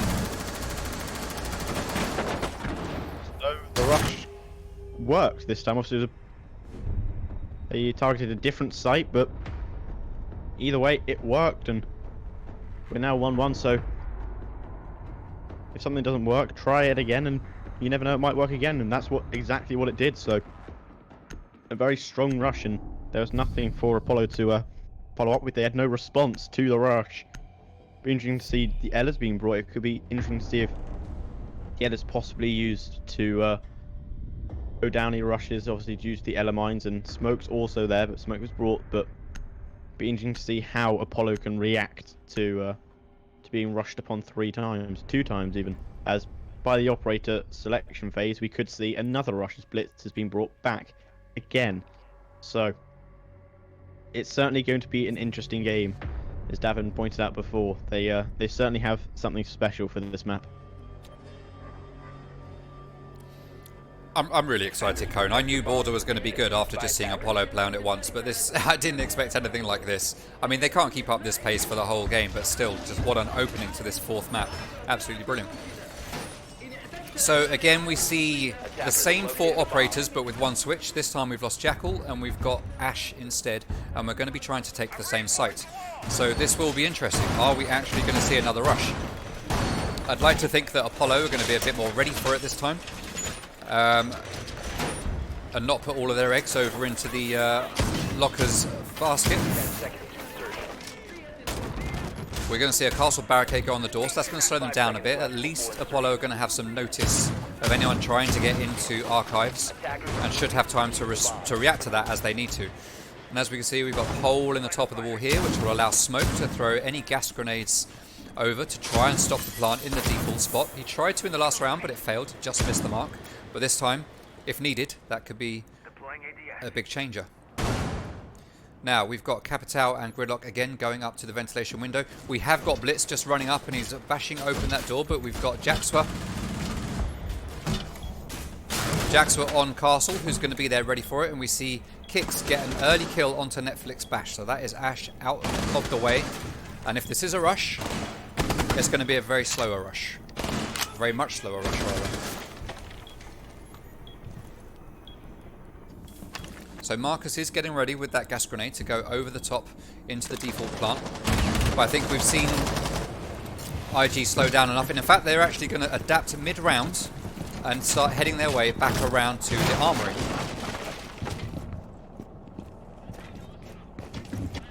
I think at this point that's probably a good play from IG. I think if they'd have continued with that east take, they would have suffered a bit.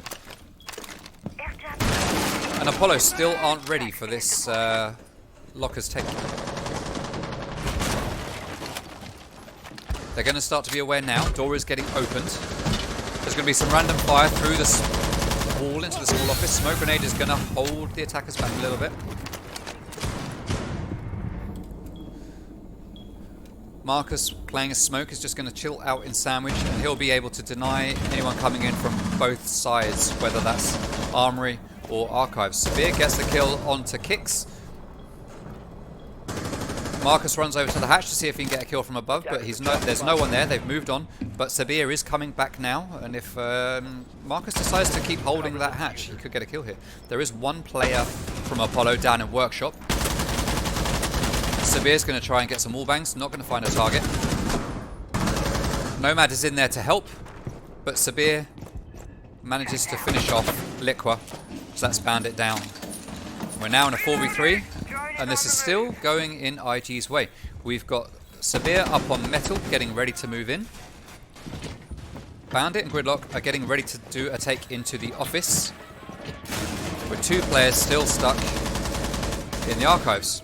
Jaeger is still holding on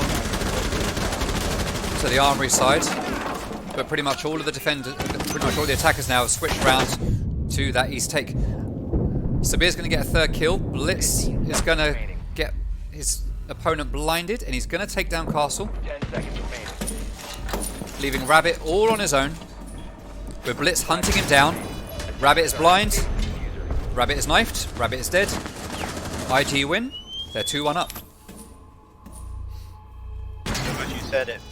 The rush, if there was a rush, that was going to be ended very quickly, as Netflix Bash was taken off the table nice and quickly from possibly a spawn peak, possibly a run out. It was a very quick kill, but as you said, mid-round they did go for that adjustment. They rotated back around through CCTV, and that really worked for them. So they were able to take the round. So this strategy using the blitz is certainly working, and as we're going to see it again. Possibly 6 picked, and the warden has been possibly brought. Obviously, we've seen that danced around, so there might be 6 picked onto, because obviously warden is one of the only counters to that blitz using his ability. So be interesting to see if the warden is brought out, which it is. Round to what? Yeah, smart play from here, Apollo. We've seen Blitz come out in 3 rounds. What's the way to counter Blitz? Get Warden. So, yeah, very sensible play. I approve.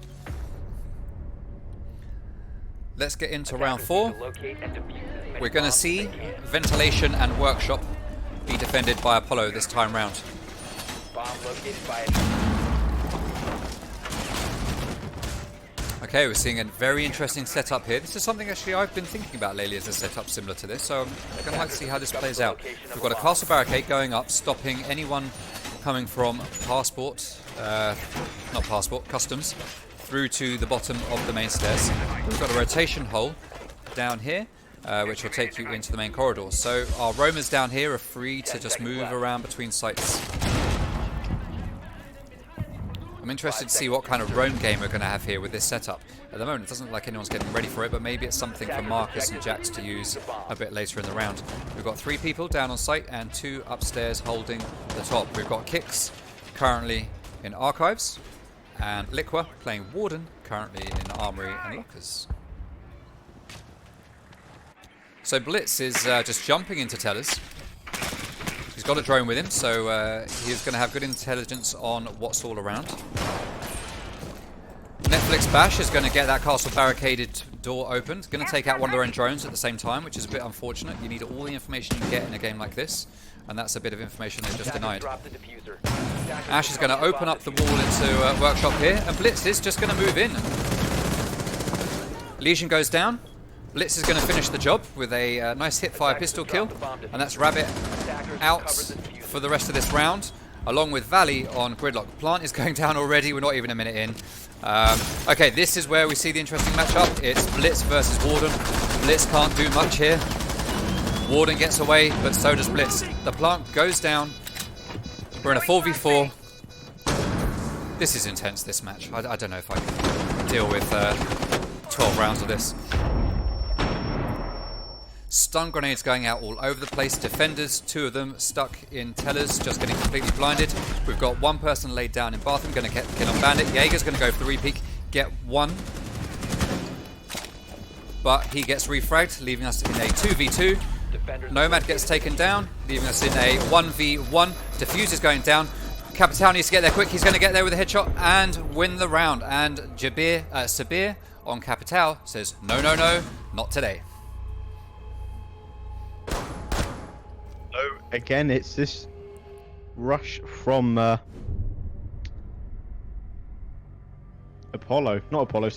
I had a blank moment there where this blitz just really is working for them. They've won 3 rounds now using it. Will we see them use it a 4th time? Possibly. The Warden was brought to try and counter out the blitz, but it really didn't work. And you see blitz brought again. So this is just really, really strong stuff from IG. The cap cam being brought out. I'm surprised there's no Legion yet, because obviously Legion's another huge counter to that blitz. But it's certainly been great stuff so far from IG. As they said, they had something special planned for a map, and it's definitely this map that they've got that special thing lined up as the blitz strat has really been working for them.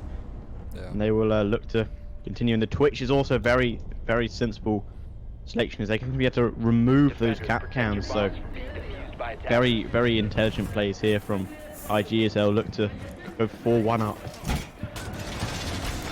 Yeah, this is, I mean, this is insane. I wasn't expecting anything like this coming into Border. It's such a contrast to what we've seen in the first 3 maps. We've seen the first 3 maps we've seen be very measured, people gathering information, acting on it very strat heavy. We've come to Border, the rulebook has been thrown out the window, and we're just seeing IG just come in and dominate, completely dominate with these rush tactics. We are going to see Apollo go downstairs to ventilation and workshop. We've got Rabbit sticking down his Capcan traps, which, like you say, Cone, that should helpfully slow down the blitz and the fast pushes. He nearly gets killed by some random pre-fires through that double barricade door, though, on the west side. Or is it east side? It's east side, I think. Sorry, west side, yes. But it looks like they are trying something very similar. I mean, they are already in. Nitro Cell goes out, doesn't manage to deny Blitz. Blitz is already in sight. We've got Valley already in sight with Diffuse, and the Diffuser's going down. 35 seconds in, the Diffuser going down. But we've already seen 2 people from IG die. Make that 3 with a shot from above. Blitz is still alive. Kicks were being very important there for this retake strategy. Netflix Bash manages to take down Capcan, but with 1 in the window, Jax gets a triple kill, and Apollo win that round to make it 3-2. This is insane. It really is. The surprise, as we say so far every round in this map. IG tried to rush it. They got the plant down again, but the refrag, as we saw from Apollo in the first round, was just too strong. As they took it really cleanly. And we see the Jaeger upstairs. That could be really vital for any more of these rush strats. It looks like we're going to see it again, but so far that Jaeger could have done lots of damage from above. They got 1 kill. Could have probably got some more, stopped the plant and everything. But it's been very good, a very good reaction here from Apollo. Especially that round and the first round, they've responded really well. They just lacked that same sort of response to the other 3 rounds, but we're certainly going to be in for another nail biter, I feel. Attackers need to locate and defuse as many bombs. Yeah, let's see if they've got Blitz again. They've got exactly the same lineup. I think we can probably assume we're going to see the same thing play out on this last attacking round that IG have got. Let's see if they can take this to a 4-2 as they go into their defender siding.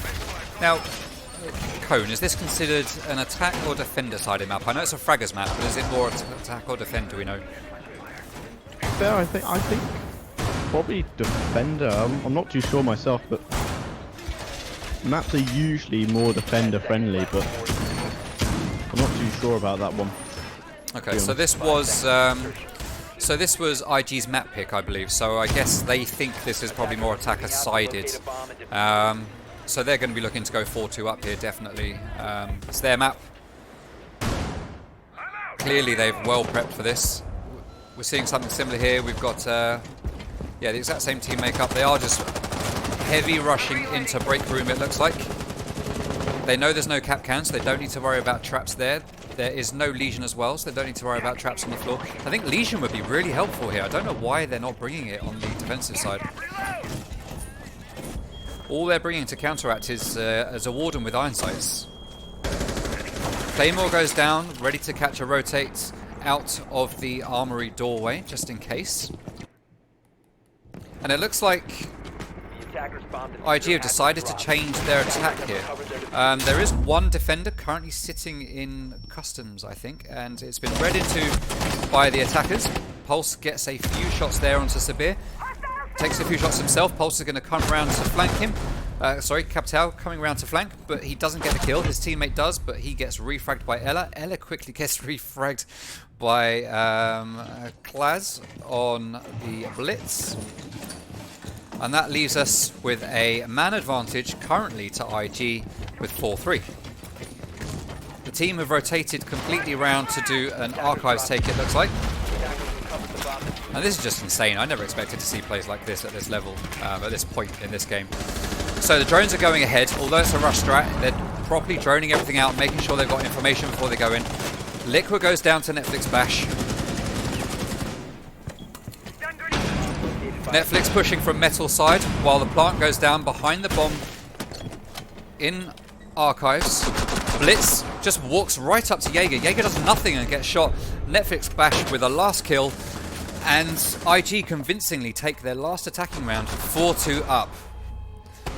Incredible. Well, it's certainly an interesting strategy, but it's definitely working. As I just went back into the match chat, and it was Apollo chose to defend when they obviously they're defending now, and IG, they definitely had this plan stored because they've chosen to attack on overtime. So if it does come down to overtime, we could see IG take this one, but now we have flipped, so obviously IG won't be able to use their blitz rush strat as they have to defend, so be interesting to see how things turn out here as we get the flip, but it should certainly be a good game from here on, I'd assume.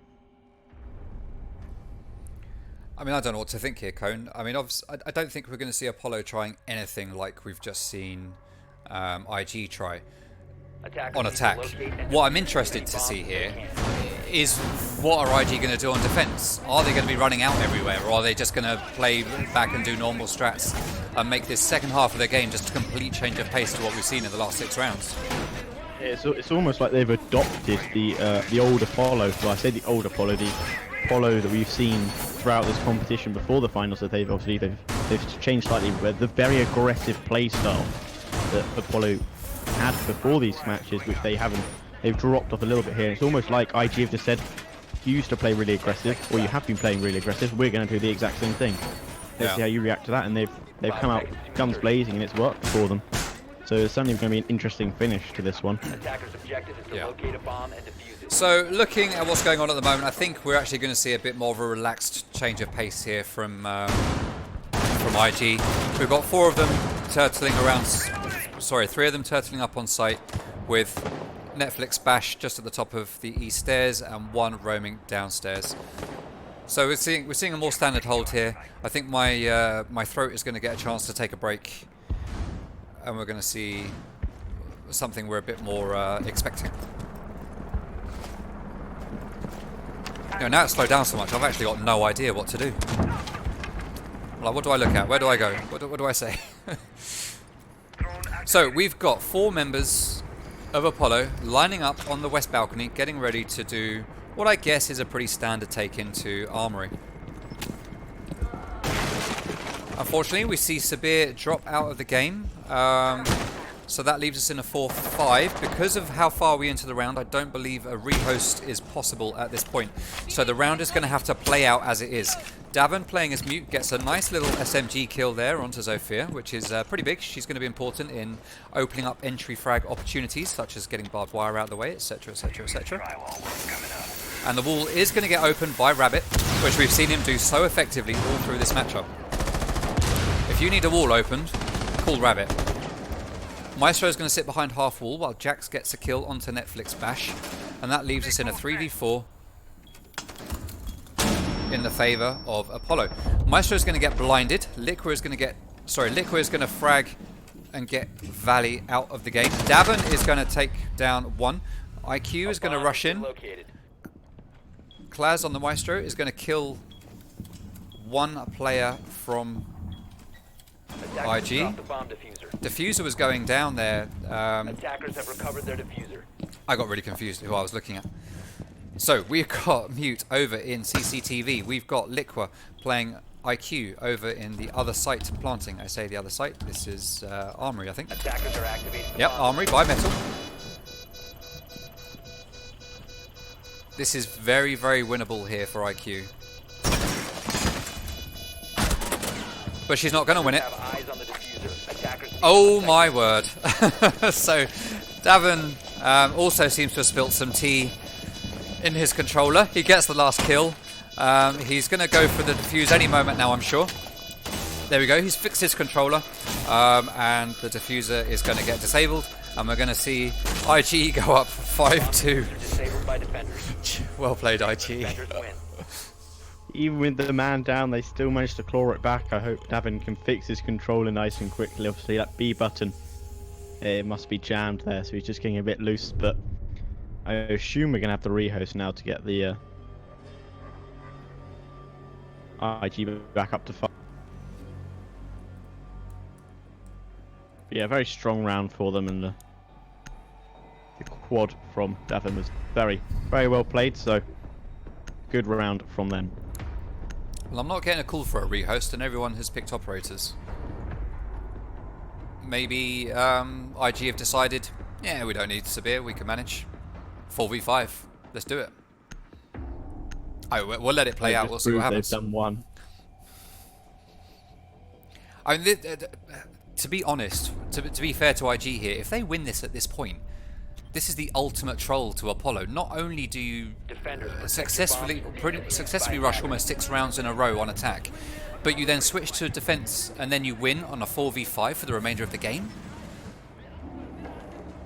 I mean, yeah. Perfect finish for them now. If they do get it, if they do take this next round. Do you think that IG can have the confidence to bring out a Tachanka pick? Counter-strutting Marcus at his own game, yeah. Could certainly be interesting to see if they bring out a Tachanka pick, but they've got to take another round first and make it match point. It should be. 5 seconds to go. It's really been their map. I mean, they said they have something special. Defuse the bomb. They blitz rush and then they win a 4v5, possibly 2 4v5s. So certainly been an interesting map. I just don't know what to say. I mean, this is the craziest. I mean, this is certainly the craziest map I've casted in this league so far. I mean, I haven't done loads, but this is the craziest. That's for sure. So again, we're going to see a pretty standard kind of setup come out from IG here with their rotation holes and reinforcements and all that kind of thing. We've got Ella just holding down at the bottom of the east stairs, while the other 3 players just sit around the site waiting for Apollo to come to them. I keep checking to see if we're going to get this call for a rehost, but it's not coming. I can't believe that IG are willing to just keep going at this point with these 4 players. Fair play, fair play. Oh, just need to get Cone back in.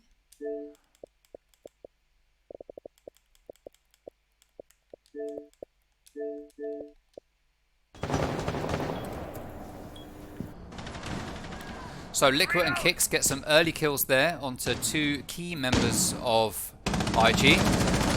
We see Maestro rapidly going through through bullets.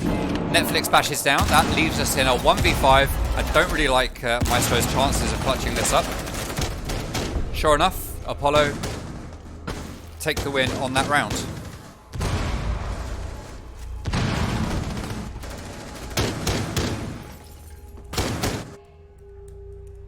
Okay, we've lost Cone for a moment. He should be back any minute. Okay, so Netflix has left. I guess we are going to get a call for a rehost now.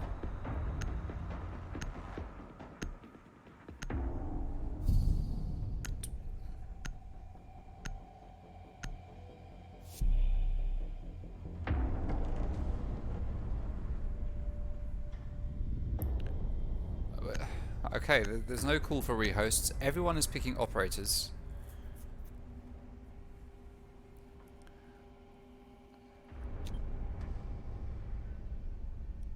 Attackers need to locate and defuse bombs.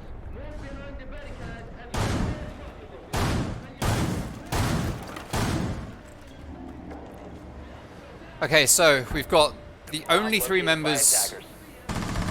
of IG defending workshop and ventilation. They're going to set up for as standard a hold as they can do, I guess, with very limited utility.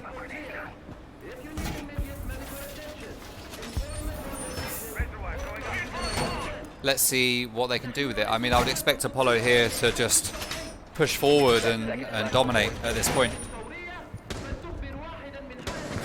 5 seconds left. Attackers are moving to defuse a bomb. Okay, so we see the start of the 9th round. Got Rabbit, Jax, and Liquid all coming down from the valley. And they're not taking anything for granted here. It looks like that it's a 5v3. They're still going to drone out, still going to get the information, which is very smart. At this level, with these kinds of players, you don't want to just rush in. It's not a ranked game or an unranked game where it's a 5v3 and you just go, YOLO boys, let's do it. They need this win. And they're going to just take their time and not take any unnecessary chances. Netflix Bash has returned to the game, which is good. So we'll see him in the next round. I'm out! Nitro place. Nitro destiny. Located enemy. Changing back!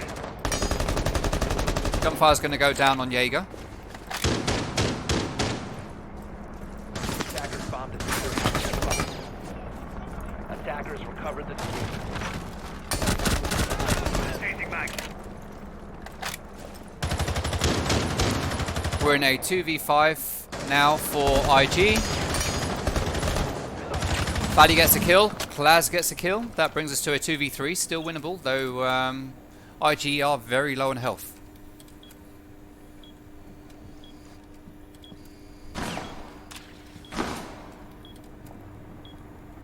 Got Liqua up top, who's going to be trying to do some vertical denial of any movements of those down below. Attackers have dropped the bomb. We get Zofia rushing into sight.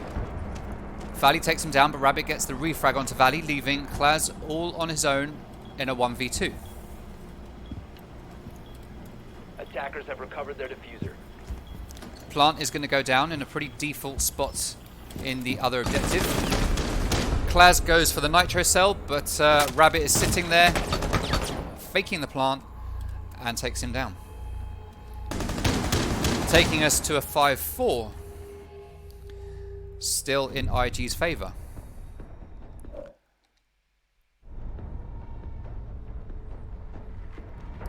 Just going to drop an invite out to Cone. We'll get him back in. I mean, I've asked the guys if they want a rehost. No one is coming back to me. Everyone's picking operators. Everyone's playing.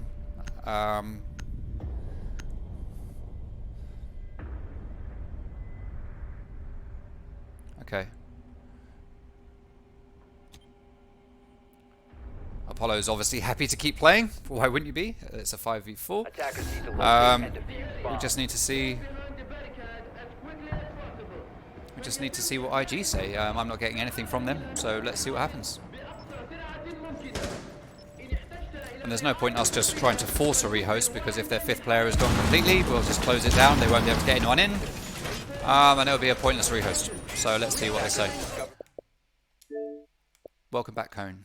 Assume that the fact they haven't called the rehost means that someone has had to do something. Yeah. Such as, which is why they're not going to rehost, because otherwise they have a big old wait. So they're just willing to play it out. And 4. Yeah. So it looks like they're going to do a complete top floor hold. So we've got a 4v5 top floor hold onto vents and workshop. Sorry, not vents and workshop, bathroom and tellers. Now, this is the kind of site where you do quite often want to do a top floor hold. It's possible to cover every entry point from above with some carefully placed holes in the floor, and this is exactly what they are going to go for. Now, what this means is that Apollo are going to have to put a lot of time into trying to clear this top floor. We've got castle barricades to help stop that. We've got no breaching charges on the side of Apollo, but we do have Sophia charges that can do that, and we've got no hard. Sorry, we do have hard destruction. We've got thermite, but the walls are signal jammed, so it's going to be very difficult to easily take this office. We've got Jax. He was just proning his way towards the office. This could be. No one's going to expect this, so this could be a winning strategy for Jax. Liquid's going to shoot some holes through a very small bit of wall there. Jax has taken fire. His snake strategy hasn't worked. He's backed out. And we've got Kicks with a little melee hole just at the end of the hallway there, ready to cover Jax's back. He is going to move away from that hole, though, and start to support his team. Frag grenade is going to go out, but it's been read into by Mute, who has run away and isn't going to get killed today. Klaz gets a shotgun kill onto Liqua. And Rabbit is going to get revived.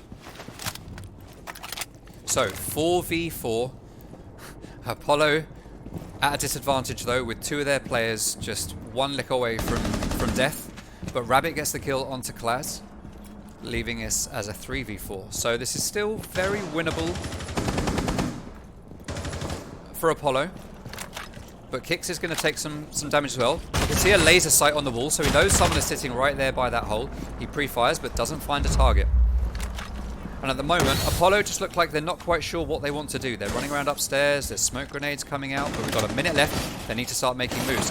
Jax is now coming into tellers on site. He's very aware that there's a hatch upstairs that someone will likely peek him from. He's going to try and plant. Is anyone that's upstairs going to read this and try and deny it? Yes, we're going to get this. No, it doesn't get denied. We almost get a kill onto Jackal, but it gets failed by Valley.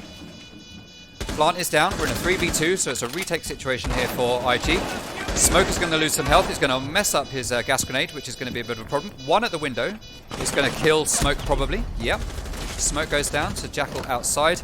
It's Marcus in a 1v2.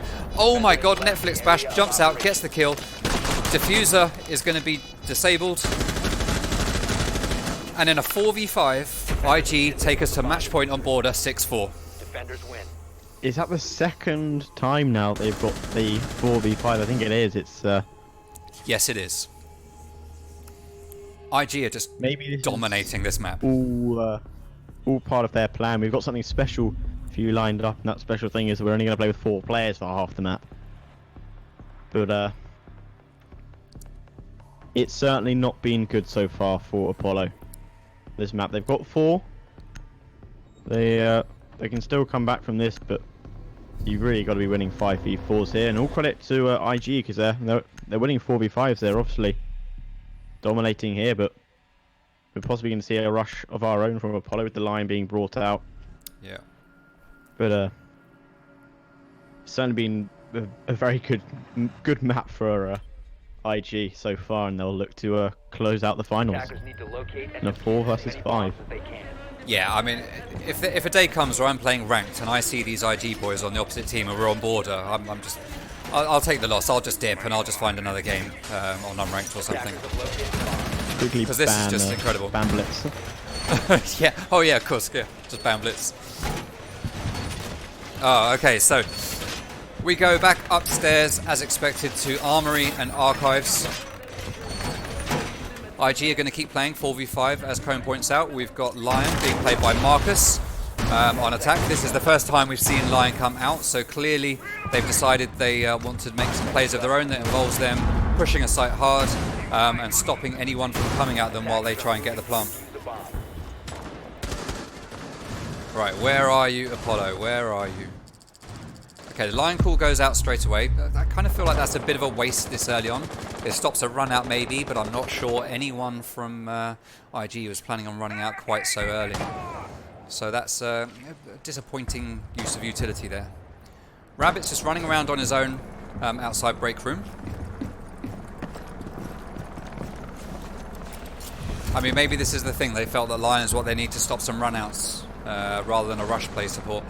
So Capital is going to just sit outside the site waiting for his teammates to join him. Rabbit is going to drone out security to make sure it's clear before anyone goes in there or anyone does anything out on that balcony. They're going to see it's clear. Capital is going to move in and they're going to take ownership of the security room.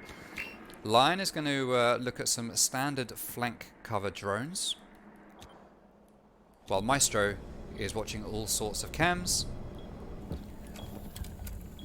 The thermite charge is going to go onto the wall. We're going to see that get opened. There's nothing there to deny it. And Jaeger's just going to rely on this shield to keep him covered and hold back all of these players from Apollo. The Capital goes out to make sure no one is behind half wall. The Lion comes into play. Oh, and that's a kill there. That frag grenade was well timed along with the Lion, making sure that Netflix didn't move away. Grenade comes in. Brilliant play, brilliant play. So that takes us to 3v5, man count advantage to Apollo, and Apollo are looking to start dominating this matchup much more than they have done so far. Stun grenades are going to go out from Rabbit. We're going to see IG just holding down sight. All of the smokes are going to go into Armory. The plant is going to go down. Random fire through the smoke from Maestro. Not enough to stop the diffuser going down. This looks very much like an Apollo round here.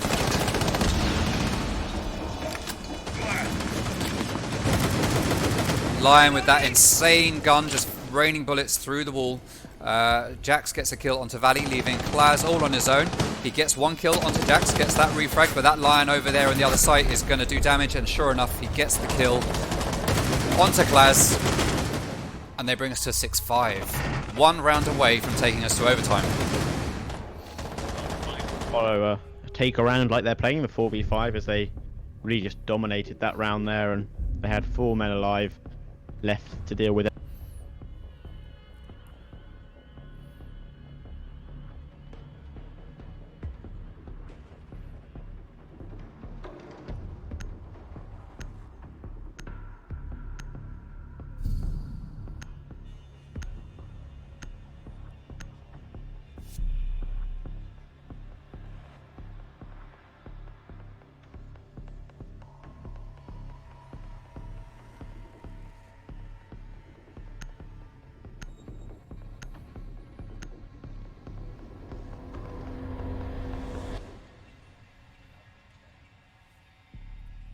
Okay, apparently Sabir actually can't get back into the game, but no one is asking for a rehost or to try and fix this. So, yeah, I mean, unless I hear something.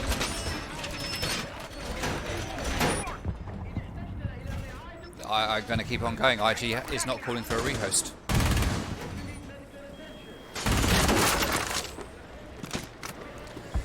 So we're going to see IG setting up for Armory and Lockers. We're going to see the Lion play come again from Marcus, which helped considerably 10 seconds left. in that last round. Let's see if it'll help them again, or if inevitable, we'll take this.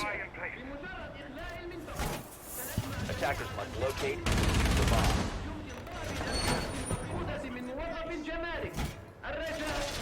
The round is underway. This is possibly the last round of this match today. Let's see what happens. So Marcus is starting to rappel up to the roof. We're going to see Liqua, Kix, and I guess Jax take this west balcony, start to move in and take control.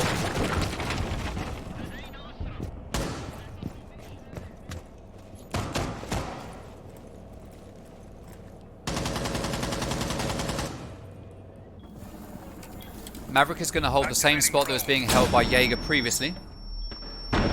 He's going to get stunned. This is a tricky hold for them to carry out.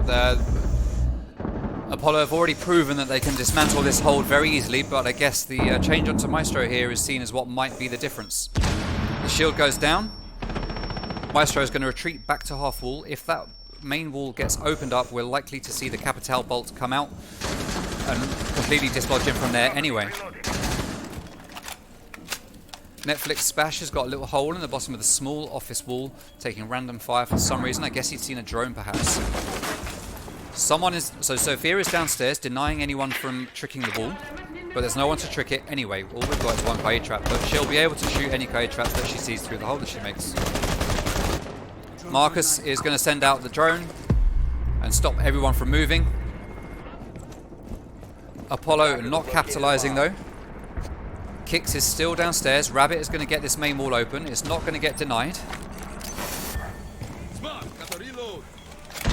Valley is too far away in Kaid to do anything about it. We hear the smokes coming out. Maestro is all alone there. He's getting slowly whittled. His health is going away, but he gets one kill but gets refragged by Marcus online. That takes us to 3v4. Jaeger gets taken down by Jax on metal. Kaid gets the refrag onto Jax. 50 seconds left to go. 2v3. Valley here covering the default plant spot with his shotgun.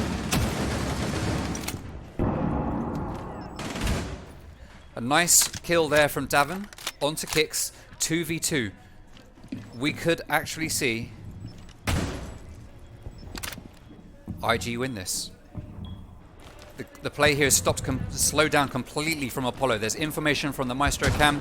They know when plants are going down. Lion is in. Rabbit is looking for where to plant, but he's struggling to find a safe spot. 15 seconds left. 15 seconds to go. They're going to have to go for the plant while Lion covers. 10 seconds to go. Lion takes down Valley. That just leaves Davin on Ella to deny it. He doesn't know where the plant is going down. He's going to rush up to metal. He's probably going to get killed by Lion. No. Lion is retreating very sensibly. Ella comes in. Oh my god. Takes out one. It's a one. Oh! So close.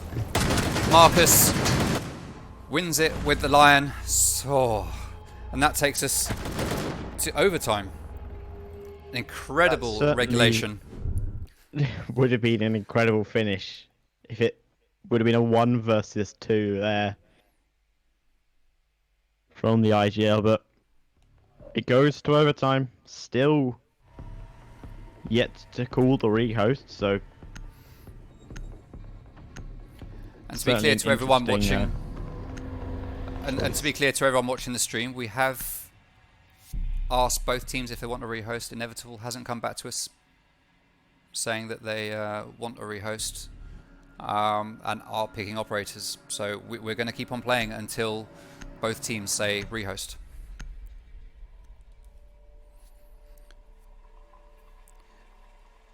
Now, interestingly here, IG are going to change their strats, it looks like, from the attack side. They're not bringing blitz, so we're probably not going to see a rush here.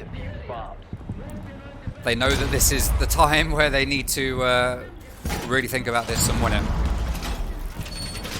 The last thing we want to do is risk it all to go to a final map and then throw it away after they've done so much work so far.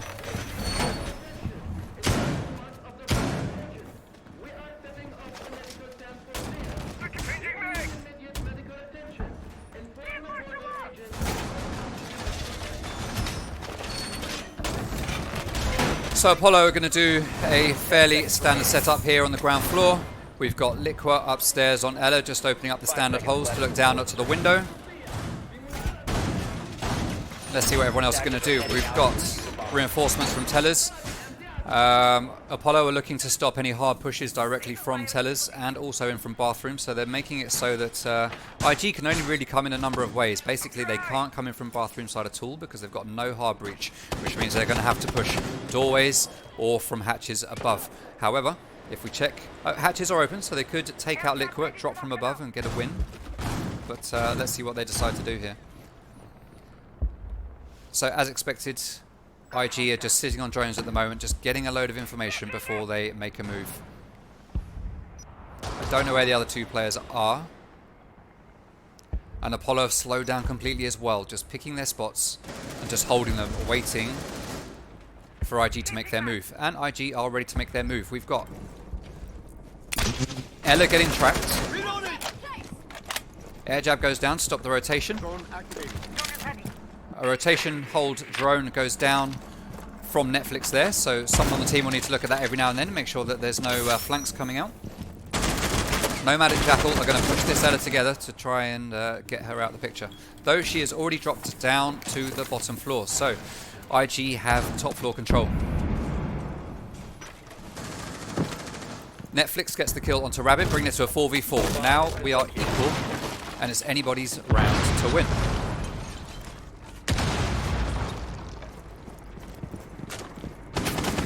Window gets opened. Some pre-fires go out. There are no kills found, not even a loss of health. Liquid does get killed by Netflix. Netflix bringing it in with 2 kills in this round and taking it to a 4v3.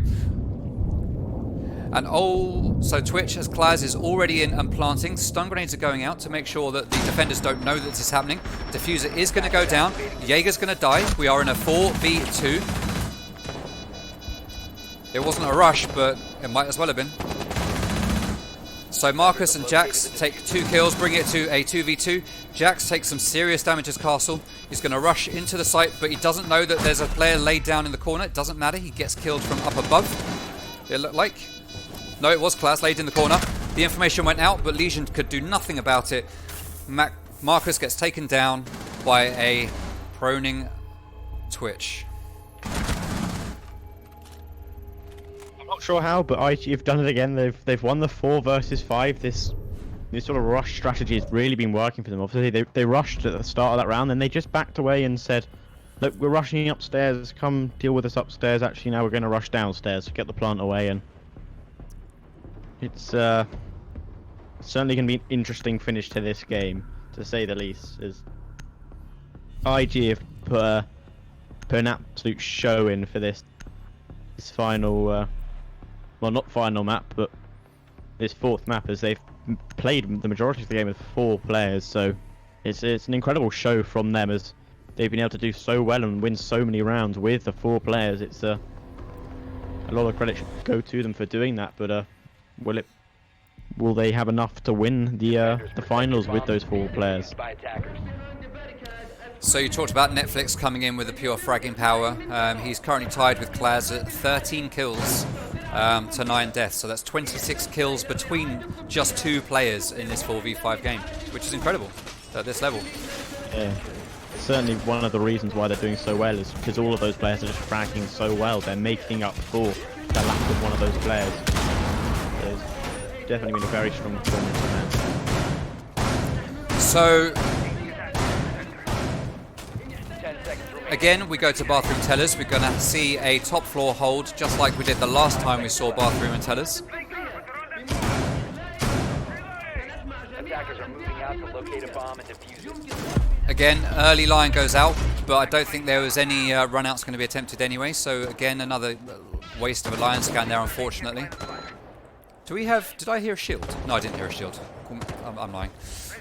So Marcus running up to site, and again, as I say, we've got strategic shotgun holes in the floor upstairs, ready to defend bathroom tellers from above, which worked really well for IG the last time they did this. Bomb located by attackers. So we've got pretty much all of Apollo taking control of security. Once they've got control of this side, they'll be able to move over and start taking control of the office. The office and fountain, which is where IG are currently residing. Okay, so we've got good information from Marcus here on his drone up in the I don't know what you call that bit, skylight or whatever. He can see where players are and just pinging IG. So Apollo are aware of where people are, and they don't know where the drone is, so there's not much they're going to be able to do to stop that information coming from Lion. Very good play here from Apollo. Sophia raining down bullets onto Netflix. Doesn't get the kill. Netflix gets the kill onto Jax. 4v4. We're all square on the man count. Netflix just... Oh, God, fantastic position here from Jaeger, just popping his head up through the through the hatch there. He probably does he know that Lick was there? Sending up He hasn't been droned out. This could be the point where Liqua makes the move. No, Liqua has moved away, so he's going to try an open fountain. Kicks takes some damage. He knows that Netflix is in the hatch, so he's given the ping to his teammates.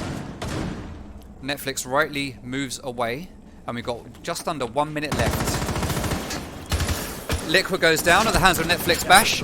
Davin takes out Rabbit. We're in a 4v2. It looks like this is so close to IG winning a 4v5 in the final. Kixwa slowly makes his way upstairs. Someone under... Marcus manages to take down Davin. There is one pre-firing through the wall. He manages to do some serious damage to Kix, but doesn't die. Netflix is still alive, just sitting there waiting for someone to walk past that doorway so he can claim a life. Marcus, very low on health. He decides to back out. 20 seconds left. Lay the nest. IG are looking very strong here. Very, very strong. Marcus drops down into Workshop. He's going to have to make his way through to site. Sophia is following him with Diffuser. Marcus goes down. It's Sophia in a 1v3. He goes down. He's going to withstand. Apollo have left the game. And IG win a 4v5. And that's Apollo out. IG win a 4v5 final. Oh my god, what did we just witness? GG, IG. They have just proved why they deserve to be the champions, and they're champions indeed as they win Season 1 of AGL with 4 players on the map. It's you don't make this stuff up, do you? That was What an incredible game. It's just unbelievable. 4 play. That is that's certainly something. Yeah, that is something. All right, so we're going to get a post-match interview with Davin from IG. Cone, you're going to take that, I believe. To the Discord, so. Okay, everything's set up, so once he's in, just go for it.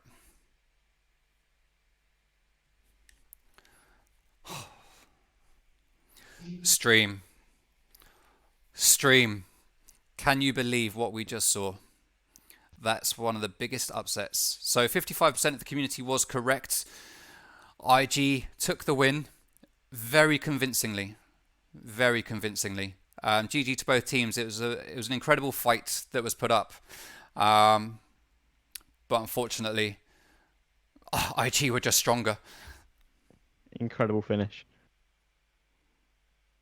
If you can bear with us for a moment while we get the interview set up.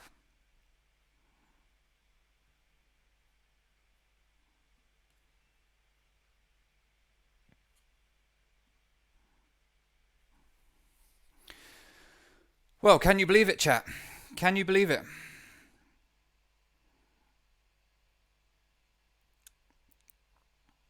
Well played, IG. GG, IG. You know, for this, I was going to try and have a nice little video ready of like Thanos saying, "I am inevitable," and snapping his fingers and IG winning, but it was too much work, and I really wish I'd put the time into it now, because it would be so appropriate. So appropriate.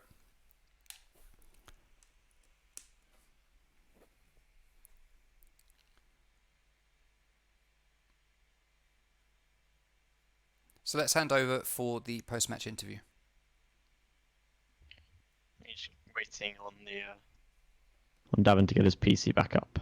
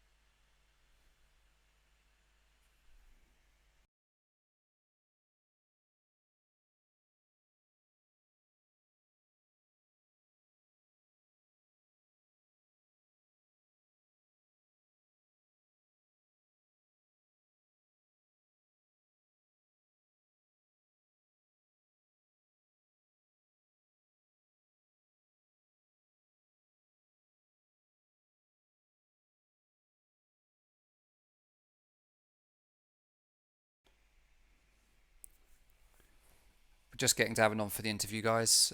Any moment now, we'll have him, and we'll get an interview from a man that led one of the greatest upsets the greatest upset in AGL history, I think.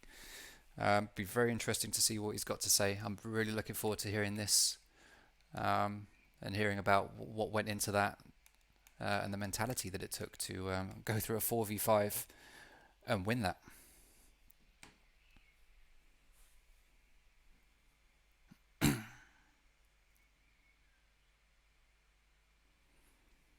Yeah, we're just getting Davin in, and Cone will take over the interview so that you can all hear what he had to say. No one leave the stream yet. There's still 54 of you there. Thank you very much, all of you, for staying so long for this stream. It's been a long one. It could have been longer. It could have been shorter. But thank you so much, everyone, for sticking with it. Record number of people watching the final today. It's very, very good to see.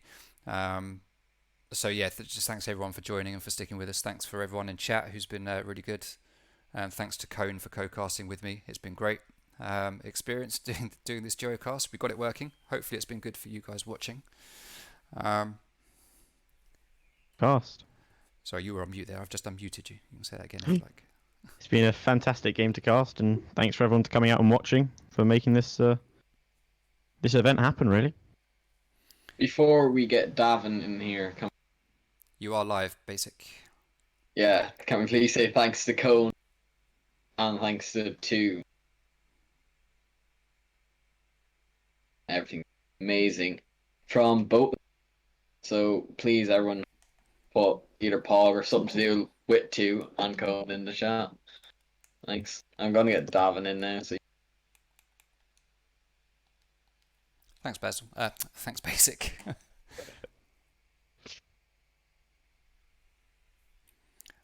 Oh, toxicity in the chat from Sash.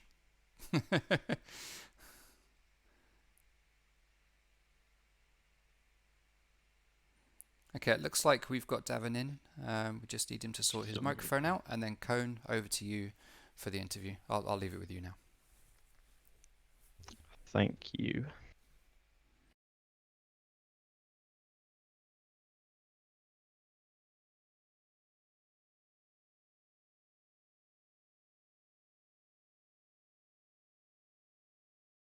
Still just going to wait for Davin to get his mic off mute, and then we'll get this underway.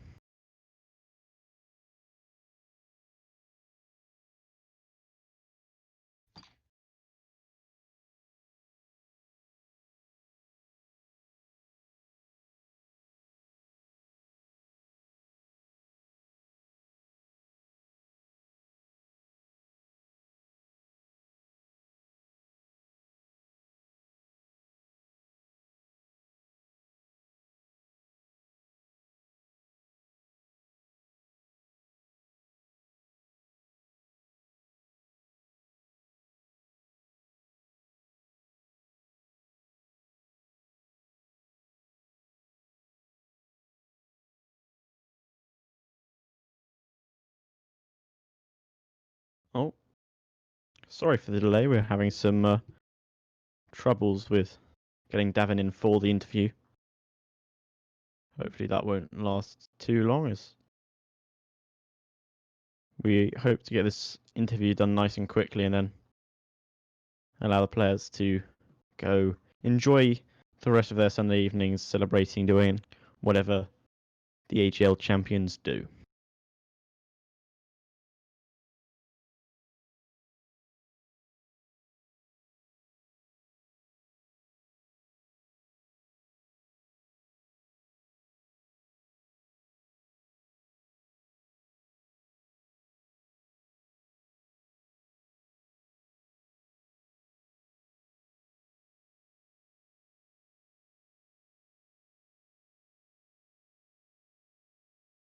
Yes, we've just got a slight permission issue on getting Davin in. Looks like it's just getting sorted now, and we'll have Davin any moment. Hey! And there he is. Over to you Hello. guys.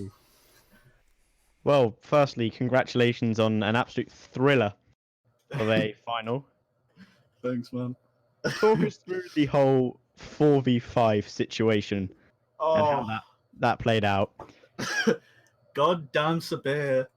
His internet disconnected, and we had no idea whether or not he was going to be able to reconnect in. So we didn't want to call a rehost because then we'd have had to forfeit because we weren't sure if we could get 5. So we just like, hell with it. Let's just keep on rolling until we find out what the hell's going on with Sabir. Turns out he couldn't reconnect, but we were just, what can I say? Sometimes you don't need even 5 players.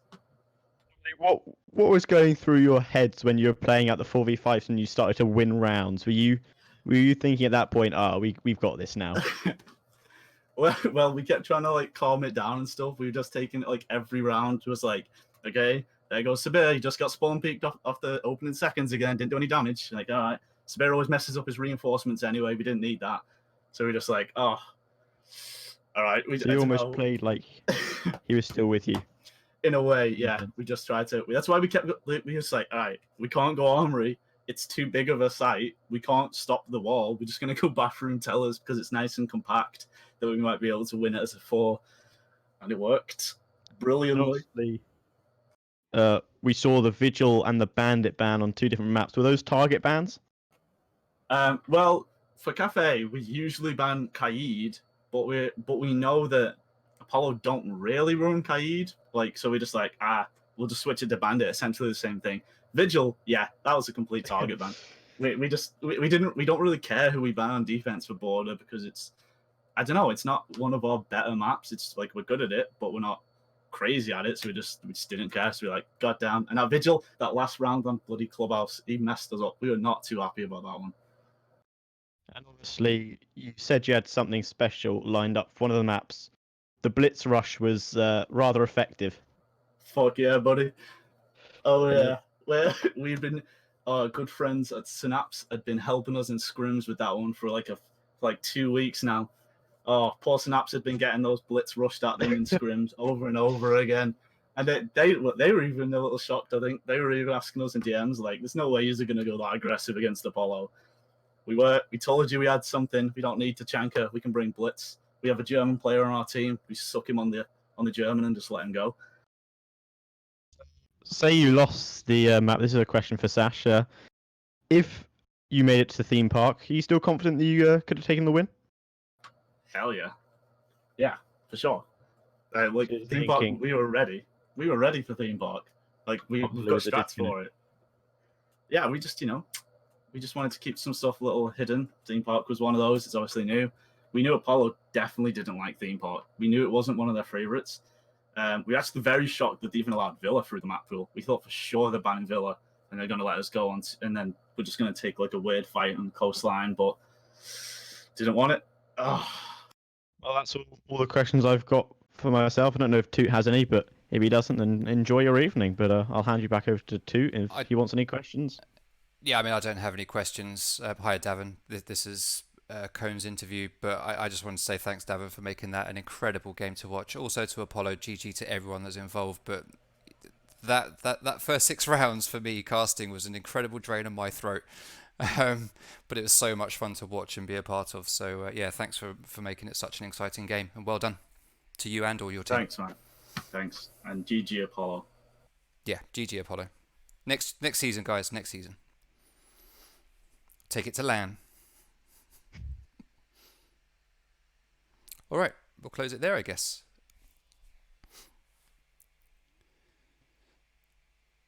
To finish off the season, eh? Yeah, what a way. Right.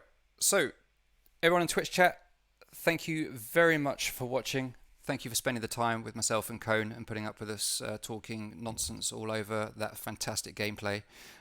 We look forward to doing plenty of this in Season 2, I'm sure. Don't forget Basics announcement earlier on about a LAN event, so keep a lookout for that. Based on what we saw here today, I think if we'd have seen this game at LAN today, I think the hype in a room would have been absolutely incredible. So yeah, let's see what we can make. Sorry? Would have blown the roof off. Oh yeah. So yeah, let's see what we can make happen for LAN. All right, before we close, thank you to everyone who has said thank you to myself and Cohn for casting as well. Really appreciate the support from everyone. Is there anything you want to say, Cohn, before we close off? No, I've got everything off. Excellent. All right, thank you very much, stream. That's the end of the finals.